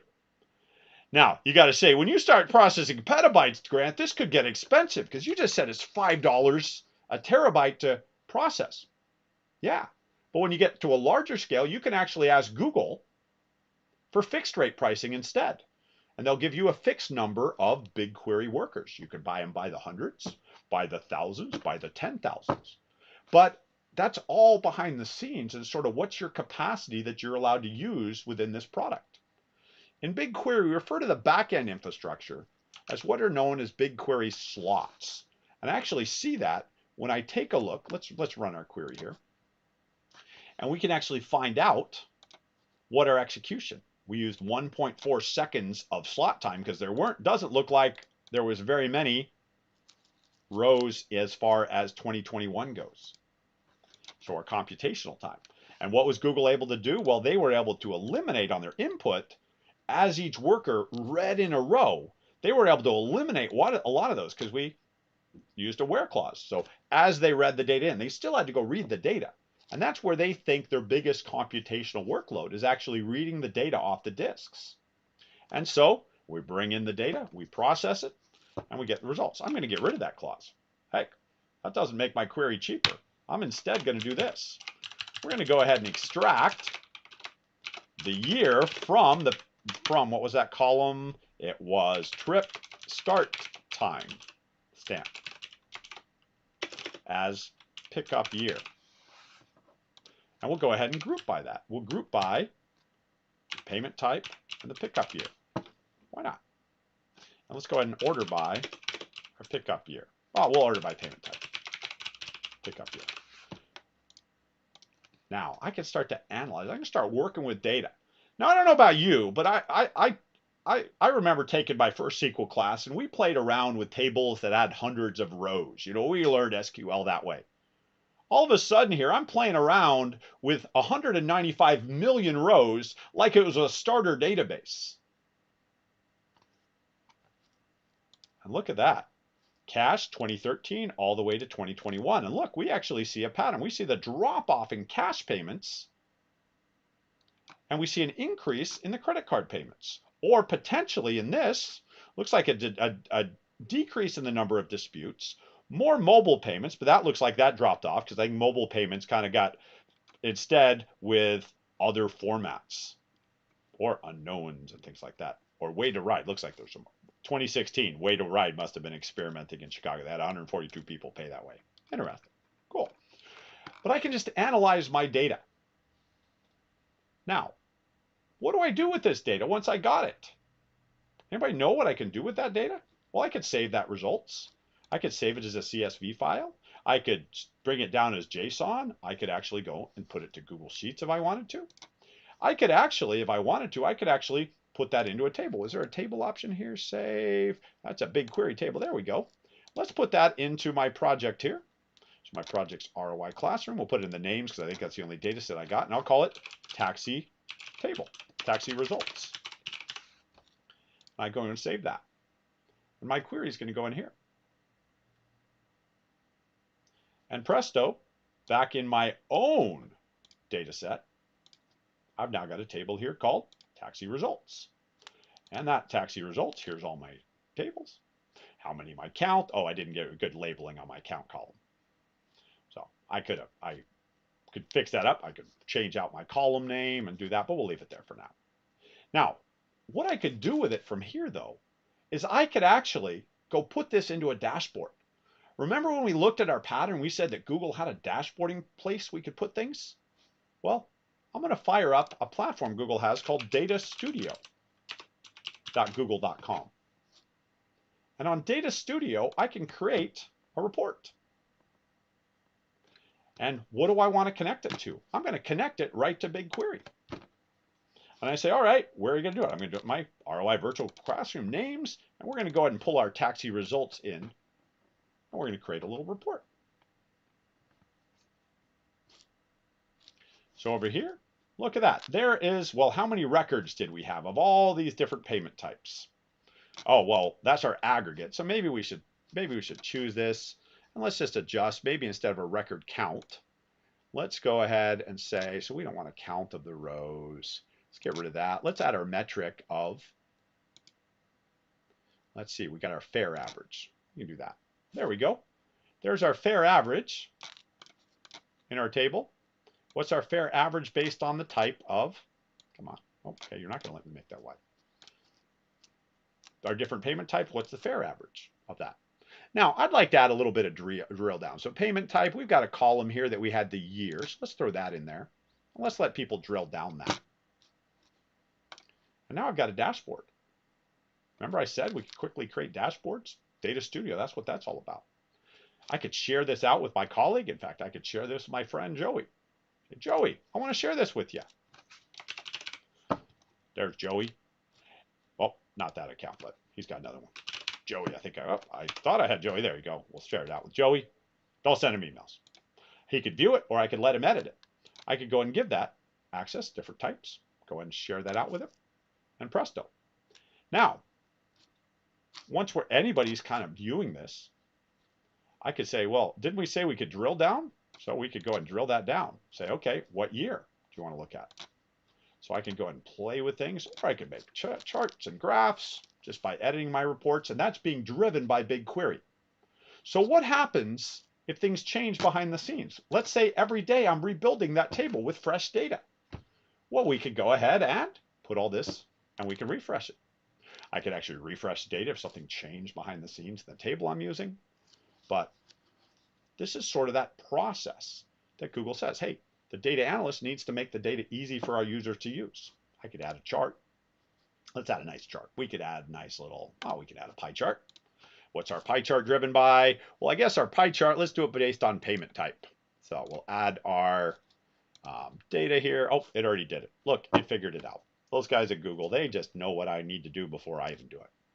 So there's my chart based on payment type, and the metric is the average, the fair average. Nope, I want to see what sort of, what's the distribution of payment types. There we go.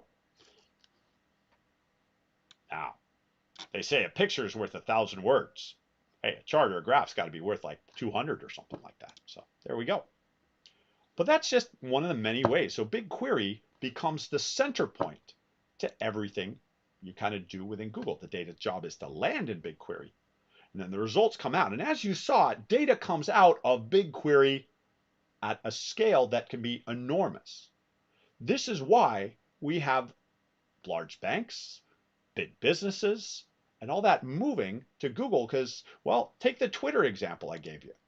300 petabytes worth of data. If I go to the computer store, maybe the biggest hard drive I can buy is 10 terabytes. It would take 100 of those for a petabyte. It would take 1,000 for 10 petabytes. It would take 10,000 for 100 petabytes. So 30,000 hard drives to store one copy of that data. But you're going to want redundant copies. So maybe you have an N+2 redundancy factor. So you put all the data on at least 3 drives. You're talking about 90,000 plus hard drives. I bet somebody at Twitter said, we could build data centers.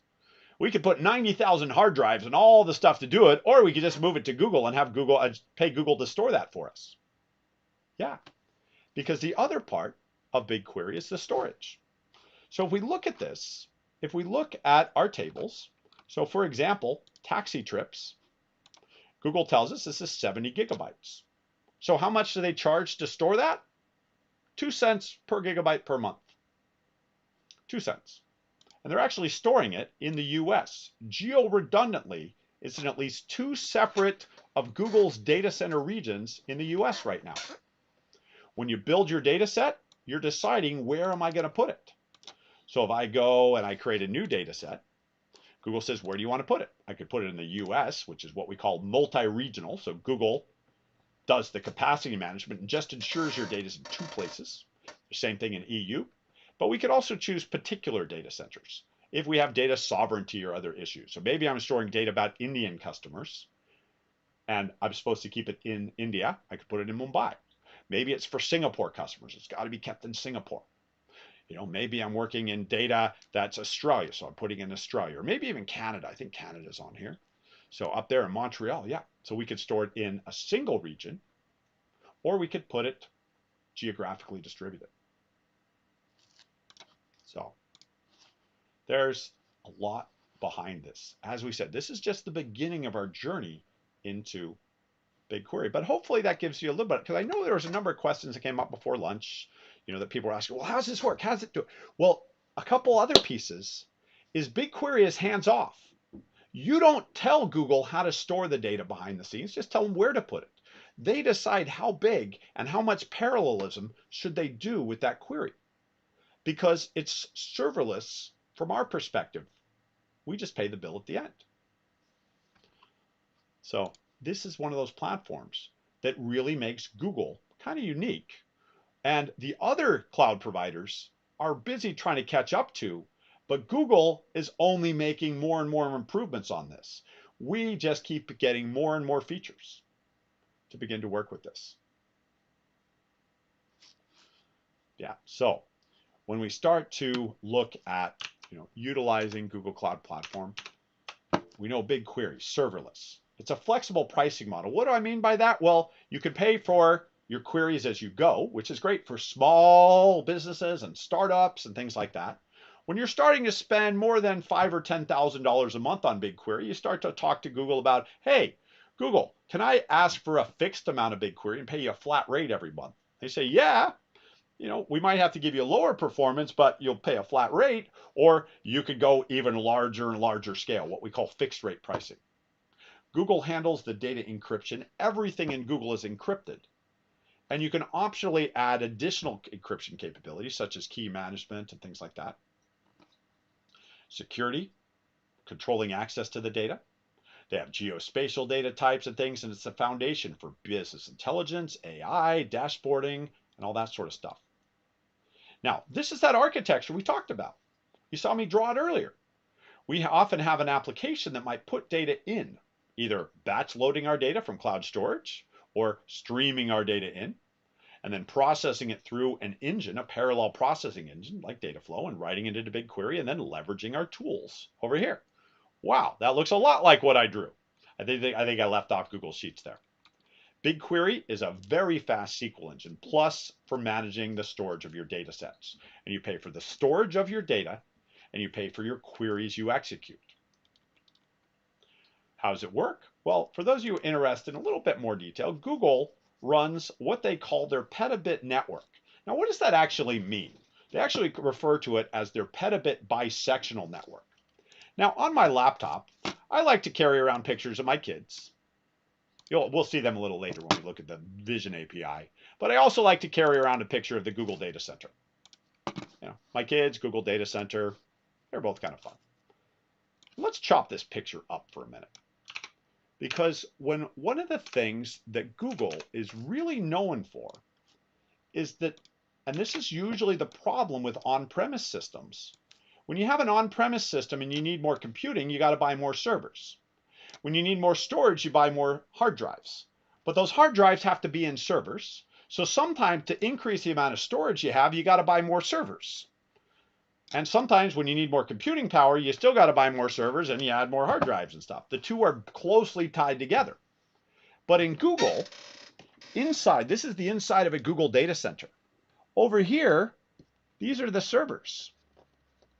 So this is your CPU, this is your RAM, this is your networking.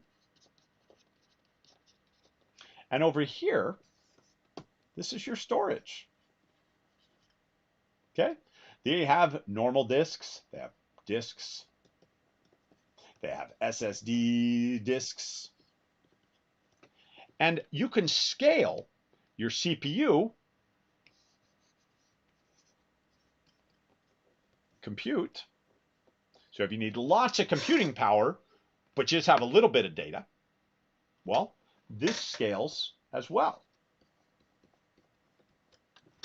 And those scale independently from each other. And what's connecting these two together? Networking. And you start to do something like say, well, I've got 10,000 servers.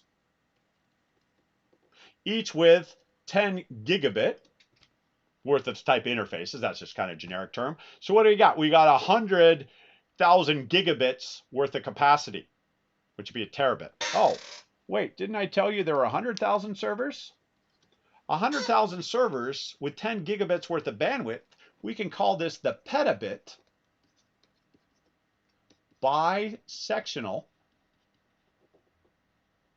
network, because your aggregate, and it's actually 16 gigabits. They used 8 network cards, each with 1 gigabit up, 1 gigabit down in here. Your aggregate is 1.6 petabit of bandwidth. So Google says they got this petabit, and the bisectional is between compute and storage. Now you say, yeah, my data center does that too on premise. We have those storage arrays where we store all the disks, and we have the compute. Yeah, but do you have it at that scale? I don't think so. Google does a really good job of separating compute from storage so each can scale independently. And that's a big deal when it comes to computation and other requirements like that. It's the separation of storage from compute. And so that's really what we mean here. There's a nice petabit. It's not a petabit network card, because you're like, yeah, Grant, I've heard of gigabit network cards and 10 gigabit network cards, and maybe 100 gigabit network cards. But a terabit, they said they got 250 terabits running down the cable between Europe and the US, one of their cables. But where's this petabit come from? Well, it's a petabit bisectional network. And within your project, you've got your data sets and your tables. And that petabit network has the BigQuery storage service. And then there's a BigQuery query service that goes and attacks that data. Now this underlying, here we've drawn a little diagram of Colossus. That's this guy over here. This storage is called Colossus. That's one of their internal names they talk about. So we put our data in there. We can load our data in batch. We can also stream that in. And that can be done independently of our queries. And over here, using our web UI or command line utilities, we run our queries against it. And this petabit network, our query service can go and attack that data in the storage. And that data is split across a lot of disks. Because Google doesn't store your data on one hard drive or even one hard drive with 2 backup copies. They split your data into chunks or shards, to use a good database, and they're not necessarily sorted or anything. And we attack them in parallel and we read the data back out. There's no need for indexes with this, because we can read that data in parallel so fast, the index really gets created by the query on the fly based around the columns retrieved. So we can go ahead and read a lot of data in. Now, sometimes as part of the landing process, maybe we need to cleanse our data. So Google has actually partnered up with a company called Trifecta, and they offer a product called Data Prep, which allows a little graphical tool. So you can use that to process your data. So maybe you got files and you need to go and exclude columns that have nulls and all sorts of stuff like that. And what do? Well, we can use this type of tool. So this is a tool for cleansing your data. A little what you see is what you get, or WYSIWYG, as we used to call it. We can do a lot of SQL operations. We may be able to do that in this sort of tool, or you can write those as queries. But if you're not good at writing transformational type things, graphical tools can help you quite a bit. But as we said, BigQuery is a query engine, and it's also a place to manage our data. So we can use BigQuery storage. So typical ingestion pathway is to bring our data in, store it in BigQuery, so BigQuery can just grab it right there in a tabular structure ready to go. We can technically leave the data in a file somewhere, but it does tend to slow things down a little bit. It's what we call a federated, or an external data source. So I could actually have a file sitting in Google Drive or sitting in cloud storage that I might go and utilize. The downside is it's great for small files, but larger files, that's a lot of extra time, because every time you go use it, Google hasn't prepared it in the right format. And so we can go ahead and bring it in. So as part of this class, we do like to do a quick demo of that, because it is one of those things that is good and bad about it. So I'm going to go pop over here, and I'm just going to go to my Google Drive. And in my Google Drive, I'm going to make a quick little file. So we'll go ahead and we'll create a little Google Sheet here. And in my Google Sheet, I'll say this is my data in Google Sheets. So I'll just use something simple. We'll do first name, last name. I know I used this example already, but we'll call employee ID. And we'll say my first name's Grant, my last name's Boyle, my employee ID is number 7. I notice Jeff is hanging with us, so Jeff Davis, we'll give you number 8. We'll give Joey, you could be employee 99. How about that? And, oh, just for fun, we'll put Kelly out there. Kelly's behind the scenes, keeping everything going. She's managing the live stream and all that, but she's also an excellent instructor as well. Hopefully, you can actually see her present on our YouTube channel. And Jeff's on our YouTube channel and things. In fact, a lot of you had Jeff for class yesterday. So I don't know, what would you like? We'll give her employee number 1 there.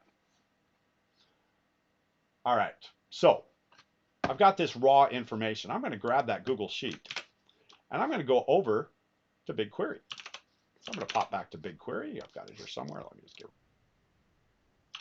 And I'm going to go in. I guess I'll, as I said, I got tons of windows. We'll go to console. I'm so bad at my windows. All right, let's jump back to BigQuery. And into my data set here, I'm going to go ahead and I'm going to create a new table. Now, in my table here, I'm going to go ahead and create a table from a file in Google Drive. Google says, okay, give us the URL. Let me go back here. I must have not copied it right. I'm going to grab that file. Now, that is a Google Sheet. I could provide the range, but it'll figure out what we got. And we're going to import that into names, but it's not going to actually import. We're going to link to that file. And we'll call this names and sheets. Now, BigQuery is case sensitive for table names. So watch that. That occasionally catches people a little off guard. Now, I'm going to go ahead and give it the schema. We know what our schema looks like, so we'll give it a first name here. Helps if I can type. Come on. First name, that's a string. Last name, that's a string. Employee ID. We'll go ahead and make that an integer. Now, I did have a header, I think, in there. Yeah, I did get first name, last name, employee ID. So I could have had it try to detect it, but I don't know. Sometimes I don't trust things. But I do need to tell it to skip my header row. And so we'll go ahead and do that. So when you're working with files, you can have a little bit of tuning. More options through the command line utilities or the API. There's only the options that are in the GUI that, they get a chance to program. So we always, if you can't do something in the GUI, look at the documentation. You could probably do it lower. Now I'm going to create that table.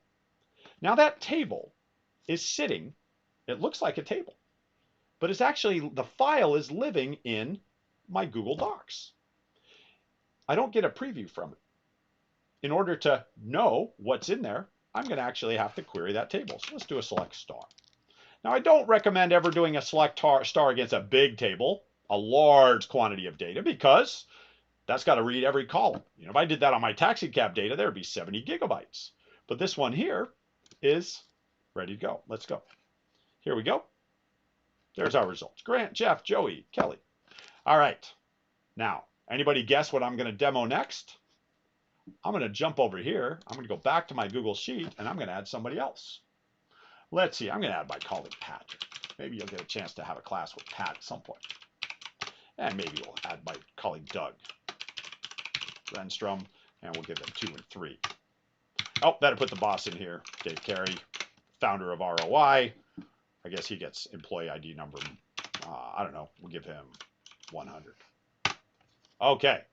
So, does anybody know what's going to happen next time I run my query? The data's updated. Because here comes my query. Now notice, took a little bit sometimes. That took a little too long there. So, there we go. Took a little while. Why? Well, at this point, we're dependent on BigQuery going externally and grabbing that document. Okay? So, putting it in an external file actually doesn't leave the storage in BigQuery. It's leveraging some sort of external storage, depending on the external storage type. So in this case, it was Google Drive. That could have also been a doc sitting in a Google cloud storage. so sitting in a bucket, and Google has to transform that on the fly. So it doesn't make sense for really big files unless those big files are constantly being updated and things. And in that case, you might be able to find a better pattern that leaves it all in BigQuery. But it's nice when you actually combine those sort of two things together. Now, can I join? Absolutely. I could do joins with this. In fact, let's see. Do we have an interesting table here? Let's see. I think I've got a Shakespeare set.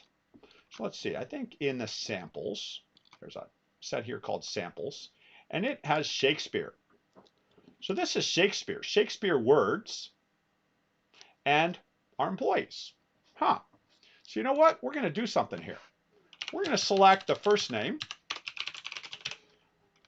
and we'll grab the last name, and we'll grab the employee ID, and we'll call each one of those, we'll call it our employee table. So I'm going to use good little SQL prefixes here. So I'm going to use that from that table as E, join, and we're going to join that to, well, let's see, this comes out of BigQuery. Oh, this is a backtick here. BigQuery public data dot samples, that's our data set. So BigQuery public data is our project. Our samples is our data set. And Shakespeare, because everybody does big data processing with Shakespeare, call that as S. Oh, and with the wrong, sorry, that's a backtick. As S, we're going to join the two as E dot first name equals S dot word. Does Shakespeare use any of our names in there? And so we'll go ahead and grab, let's go ahead and grab what corpus it comes out. So we'll grab the word, S dot word, and we'll grab C dot corpus, which is what Shakespeare play did it come out of. And let's see what we get. So I'm actually bringing those together. Oh, what didn't we like?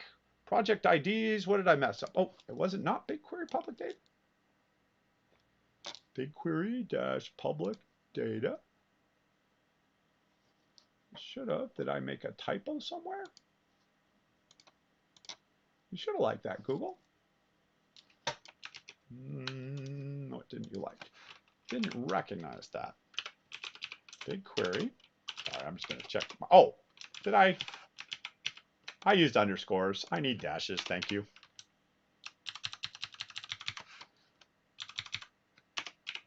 So, for those of you who were asking earlier, could we have some joins? You bet. So, let's go. C.corpus. Oh, S.corpus. There we go. So, let's see. So, Google's going to take their data set sitting in the public data. We brought it. So, Grant appears in Sonnets with King Henry. So, I've got a bunch. And Patrick appears. Sorry, Jeff. Sorry, everybody else. Sorry, Kelly. Sorry, all that. Nope, not there. Now, what about Rachel? We'll add Rachel in here. She's a colleague of mine. We'll grab Sarah. Sarah's been making sure you guys are all operational today. Let's see if any of those show up. So let's grab our query. All right. Nope. Sorry, guys. Just us. Just Patrick and I. All right, so there we go. Joins, all of that's capable of BigQuery. So when we start to talk about this, we talk about leveraging BigQuery in ways that we could store data externally.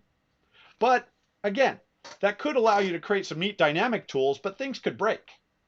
We can also talk about putting the data into BigQuery, both loading it together, but we could also stream it in. So there's a lot of things like that. Now, BigQuery supports streaming data directly in, quite often with BigQuery or using Dataflow to put that in. And what we wind up with is ways to start to organize our data. Now, we're going to take a break here in about 10 minutes. We'll throw a break in there. I know we've been going quite a while, actually. Probably should have taken a break a little bit earlier now, but we're let's wrap this up a little bit. Now, as far as working with data and things, as you'll find, as you start working, if you're used to working with databases, and we go back in history behind SQL and all that, we come across some engineers at IBM back in the 70s, led by a guy named Edgar Codd. And Edgar Codd is the one who kind of gave us the the beginning of the SQL language, because he said we're so tired back in the 60s and 70s of talking to different databases in different ways. Every platform had its own way of talking, and he proposed a standard structured query language. And following along after him were some other guys who came along, a Gray and Reuter. And those of you who studied SQL, this is the part we always used to. You have to break your tables up into lots of small things. You have to normalize your data. First normal form, second normal form, third normal form, all those sort of things. But if we start to use something like BigQuery and things like that, those joins are actually going to make our data slower to access because we're adding extra steps that have to happen. And BigQuery actually benefits quite a bit from having denormalized data, and especially in the case of a data warehouse. So there's a lot of challenges behind working with things. But one thing we can often do with BigQuery is, because it supports more than just standard row column type tables, it actually supports nested information. Now, CSV is never a nested type information file, but if you think about JSON, and if you ever work with JSON, with repeated rows and things like that, well, that's how we can start to work with BigQuery. We can work with what we call arrays and structures. So we can actually have additional columns and interesting ways to organize stuff like that. So in our BigQuery Data to Insights course at Google, which is a 3-day course that focuses just on BigQuery, we go deep into how to go and start to design schemas and things like that, are well beyond just normal SQL. So we can get the advantage of normalization, but also the benefit of having denormalized information so that we can go and build our stuff together. So that's what we're alluding to a little bit here with that. Now, BigQuery also has geospatial type information. Now, this is a big, ugly query to digest, but if we take a look, we're actually using latitude and longitudes as points. And, so here, and they're actually using that to create charts and graphs using BigQuery's GIS type stuff. It's actually plot. Here's the plot path of our hurricane. Now, did we have any data with latitude and longitude? Well, I think our taxi cab data actually had that. So yeah, you could actually plot up latitude and longitude of taxi trips. And BigQuery is built for doing some of that. So we've seen BigQuery over the years evolve to do more and more. And the other part about BigQuery is we've seen Google make it a platform for us to learn how to do machine learning as well. Now, as we go through and talk more and more, people, the rest of our afternoon is going to involve a lot of discussions around things like machine learning and all that sort of thing. Now, machine learning, a lot of people think, is you take lots of data, you hire yourself a data scientist who does all sorts of complex mathematics and multidimensional space, and you get really cool magical results. But in reality, you've got to have lots of collection of data. You have to organize that data in structured format. You have to have a model. You have to have some suspicion about how things relate together. And you have to use machines to sort of fine-tune the weighting of to how things get related together, and to get out and work through and try to refine your model with bigger and bigger and bigger amounts of data. And that's what it really means to utilize these sort of things. Now, that normally required, well, a lot of expert level skills, which it still should need a lot, but more and more people are able to get those skills lately. We can also say, well, where's my data? I've got to get my data available to me. And so we have to get that part. But we hear AI, we hear ML all the time, when we're thinking about images and sequence, neural networks and stuff like that. There's a lot of models within Google of different types. There's all sorts of different types of machine learning models and all throughout Google, and how many inputs and outputs and all that sort of stuff. Machine learning is basically, by using examples, create some models.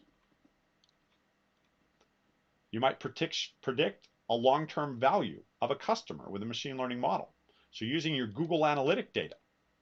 So imagine we're looking at the Google website where you can buy Google stuff, shirts with, say, Google on there and all that sort of stuff. Well, we might go through and we might process the data of their analytics to the site. And Google Analytics data actually winds up in BigQuery all the time. That's, in fact, its landing point. If you sign up for Google Analytics, your output is BigQuery results and really complex tables. In fact, in the BigQuery samples data, if we go down and look, you actually find under the letter G, interestingly enough, Google Analytics.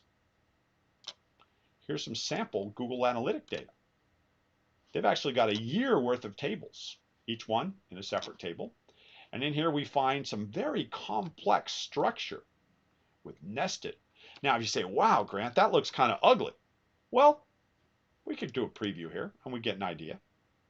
And they're basically, it's tracking an entire session of somebody's visit to our website. The visit number, the visitor ID, the start time, and then if we scroll over, they're actually storing as one row in BigQuery. They might have, well, what device was that user using and where were they geographically, and the number of hits, who referred them there. And as we go over, we actually find, a little farther along here, everything that that user did on the website. So all the pages they looked at. Now, denormalized data would have so many repetitive rows. Normalized data said there should be a table called hits. There should be another table called product. And product should have all that, and we should relate those all together, but you'd have to join them all together to get the results. But Google Analytics, because its data is stored in BigQuery behind the scenes, is built like this, so that we can actually have the best of both worlds. Now, this is where structures get really kind of crazy, but I'm just going to do a quick query, and I'm just going to limit myself to 10 rows. I'm going to be bad.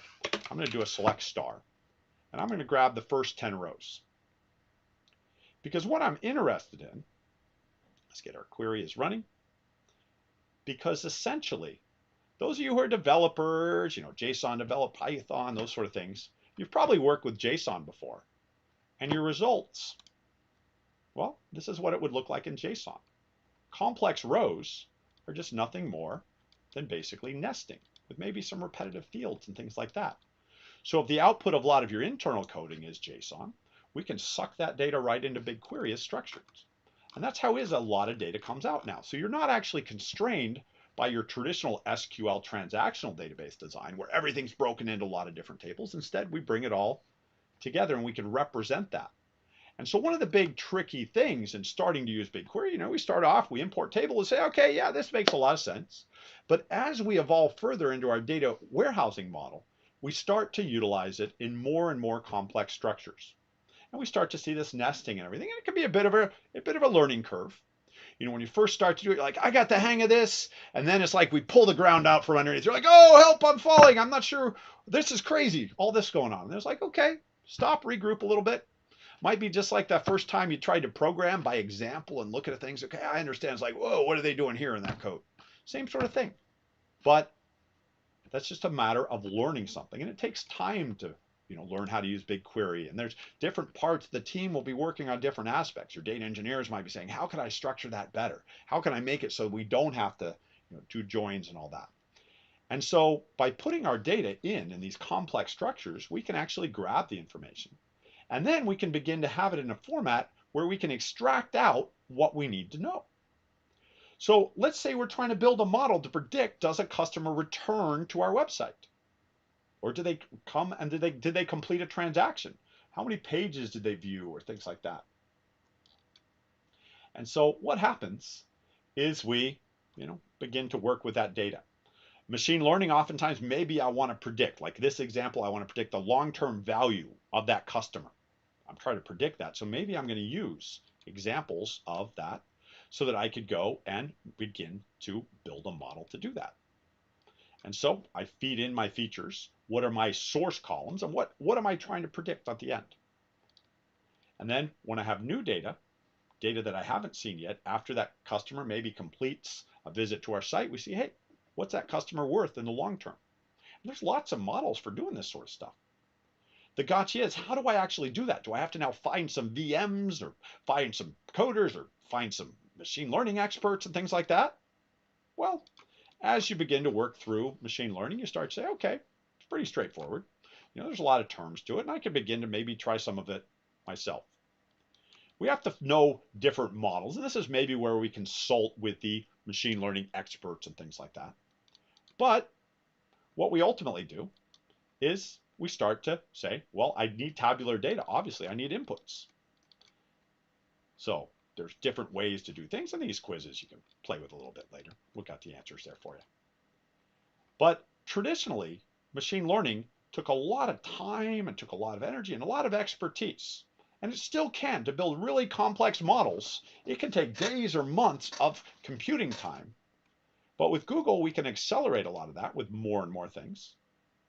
And now Google has a platform known as BigQuery ML. Now it takes a little bit of while, but I'm going to go ahead and do a BigQuery ML model here using our taxicab data. So I'm going to go use my Chicago taxicab trips. Here's my taxi data.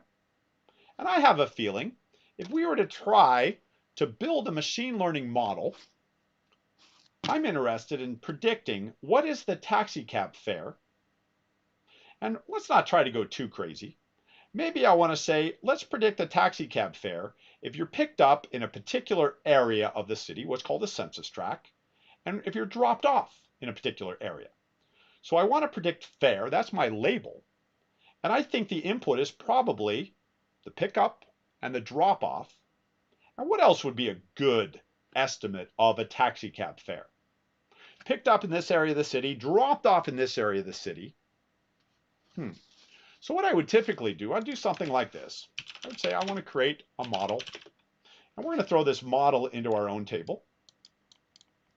I'm going to throw it into names, and we'll call it taxi model 2. It looks like I already have one there, taxi model. And actually it just got deleted. But what type of model do I want? Well, BigQuery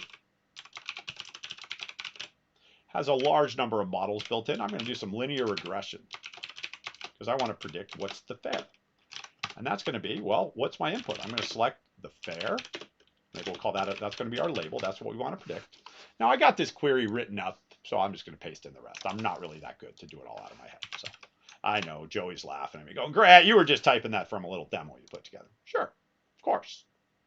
It's not a true live demo. I tested it before lunch. Now, so I'm going to say, all right, I want to predict fare. And I think the census tract where I picked somebody up and where I drop them off. So think of the city like a grid. These are little grid elements. And then, well, we're going to train this model while we're at break, and we're going to come back. So we're going to take a break here in just a second. We're going to extract the hour. I think it has to do with the hour of the day. And you know what? Yeah, we'll keep it that. We'll keep it simple. Now, I don't necessarily know miles. So I might not want to do that because I know that later. I don't necessarily know until the trip's actually done. So if I'm trying to build a model to predict taxicab fare, then, you know, I have to have the data ahead of time if I want to use this later to predict what your fare is going to be. Because maybe I'm going to make Goober or Grant's version of Uber. We'll call it Goober. Or would that be Google's version of Uber? We'll still call it Goober. I'll take credit for it. So we're going to build a model. Now I'm going to keep it simple. I'm going to look at a month's worth of data. I'm going to look at January of 2020 through February of 2020. And we're going to look, and the fare greater than $5. That way we eliminate, you know, zero fares and things like that, and stuff, anomalies that might be in there. And we're going to run this, and Google is actually going to train us that model while we're at break. All right. So everybody's right. It's break time because this is going to take a little bit of time to chug away anyways. And we're going to take a break, and we're going to come back here in about 15 minutes. Now, we're going to enable all the labs at the end of the session, okay? At the end of our session, at 4 o'clock, we're going to enable all of the labs for everybody to do, okay? We just want, right now, we're kind of focusing on the lecture side. That's kind of one of the things with this model because, you know, and that way you can all do it on your own sort of time. That way we can focus on what we're after. So, all right. Oh, our model's done, but we'll still take a break anyways. Let's do a 15-minute break. We'll grab a 15-minute timer. We'll get our timer up here, and we'll see you all back in 15 minutes. And then we'll see what our result was.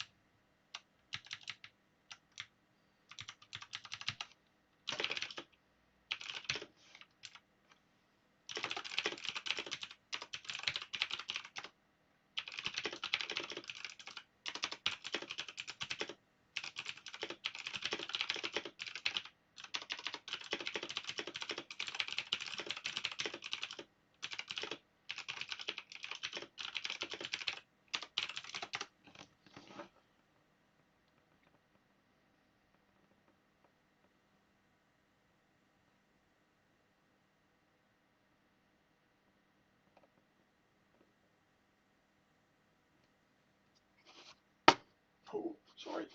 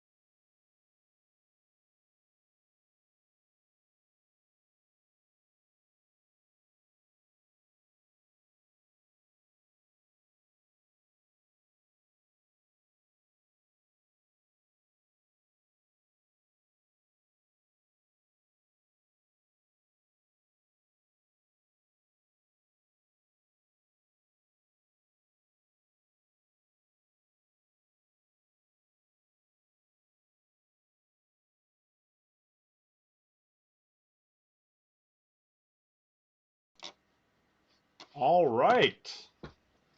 So welcome back, everybody. Hopefully, everybody got a chance to take a break.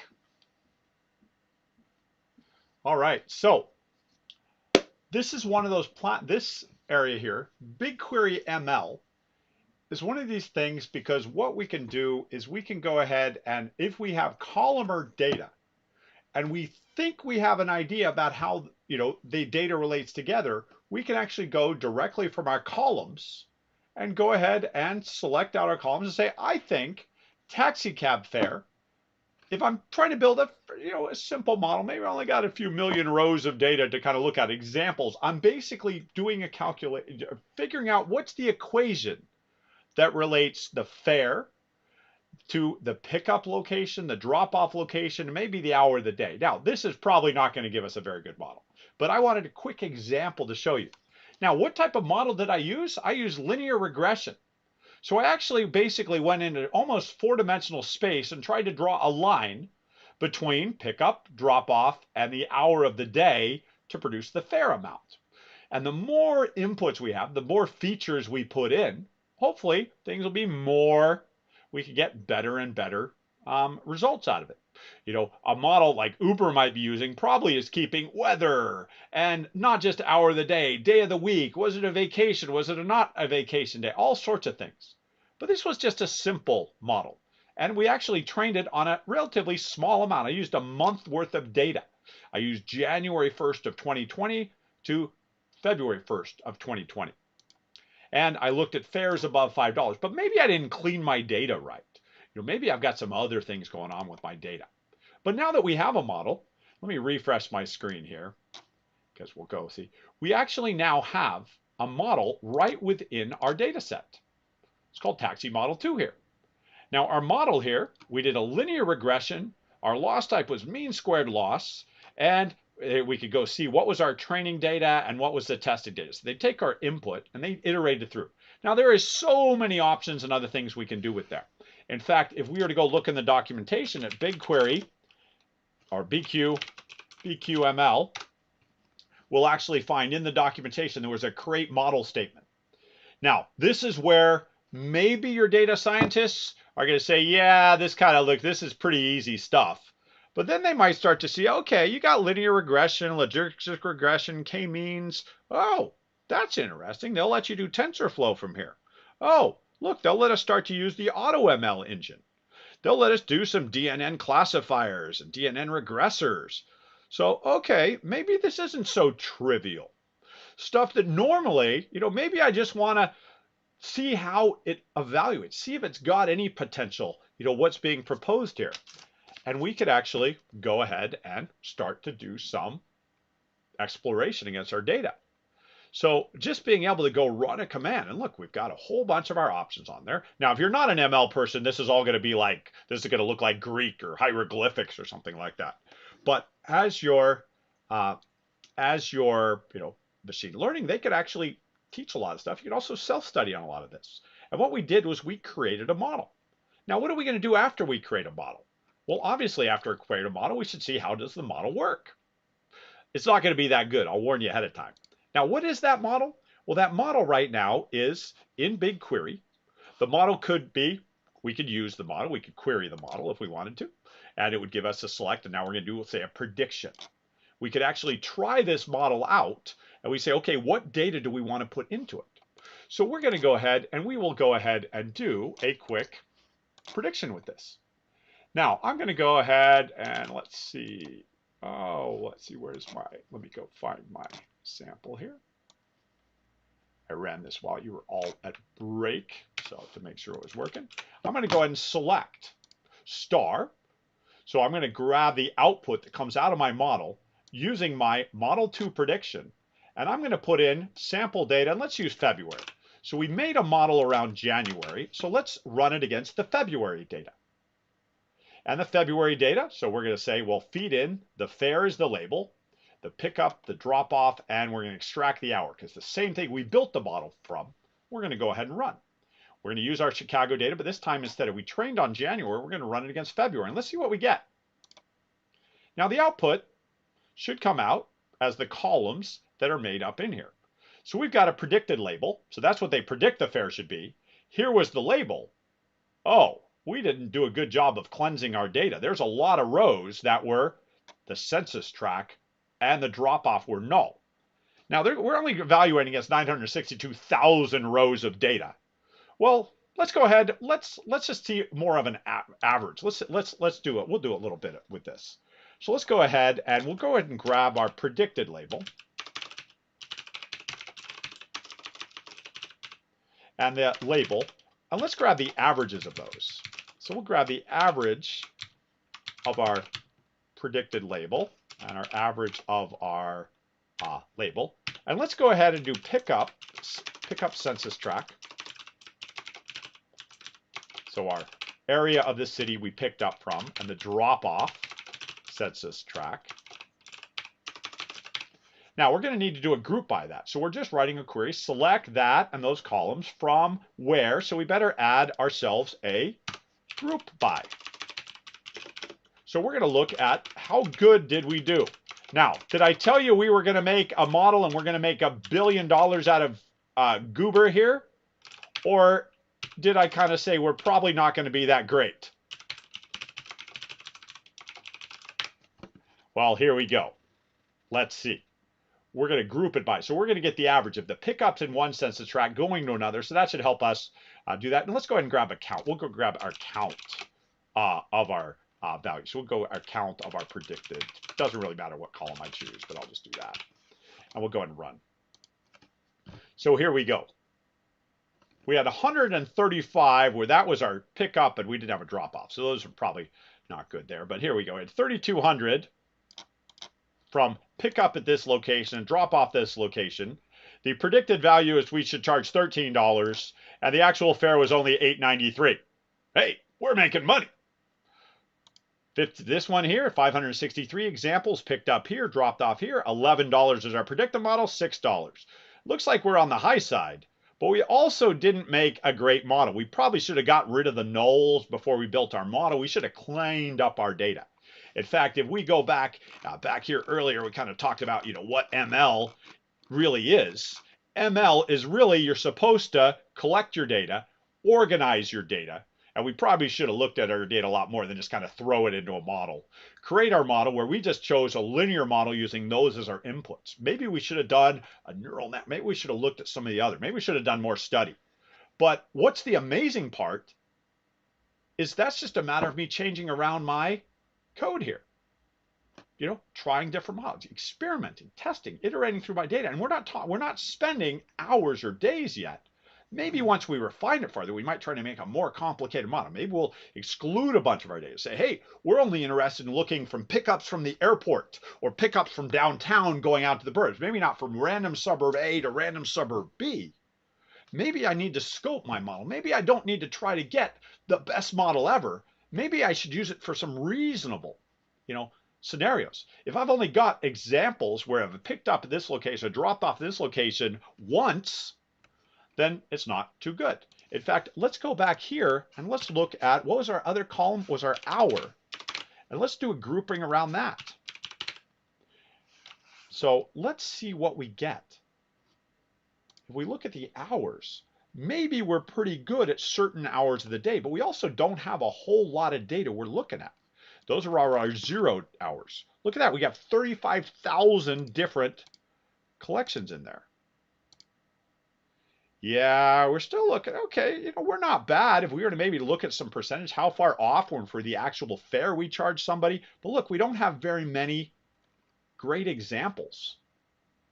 So that's where, maybe we have to go here and we have to go having a count of predicted or having the count of predicted label. I'd do some group by, I'd aggregate, take things out and say, okay, let's kind of scope and let's just look at what we've got.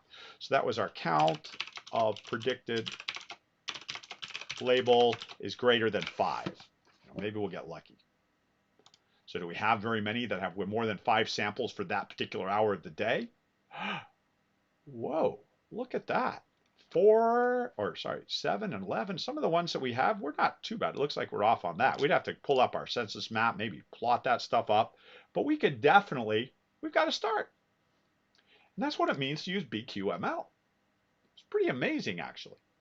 And there's some other options in there. If we look, there's create model and creating and evaluating how your model does and predicting using your model. And then we can actually turn it pretty easily. Once we get a model that's achieving the sort of results we want, maybe we get a model after we, throw a whole bunch of, more work at it, like hours or day, analysis and understanding more about what we're working with instead of just kind of throwing it there.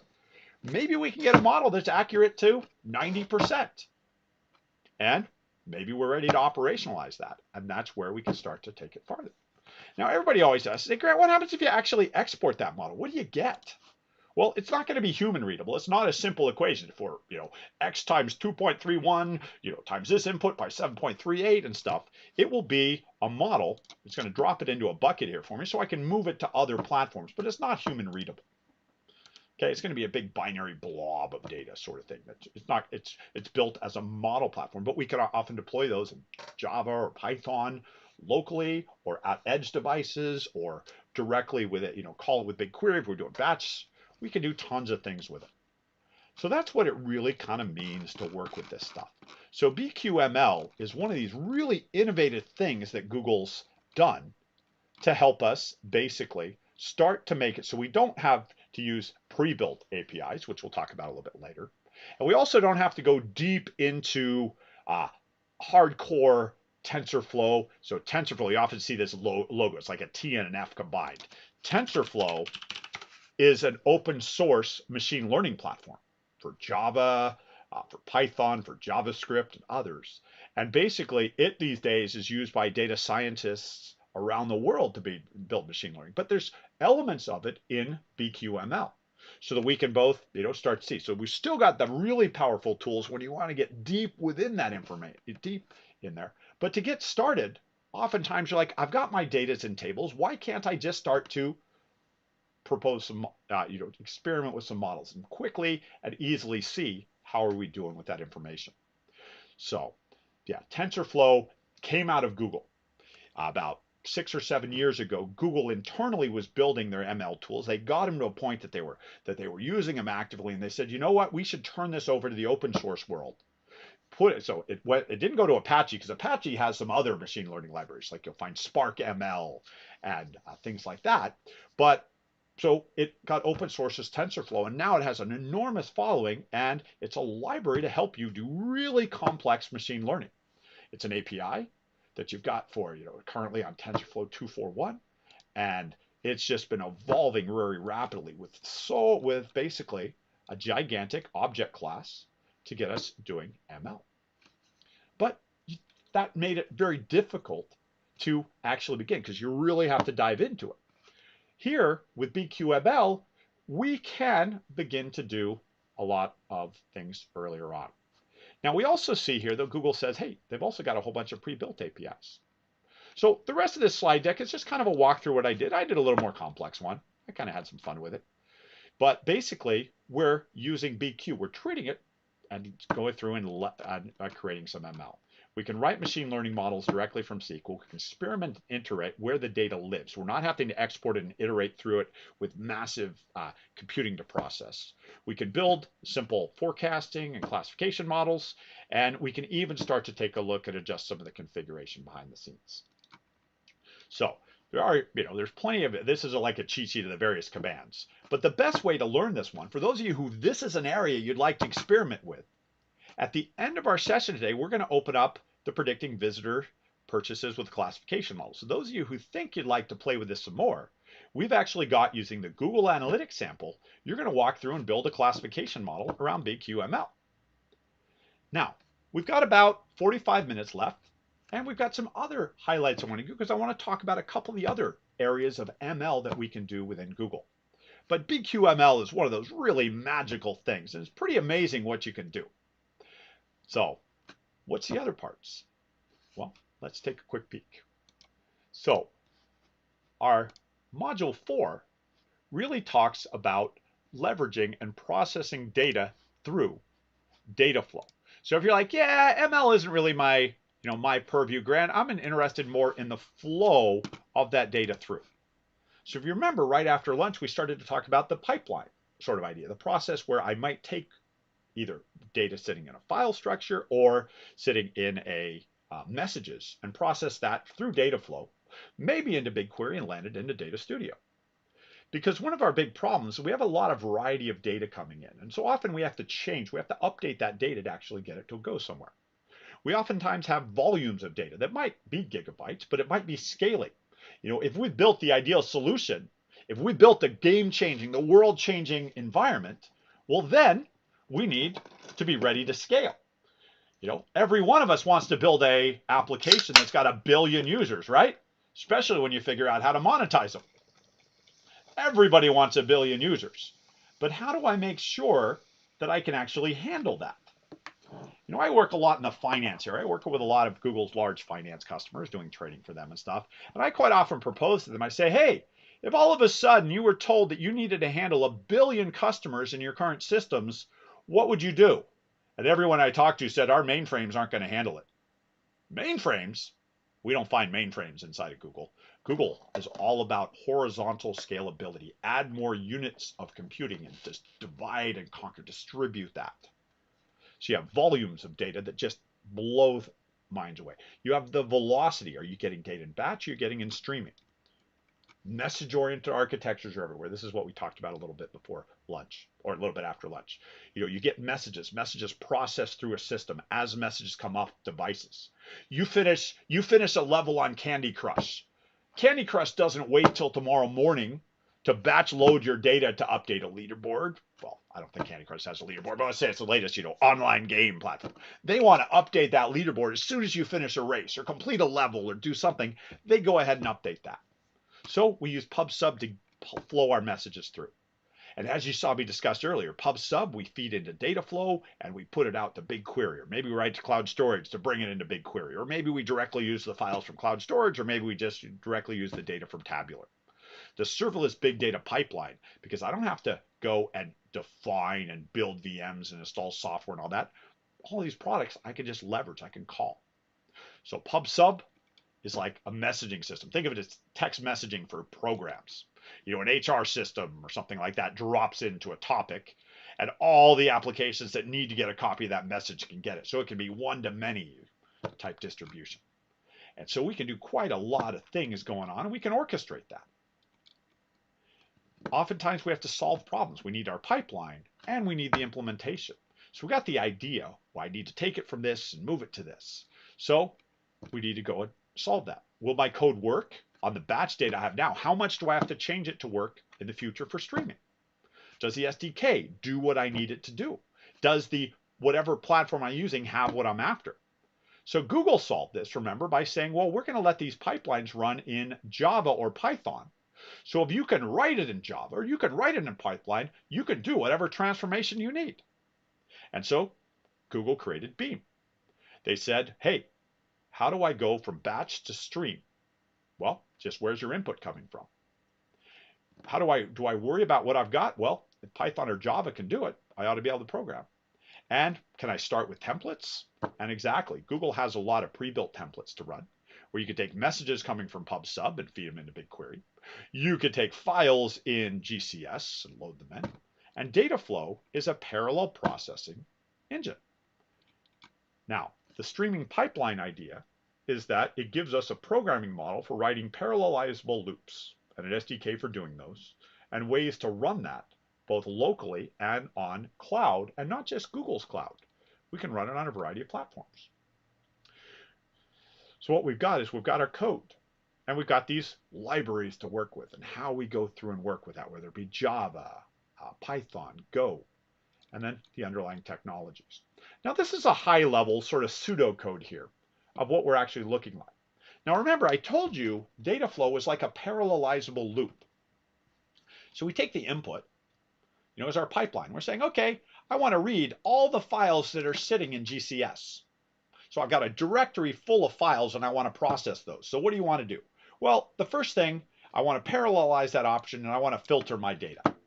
Then I may want to regroup that data. and then I may want to perform some other filtering, and then I might want to transform that data, and then I might want to send my output out. So I create a pipeline. Now, the code syntax will be different between Java and Python, but the general idea is each one of these steps here is just calls to whatever function you need to write to go and do things. And Google says, hey, you could start off with cloud storage. So maybe initially you were reading not from pub/sub, you were reading from text.io, you were reading from files. We start to change our input. Where's our input? Instead of reading from files, I want to process the messages that are coming in. So we do minimal code changes, and we could change where we're reading data in from and where we're sending data out to. Now, one of the other benefits of this library, which was produced at Google and open sourced, was the idea it also allows us to group data, because if you're relying on messages coming in, maybe you want to say, hey, how do I process messages that are constantly coming in? If they never stop, when do I put my output? Well, maybe you say every 60 minutes, I want to aggregate all the messages I've seen, and then I want to go ahead and write those out. Or maybe I want to process my data in, and I need to do that. Now, I'm going to give you an example that we all can associate with. Now I'm going to go to maps.google.com. Here in Chicago, it's about 2:25 in the afternoon. Let's see, I'll zoom out. I live in this area here. And my favorite part about Google, right now it says there's moderate traffic in the area. But if I wanted to go in here and I wanted to show traffic, here's traffic. There's traffic in my area. Green means good, happy, you want to be driving on that road. Yellow means not so good. Red means you don't want to be stuck in that. And this will get worse as the day goes by. Now I'm going to zoom in to kind of behind my house here. So I live in this area. I live, Dunkin' Donuts right across the street. Guac and tacos, go have good Tex-Mex food, all that sort of stuff. Go get the car washed, all that fun stuff right here. So this is kind of the real-time traffic pattern of what's happening around my house right now. So I'm going to go ahead and let me snip this here. And we're going to get a quick idea as to how could we actually build a system to update the rows of data necessary for traffic. Now, what would that look like? What would Google do? So we'll grab, here's our traffic. And each one of these, basically, these are all, particular points. So those somewhere, west and east and all those. So how did we get the data about the speed on a road? Do you all remember when Google came around and dug sensors outside the back of your houses and all that, and embedded sensors in the road, and they come change the batteries every 6 months on those and all that? Oh, they didn't do that in your neighborhood either? Well, where do they get the data from? Well, they get it from a car. Here's a car, driver in there, and the driver's got their phone. And their driver goes between a vector, and the driver's phone sends a message. And maybe we say this is, let's call this is, we'll call this point A1, and this is point A2, and this is point A3. So they're saying A2, A3, and I'm going 25. Actually, I guess the guy was going A3 to A2. 25. Just a simple message. Now, what are we going to do with that message? We're going to send that message. It's coming in via pub/sub. That goes into data flow. And data flow might say every 30 seconds, whoops, back a slide over. Every 30 seconds, group around, say, A3 to A2, and every other variation, A1 to A2, A2 to A1, ... All of those are going to be grouped. Average the values, average all of them, average all the, readings you have, all the reports you have for that road segment, the reports for that segment, average the speeds. And maybe if the speed is less than 25 or less than 15 or less than well, I guess greater than, we'll kind of say greater than 15, less than 15, and then less than 5. That's red, that's orange, that's green. And all our app has to do, where are we going to put that data? Well, that data, we might go ahead and after we process it, we're going to write that data. Maybe we put it into BigQuery for analysis, but maybe we're also going to put that data into some sort of other database that's going to drive our app, drive our web server. What sort of table? Well, I would probably use something like Bigtable that had the vector. So A3, A2 is currently green. And there we go. We just designed maps. And you're like, but Grant, there's got to be billions of road segments. Okay, fine. Start with a grid, 5 by 5. Think of a city, and Chicago, we could do this. We can go for a nice 5 by 5.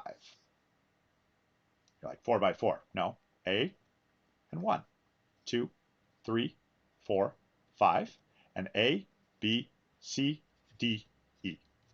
So we have A1 to A2. We have A1 to B1. We have B1 to B2, and B1 to C1, and so on. We can basically create. So we got 5 by 5, we got 25. Okay? Well, we go to a 10 by 10 grid. We have 100. That just needs parallelization to process 100. Every 30 seconds, we can process 100. We can group them together and update the values. We could say, well, great, you look at Chicago, you zoom back in on your map, and you got hundreds of streets. Yeah, we go, look. Nice thing about Chicago, it's a nice grid. Look at how grid that is. Look at our streets are so gridded. It's just a matter of parallelism. And what do we know about parallelism? It's easy to scale because this can scale independently. This doesn't need one server processing all that data. We need a scaling infrastructure. Maybe in the middle of the night, there isn't as much data coming in as in the middle of the day. But the infrastructure to do something like that, yeah, we might have to have some needs for the database. So our app, by way of some caches, maybe here in the middle, goes and is reading some information. So every 30 seconds, you update the rows. Now you say, well, Grant, isn't that going to cause, like, every time the light goes green, all those cars stop, then it goes red, and then it goes green, and then it goes red, and then it goes green, and then it goes red. And so you're going to be going green, red as the traffic lights go. Okay. So maybe say every 30 seconds, use the last 2 minutes of data. And what do? We process all that information. And so now we actually use the last 2 minutes of data. So at time 0, you've got just a little bit. Time 30, at time a minute, you've got all the data since 0. At time minute and a half, you give it all the data since 0. At 2 minutes, you got all the data. At 2.5 minutes, you can throw away the first 30 seconds of data, and you can just use the latest information. That'll help you knock out all those weird traffic lights and things like that. Now, why would we put it into BigQuery, though? Because BigQuery, I don't think we're going to query fast enough. It's not really an operational database. It's a data warehouse. Well, we might use this for analysis for your ML and your ML prediction on travel times, travel times. Because have you ever been into Google Maps and said, hey, I want to go from my home and I want to go to Itasca. There you go, Itasca. I think somebody has put in there Shaw's Crab House. Yeah, there we go. Shaw's Crab House. Crab House out there in Schaumburg. There we go. Right now, it's 17 minutes if I leave now. But what if I say I want to depart? Let's see, we got class. Maybe I want to go out there and I want to go at 5:15. So they can kind of tell me what's the typical. So they've got some models there. So I'm not interested in live traffic because I can't tell what the future looks like because I want to go there tomorrow night for dinner, 5:15. So that's where the BigQuery might be for analytics, might be for our model, versus the live where we might be operationalizing. But we can go ahead and work this because remember, this library here just gives us the parallelism we need. without us have to worry about coding multi-thread. How many of you ever thought you might be able to program in parallel on Python or Java without having some crazy libraries and stuff? You just got to learn Beam. Yeah, that's what it all means. And so this sort of stuff to drive this. And to start with batch, maybe you've got historical information. Say, let's run a simulation and stuff. But as you start to go farther and farther, you might start streaming your data in as it comes out of the systems. You can start to build very operational type systems. You might send messages out and you might process to other stuff, but with minimal code changes because a lot of your internal processing would remain the same. And so streaming pipelines, does your code work on both batch and streaming? How easy it is to convert. You don't have to reinvest in reinventing it. How much, the SDK, does it do what I need? And are there systems? And how much maintenance overhead? Is the infrastructure reliable? Is scaling handled? So you're like, okay, Grant, so you went from 5 by 5 to a 10 by 10 grid to 100 by 100, which says you're going to have 10,000, 1,000 by 1,000, which says you're going to have 1,000,000. So what? Give me a city with 10,000 by 10,000, divided up into a 10,000 by 10,000 grid of street segments. We'll just scale it. That's what Google's about. And we don't have to do it every 30 seconds. We gotta have a sliding. We could be doing, well, every 30 seconds we evaluate one road segment. We could actually be doing 1/30th of each of them every second. Can I monitor and alert? And things like that. So data flow, not much maintenance. We're just writing code. We can run it on Google's infrastructure. We auto scale it. It integrates in with our operations. And Apache Beam is open source. Apache Beam runners. Apache Beam actually has compatibility to run locally on Google's Dataflow.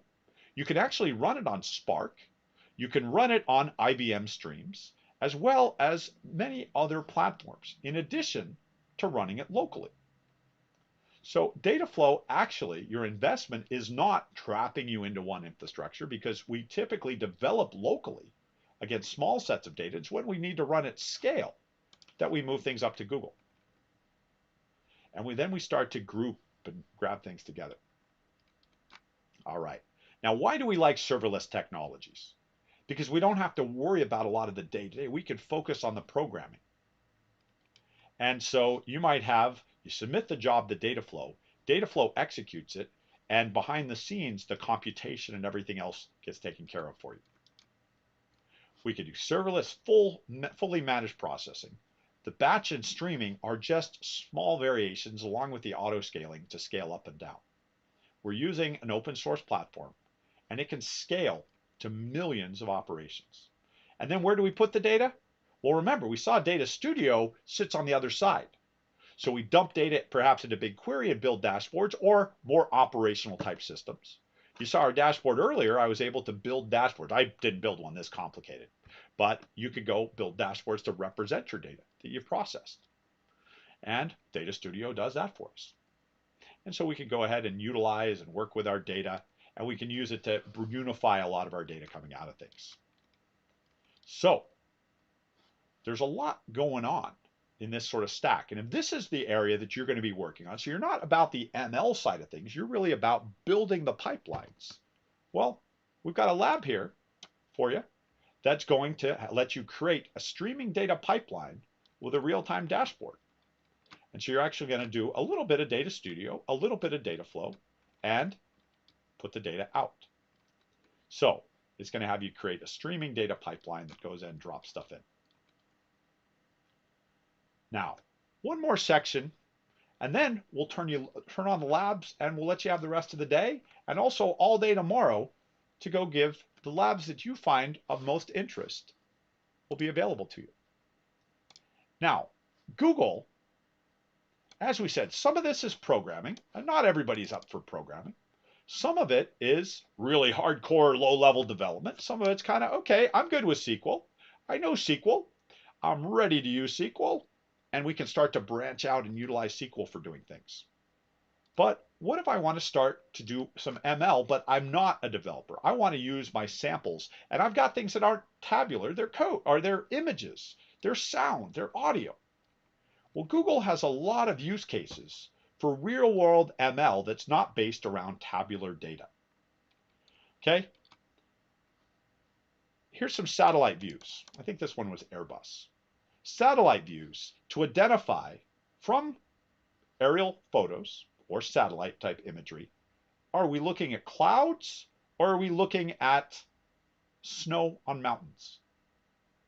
Well, a machine learning model has actually been built for that, to identify that up here, these were clouds. How?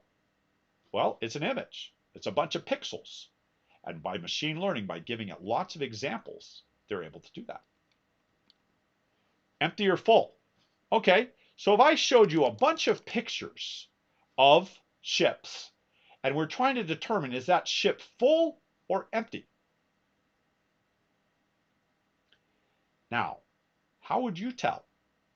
I would look at things like, well, how low is the boat to the sea? So if it's coming from the port fully loaded, it would be deeper in the water. And if it's leaving, it would be higher up in the water. And hopefully it doesn't get stuck in a canal and block, traffic. I think that sort of thing. And maybe you're actually going to want to build something to do that, to take photographs of ships as they go along and get an estimate of what they have. Now, it's not that far away to be able to look at that sort of stuff. I've noticed on highways now, when they have here in the US, they weigh trucks as you go in and out of states and stuff like that to make sure the truck's not overloaded. They have the right permits and the right stuff like that. But there's a lot of times they want to pre-clear. They'll try to weigh you as you go or look for suspicious things. Look for a truck that looks really bogged down because their tires are low and things like that. Well, you just need images to do examples. One from the healthcare area. There's catalogs of eye images that have been used throughout the globe. There's a fabulous data set of images down in South Africa of where experts, so ophthalmologists, have gone through and identified from photographs of eyes whether or not an eye is healthy or perhaps there's some disease in there. Now, if you think about that and say, okay, so an expert normally has to look at the image, and an expert can only look at so many. But what about if we are trying to solve a problem and try to detect it early? Maybe we're trying to help kids, to detect things early on. Or maybe somebody out in the field could take an image, it can be uploaded. And if we've built a good machine learning model, maybe we can start to identify things better. This is being done across the board with eye care, X-ray imagery. It's getting to the point where some of these images, image processing that we're able to do is actually better than what perhaps, a radiologist or other things can do. Don't let the radiologist hear me. So I apologize if you're a radiologist out there. Didn't mean to offend. But there's a lot. My father-in-law is a retired ophthalmologist, and he said this would have been fabulous because when he used to go in to do school checks in the 70s and 80s, they'd go into schools and he'd have to quickly look. They'd do his classroom or a school with 300 kids. They'd have to give them all quick eye checkups. It'd be a lot easier if you could have somebody, okay, they grab a picture and it comes back and says, hey, take a look at this particular kid's eyes. We're noticing something suspicious in there, so that he could focus rather than have to do 300 kids, quickly check, yeah, your eyes are good, you're good. Ooh, we should come, do a deeper exam. Get some augmentation to that. Image classification automates tasks that are easy or not so easy for humans to go through and process. We could use it to label images, perhaps. Label images? Oh yeah, let's go look.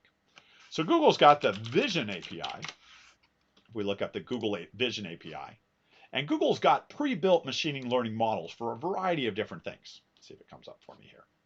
The Vision API, I can go ahead and grab pictures. I told you I had pictures of Google data centers, and I also got pictures of my kids.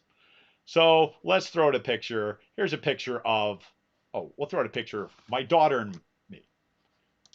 Went into town, this is several months ago. We were able to go through. Google identified there's two faces in this picture, and both of them are happy. Yeah, we got nice smiling faces on there.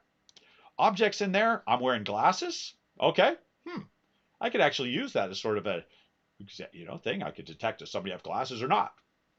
Labels, smile, glasses, vision care. Jaw, eyewear, travel. It's kind of hooked on eyewear there. It definitely knows I'm wearing glasses. Air travel, maybe?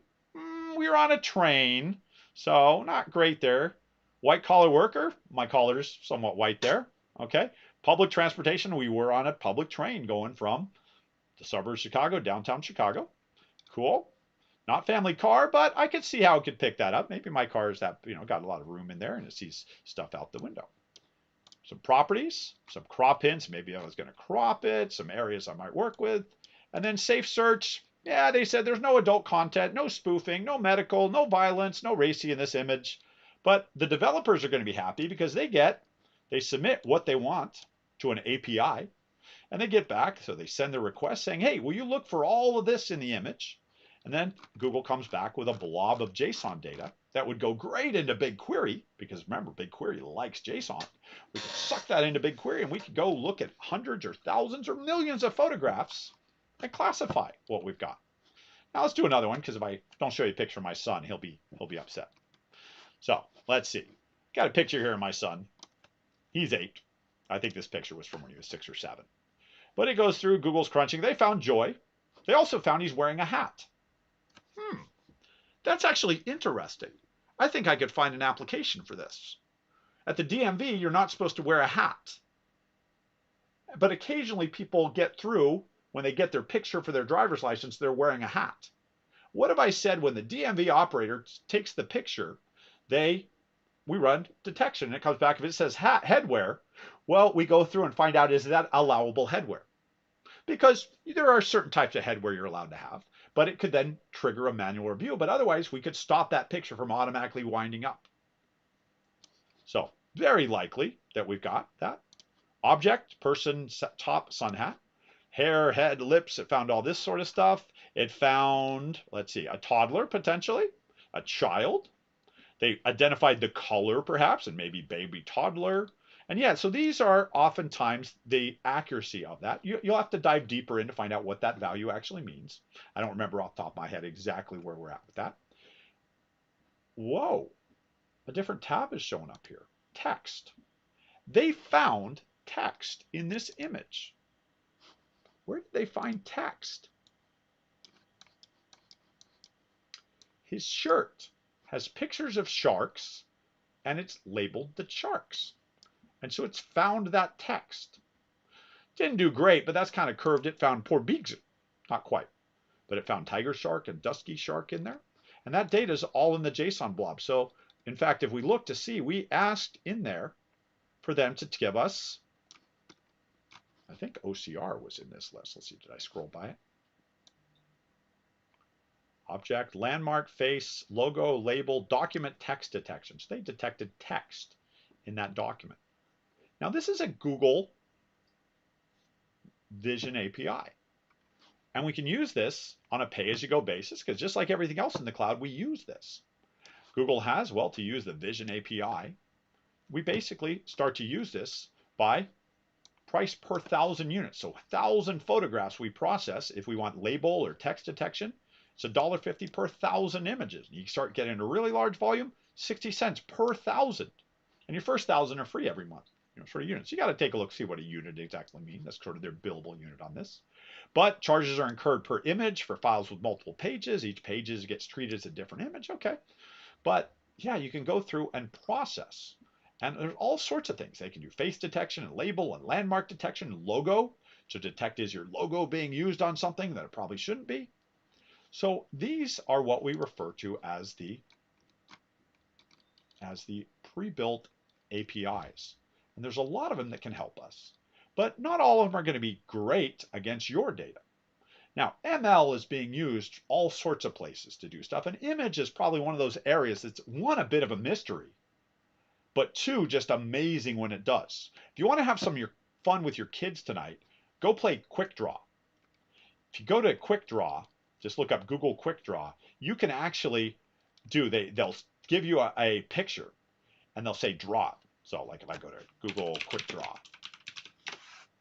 and I got a pen here, so I can do this with my tablet. So they got Quick Draw, and they tell me to draw something. Yoga. Oh, I have no idea. I don't know. What does yoga look like? I don't know. I'm going to the next one.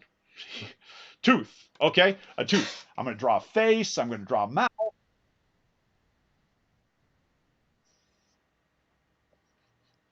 Oh, good. I fooled it.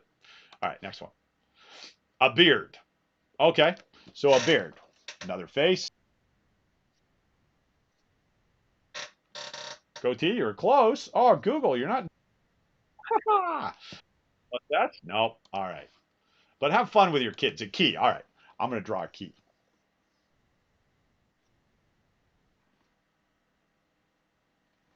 All right, we're done.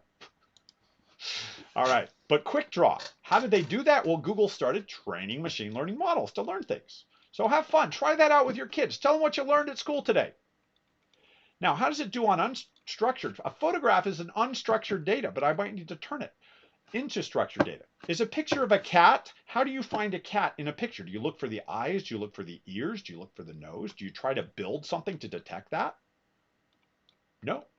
You show it lots of examples of a cat. Okay? In fact, in Wired magazine back in 2016, it was talked, how do you train? How are we going to program in the future? Here we are 5 years later. And how do we do this? We use this everywhere. You don't try to build something to detect whiskers and ears and fur and eyes. You show it thousands or millions of images of a cat and images that are not of a cat, and you let it build a model.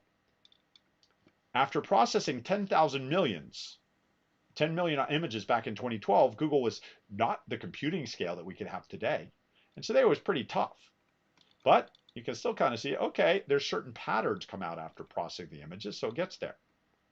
But deeper and deeper and more computing power, 9 years later after 2012, here we are 9 years later, and the scale of computing has gone up exponentially at nearly every 18 months if we're following Moore's law. And it's just such a large scale. And what we do today, we look at look at the video games we played in the 80s. My kids were like, you played this, Dad? You spent hours playing this game? Man, this was horrible. So what? Pong and Asteroids and all those games? It's like, yeah, the crazy stuff they're playing today. Now, what's your appropriate? Do you want to use Google pre-built models? Would you like to go really deep and create your own brand new models, or would you like somewhere in between? Would you like to customize on top? So Google's got models to detect cats, but they're probably not going to pick a lot of different variations of cats. But what if you could? What if you had a collection of images? Google already knows how to detect a cat, and then you provide them examples and say, well, this is this type of cat, this is that type of cat. That would be where we'd start to introduce Google's pre-built models initially. We have them around text and images and things like that, and even dialogue flow for doing chat bots and stuff. And text-to-speech APIs. There's what's called the speech API. And the speech API, if we look up Google's, oh, there you go. Speech API, I give it access to my microphone, and I can speak, and it will just keep taking what I tell it. And it should. Hopefully that doesn't lose my audio on my stream here. Yeah, it might not. Actually, that one should work. But might not be super happy about it. I still have audio, right? Everybody can still hear me. Somebody will hit me on my emergency channel, like, Grant, you lost your audio. But yeah, there's speech API. Oh, that's why it didn't come right up with what we're after. The Google Speech API. It's speech recognition. It can be done in batch, or it can be done live. Yeah, here we go. Let's see this one. So I'm going to go ahead. Oh, and I'm not a robot. I'm going to talk. Am I really a robot? Google thinks I'm a robot, but I don't think I'm a robot. And they're able to transcribe that live if I needed to. And they'll actually go through and they'll start to try some punctuation and other things else like that. You can also use it in upload a file and process audio. So think about that. Any of your organizations have to record phone conversations? If you work in a regulated industry, there's a lot that do. Banks and things like that will record phone conversations. And if the lawyers ever need to listen to them, well, they have to go listen to all the audio. What if we could simplify? What if we could put it through a speech-to-text API and store that somewhere? So this is one of those things where another API. Now, there's some really cool. I'm going to show you another one here. We're going to look at the GCP DLP API. This is the data loss prevention API. This we often will put together as part of solutions. As we're passing data through, say, a pipeline within Dataflow, I can say, hey, send that data over to the data loss prevention API and find out, does it have any sensitive data in it that we need to redact before we put it or before we return a result to somebody? There's actually a demo of this, DLP demo, GCP. And the data loss prevention demo, They've given it a paragraph of random text here, and they've gone and identified some information. Now, just for fun, I've got a gift card that's empty. So I've got it here. I'm going to go ahead and plug in this gift card number. Let's see how good Google's. Don't worry, this credit card, it's just a gift card. It's dead. 58. Oh, Google, you didn't find it. Wait, let me check. I'm off by 1 digit. 9? Did they find it? Look at that. Google said credit card number. Let me switch that back to an 8. They don't have it. At 9, they have it. Because a credit card number, you could say, well, Grant, I could write code that detects a 16-digit number. But it wasn't detecting a 16-digit number. It was detecting the pattern of a credit card, which is more than just 16 digits. There's checksums, and there's all sorts of other things that go into there. In fact, Google has machine learning models to detect all of this type of information that you might need to redact out of something. IP addresses, we could put street addresses, locations, email addresses. They know how to do a lot of those are easy. But all of a sudden, there's other values, document types, and things like that. And they'll actually go through passport numbers, bank account number formats, and things like that, and say, hey, we've identified this information in that data. And maybe you'd like to redact it. Oh, and it's not just about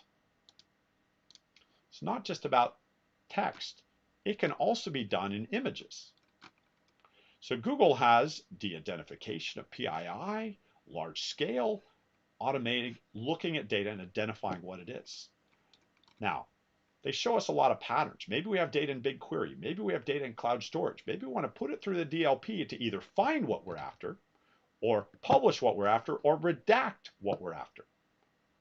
And so Google has a number of these APIs that we can just start to use. Do we need a custom model, or what Google has works? But if we need something, we could start with a pre-trained model, find out if it does what we need. But after that, we might, so here was the demo. We did the Vision API plus a few more there. But Google, a lot of the Google products you've started to use. Anybody use the application Google Translate? You're like, yeah, Grant, I use that all the time. I actually, in 2019, I got a chance to go to Shanghai, and I also went to Guangzhou, China. And there, all the signs are obviously in Chinese. I don't speak Chinese. I can't read Chinese. So, but I could just hold my phone up, and it would translate it to English for me. Now, you're like, well, what did that pipeline look like? It took an image, sent it through the image API, extracted the text, sent the text through the Google Translate API, and sent it back. And then they just rendered it. So they detected the font and the color, and then put it back right in the right place. So, it's not just oftentimes about finding things. You can make very operational type pipelines. So face detection and web annotations and things in the browser. And here's that translate. You hold it up to a sign. You say, okay, Grant, so you're saying take a picture of the image. Got it. Camera can do that. Image goes through the Vision API to get the text. The text gets translated to the language you want it. So go from wherever over into there. And then we had to detect the color and the font and put it back in the right place. I don't know about you, but after what I've seen today, I think the tricky part is actually putting the image back in the right place. But we got a good graphics person. They said, oh, Grant, that's easy. I don't know how to do the translation part. So team up with that and bingo, we're good. So all sorts of companies are using these tools to help them understand. Now, there's a natural language processing. That's another big API. We look up GCP NLP API to actually extract data out of text. So we could go up to Twitter, find some tweets, feed them through, and we could actually type stuff in. We go just about anywhere. So here's an example, a block of text. Google, headquartered in this, unveiled a new Android phone. We analyze that, and Google will come back and tell us, well, what was identified in the article? What's the sentiment? Is it positive or is it negative? What's the syntax? This would have been great in high school. Hey, this is how the word, this is how the whole thing breaks up. And all of that for the NLP API. But what's this AutoML we keep seeing? Well, the thing is, it's great against what Google is trained against, but AutoML takes it to the next level. AutoML says, why can't we build on top So let's say we're the meteorologist and we want to predict weather trends and flight plans from images. Well, a weather expert knows all the different types of clouds. I don't. I look outside, I see a cloud, go, it might be rain. And usually somebody says, nope, those aren't rain clouds. I'm like, why aren't they rain clouds? Well, there we go. Nick, I'll answer your question at the end of class. Google Fi is the answer. Let me just put it that way. Google Fi. That's what my phone runs. Is it a cloud, but what type? Is it this type or this type? Because different clouds have different needs. So Google might be able to detect a cloud, but if you had photo examples of different types of clouds, you could build on top of Google's model with AutoML. So the Vision API might just tell us sky and there's a cloud at daytime, but you go ahead and take your photo data set that's labeled and utilizing the AutoML Vision, you can actually come out with a prediction model that will work. So you take your photo set and you identify it to Google, or you identify what the images are, and Google will go ahead and process and iterate through it and basically build you a model to help you with that. So I've heard stories of drilling companies. They're drilling for oil, they're down a mile below the surface, and they have to know, is the drill bit worn out or not? So they got to pull that drill bit all the way back up, and half the time they pull it up, they go, nope, the drill bit doesn't need to be replaced yet, send it back down. What instead if we sent a camera down the hole? What if we had where they retract the drill bit just a foot or two, take a picture of that image, come back and run it through, because we trained it, say, this is what a worn out drill bit looks like, this is what a still good drill bit looks like. AutoML to the rescue. I want to build an AutoML model that helps predict superhero skills in kids. I'm trying to get just somebody to sponsor. So let's say I took 1,000, or I got 1,000 images of superhero, maybe 100 of Superman, and maybe 100 of Thor, and 100 of Captain America, and 100 of Batman, and all that. I could use AutoML to build a superhero detection with AutoML.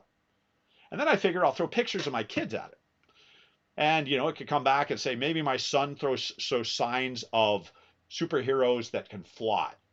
So I'll take him out back and I'll throw him off, the first step and see if he can fly yet. We'll slowly work higher and higher. Maybe just then, all of a sudden he'll be, boom, we figured it out. Because that's always how they never know they have flight capabilities until they get kind of tested. So, if my machine learning model says that it can do that, I'd start with AutoML on that, because I don't want to have to go attend Stanford CS 231. What's Stanford CS 231? Look up Stanford CS 231. This is a course, graduate level course, called Convolutional Neural Networks for Visual Recognition. You can actually go back and you can actually see some of the previous lectures and all that. I watched like the first half hour and I was like, no, I don't need this level of depth. I'm just going to use AutoML or use some Google tools to build on top. So you don't have to be an expert in image processing with more and more of these tools available. So what we kind of saw with BigQuery ML with tabular data, up in Google, we could start with AutoML. So models built on top of existing models. So Google can detect a cat, can detect a bird, can detect a, but to get down to specific breeds of cats or dogs or superheroes or birds or your specific use case within your industry. And it's not just about, the easiest one for us to kind of understand is the vision one, but it can also be leveraged for other areas, for natural language processing, for translating. One of the big complaints I hear when I talk about the Google Translate, so I look up Google Translate, is it's horrible with Asian languages, Asian and Indian languages. So we could detect, we could say, well, I've got English, or we'll have it detect, and we'll say, all right, how about, oh, this one even wants to give me audio here. Bring up, I think we can do it from here. So we can go, okay, say, oh, uh-oh, English, Japanese detected. Okay, I guess I didn't get Indian. Is it different Indian? I can never spell it quite right. Okay, we'll just say hello. That detects English, and I want that translated into, let's throw that into Hindi. I know about 5 words of Hindi. Okay, there we go. Namaste, good. KCO, how are you? Okay, well, not one I use, okay. But we got all sorts of variations. Give this one a try. This is being done through ML. So Google's gone through. It actually started with French and English. because Google trained, they had entire books written in both English and French that were very well written and translated really well. And they weren't books, they were government documents. Because if you know anything about Canada, everything the government publishes has to be published in English and French. And those are really good translations. So that was sort of the first pair. But after that, it started Western languages. And Google didn't just say, this text means this word means this. They started getting the phrases and been building it. But it's not great on Hindi and languages like that, but you could make it better for your particular use cases if you've got samples to build from. And so when we talk about AutoML, that's the AutoML is the platform to be building on top. Google's done a lot of the work to get the basic stuff done. But as we go farther, we see more and more. And so the Vision API was great for Google's models. AutoML says start to build your own stuff on there. And so the last lab, we're going to go ahead and get these activated for everybody because this is kind of our last part of our class, and it looks like I'm about 5 minutes over. So somebody's like, Grant, you're running over. That's okay. I always take a little bit extra time. But what we'll do is we're going to activate this lab. So if you're interested in this, we actually have a lab called Classifying Images of Clouds in the Cloud with AutoML Vision. And what we've got is in the lab, you'll download a labeled data set of different types of clouds, and you'll train an AutoML Vision model on that. And you can go from there. Versus building your own custom model. We know about BigQuery ML. We talked about that. You could go deeper with TensorFlow. But as we start to use this stuff, and in the labs, you'll start to get a chance to play with these. And so that brings us really to the end of what we have for today. And so to summarize everything, it looks like they fixed that issue. So all of you who reported this morning that did they fix that? That the file? Oh, they didn't. I've got a backup copy of it here. I thought they did, but it looks like they're still working on it. But in summary is just a little bit of a summary of what we talked about today. Google's data center, we know that Google's got those massive data centers around the globe. We know that Google over the years has created the infrastructure to run their operations, and now they've gone ahead and opened those all up to us. There's a lot of different roles within things. And data analysts, data engineers, applied ML, tech leads, all that sort of stuff. And then big data challenges, we've always got the big data challenges. We usually don't have enough computing power. But with Google, we've got all of this in the platform. We've got an entire stack to work with. We've got Dataproc for your Hadoop workloads. We've got lots of ways to build modern pipelines the Google way, the way Google does it inside. We can find out and utilize their serverless platforms to help us process things. We can work through, we see tons of companies using these tools, and we can open up whole new areas within our business to do things. We can apply some AI and some machine learning, and we can start with what Google's got. We can build on top of what Google's got, and we can leverage the tools that Google used to get there. And this is just the start of your journey. We've now sort of covered our big data machine learning fundamentals. From here, Google has an entire curriculum that can be done live. So if your company is interested, you reach out, work with your Google team to arrange for us to come and deliver training on premise. So if you've got a large team, in fact, for many of you, we might already be doing that for you. You can also get it self-paced through quick labs. There's actually ways you could do a lot of labs yourself. This particular class, we've got 5 labs, and those should be open now. And also, there's even certifications in this area. So you can actually obtain a certification called the Google Cloud Data Engineer. Now, you're not ready for that exam yet. Sometimes I feel I'm not ready for that exam, and I have to take it again next month because every 2 years you have to renew your certification. I hold one of the first data engineering certifications at Google. And I had to take it in 2019 for the second time, and I'm up for my renewal. And they're tough because they're industry recognized certifications. So you can prove your knowledge around Google Cloud Platform. Now, there's a whole bunch of information you'll find out about Google. Today's live event, hopefully you've enjoyed the day. What we will do is I'm going to go ahead, I'll grab this slide deck since chapter 6 didn't seem to be available. We'll get that added onto the ls.roi training. And also, somebody asked, I saw earlier, about all the diagrams I drew. I'll go ahead and we'll put a little PDF up there. We'll call it Grant's Diagrams, or Big Data Machine Learning Diagrams by Grant. And we'll go ahead and get those, we'll put those up there. So give us about 20 minutes and we'll have those up on that LS. And that's a perfect time for you to go through. Let me make sure the labs, the labs are all activated. We'll go ahead and get them all activated. I'm probably clobbering into my colleagues. But if you go on up to Google Cloud, and I'll just kind of recap what you've got access to. At googlecloud.quicklabs.com, when you're logged in, let me use my incognito so I can see exactly what you're seeing. You're going to be able to see this course will be active in your catalog right here as a scheduled course in progress until Saturday at 6 a.m. And you'll have the chance to go through. There's one using Cloud SQL and Spark, which has a data cluster. And there's a predicting visitor purchases with the classification model and with BigQuery ML, so you can get to know how to use BigQuery ML if that intrigued you. If we go through, and yeah, you might just need to refresh your browser if they're not showing up just yet. But you could just go and see if they got this. We completed this first one earlier, but you can actually run that one up to 3 times. You can run each lab 3 times. So if you want to go back and play with BigQuery a little more, there you go. There's a lab here on building a real-time dashboard with data flow. And there's also one to get to know AutoML. So you could give that a try. Now, there's lots of resources available to you. And I'm just going to give a little bit of a wrap up. We'd like to thank everybody for being here today. And what I'm going to do is, let's see, there we go. I got to just find a little set of slides here that I'll go ahead and put up here for us to point you to a couple final things. One, thanks everybody for being here. This was probably one of our largest events we've got to do. So, it looks like the technology worked today. So that's awesome.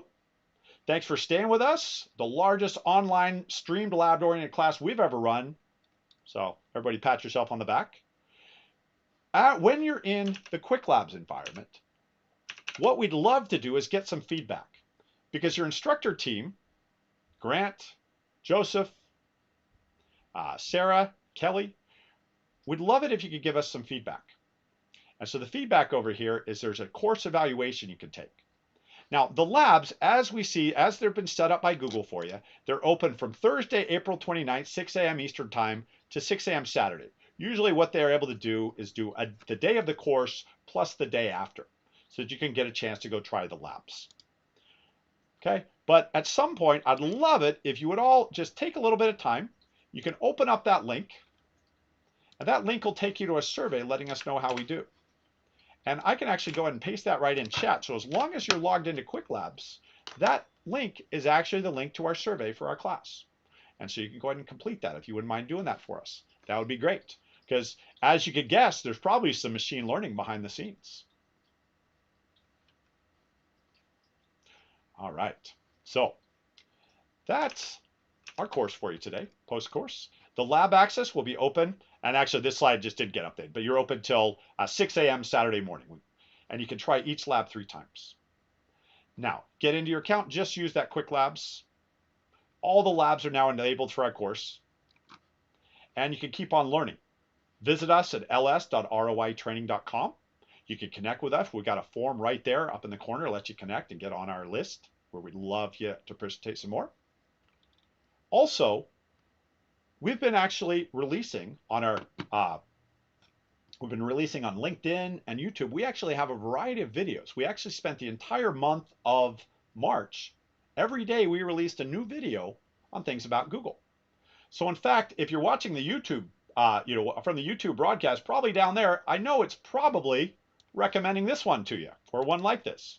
Here's one with our Jeff, our very own Jeff Davis. For those of you who had yesterday, he's got the video it was promoting for me was controlling access. And so come visit us up at the ROI YouTube channel, and you'll actually find that there's a variety. Oh, sorry, that's Grab. No, that's me. You can subscribe to the channel. Doesn't even look like I'm subscribed. All right, one more subscriber. Let's see if we can make that 500 by the end of the session here. Come join us up there. And what you'll find is we've got a whole bunch of videos around core concepts on Google. You'll find all sorts of things like I mentioned the DLP. Jeff's got a nice video there. My colleague Doug has a whole bunch on how to do things within. Here's my friend Pat. When we played with the names, these are all of our, or actually part of a team. We've got over 50 instructors on our team. And we grabbed some of our best to record some videos on all sorts of things, some tutorials, some core concepts. And so you could go and take a look at these. These are nice small snippets. So there's Patrick. He's got a nice mustache. He would have done well on our quick draw a little while ago. So, but yep, I encourage you to come visit and join our YouTube channel because, hey, we've been getting a lot of great feedback about what we're doing, and we're looking at doing some more in the future.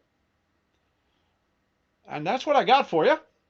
Hopefully everybody enjoyed the day. I'm seeing in chat, everybody's like, yeah, it was a great day. It was awesome. I'm glad you liked it.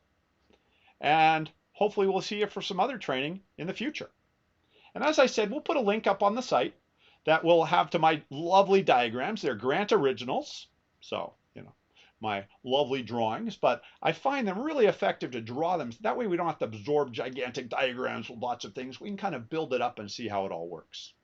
But that's your personal takeaway from the week. So thanks everybody for being here. Shout out to all the team there. Thanks for helping so I could just focus on teaching today. It was great to have everybody else, out there, our team.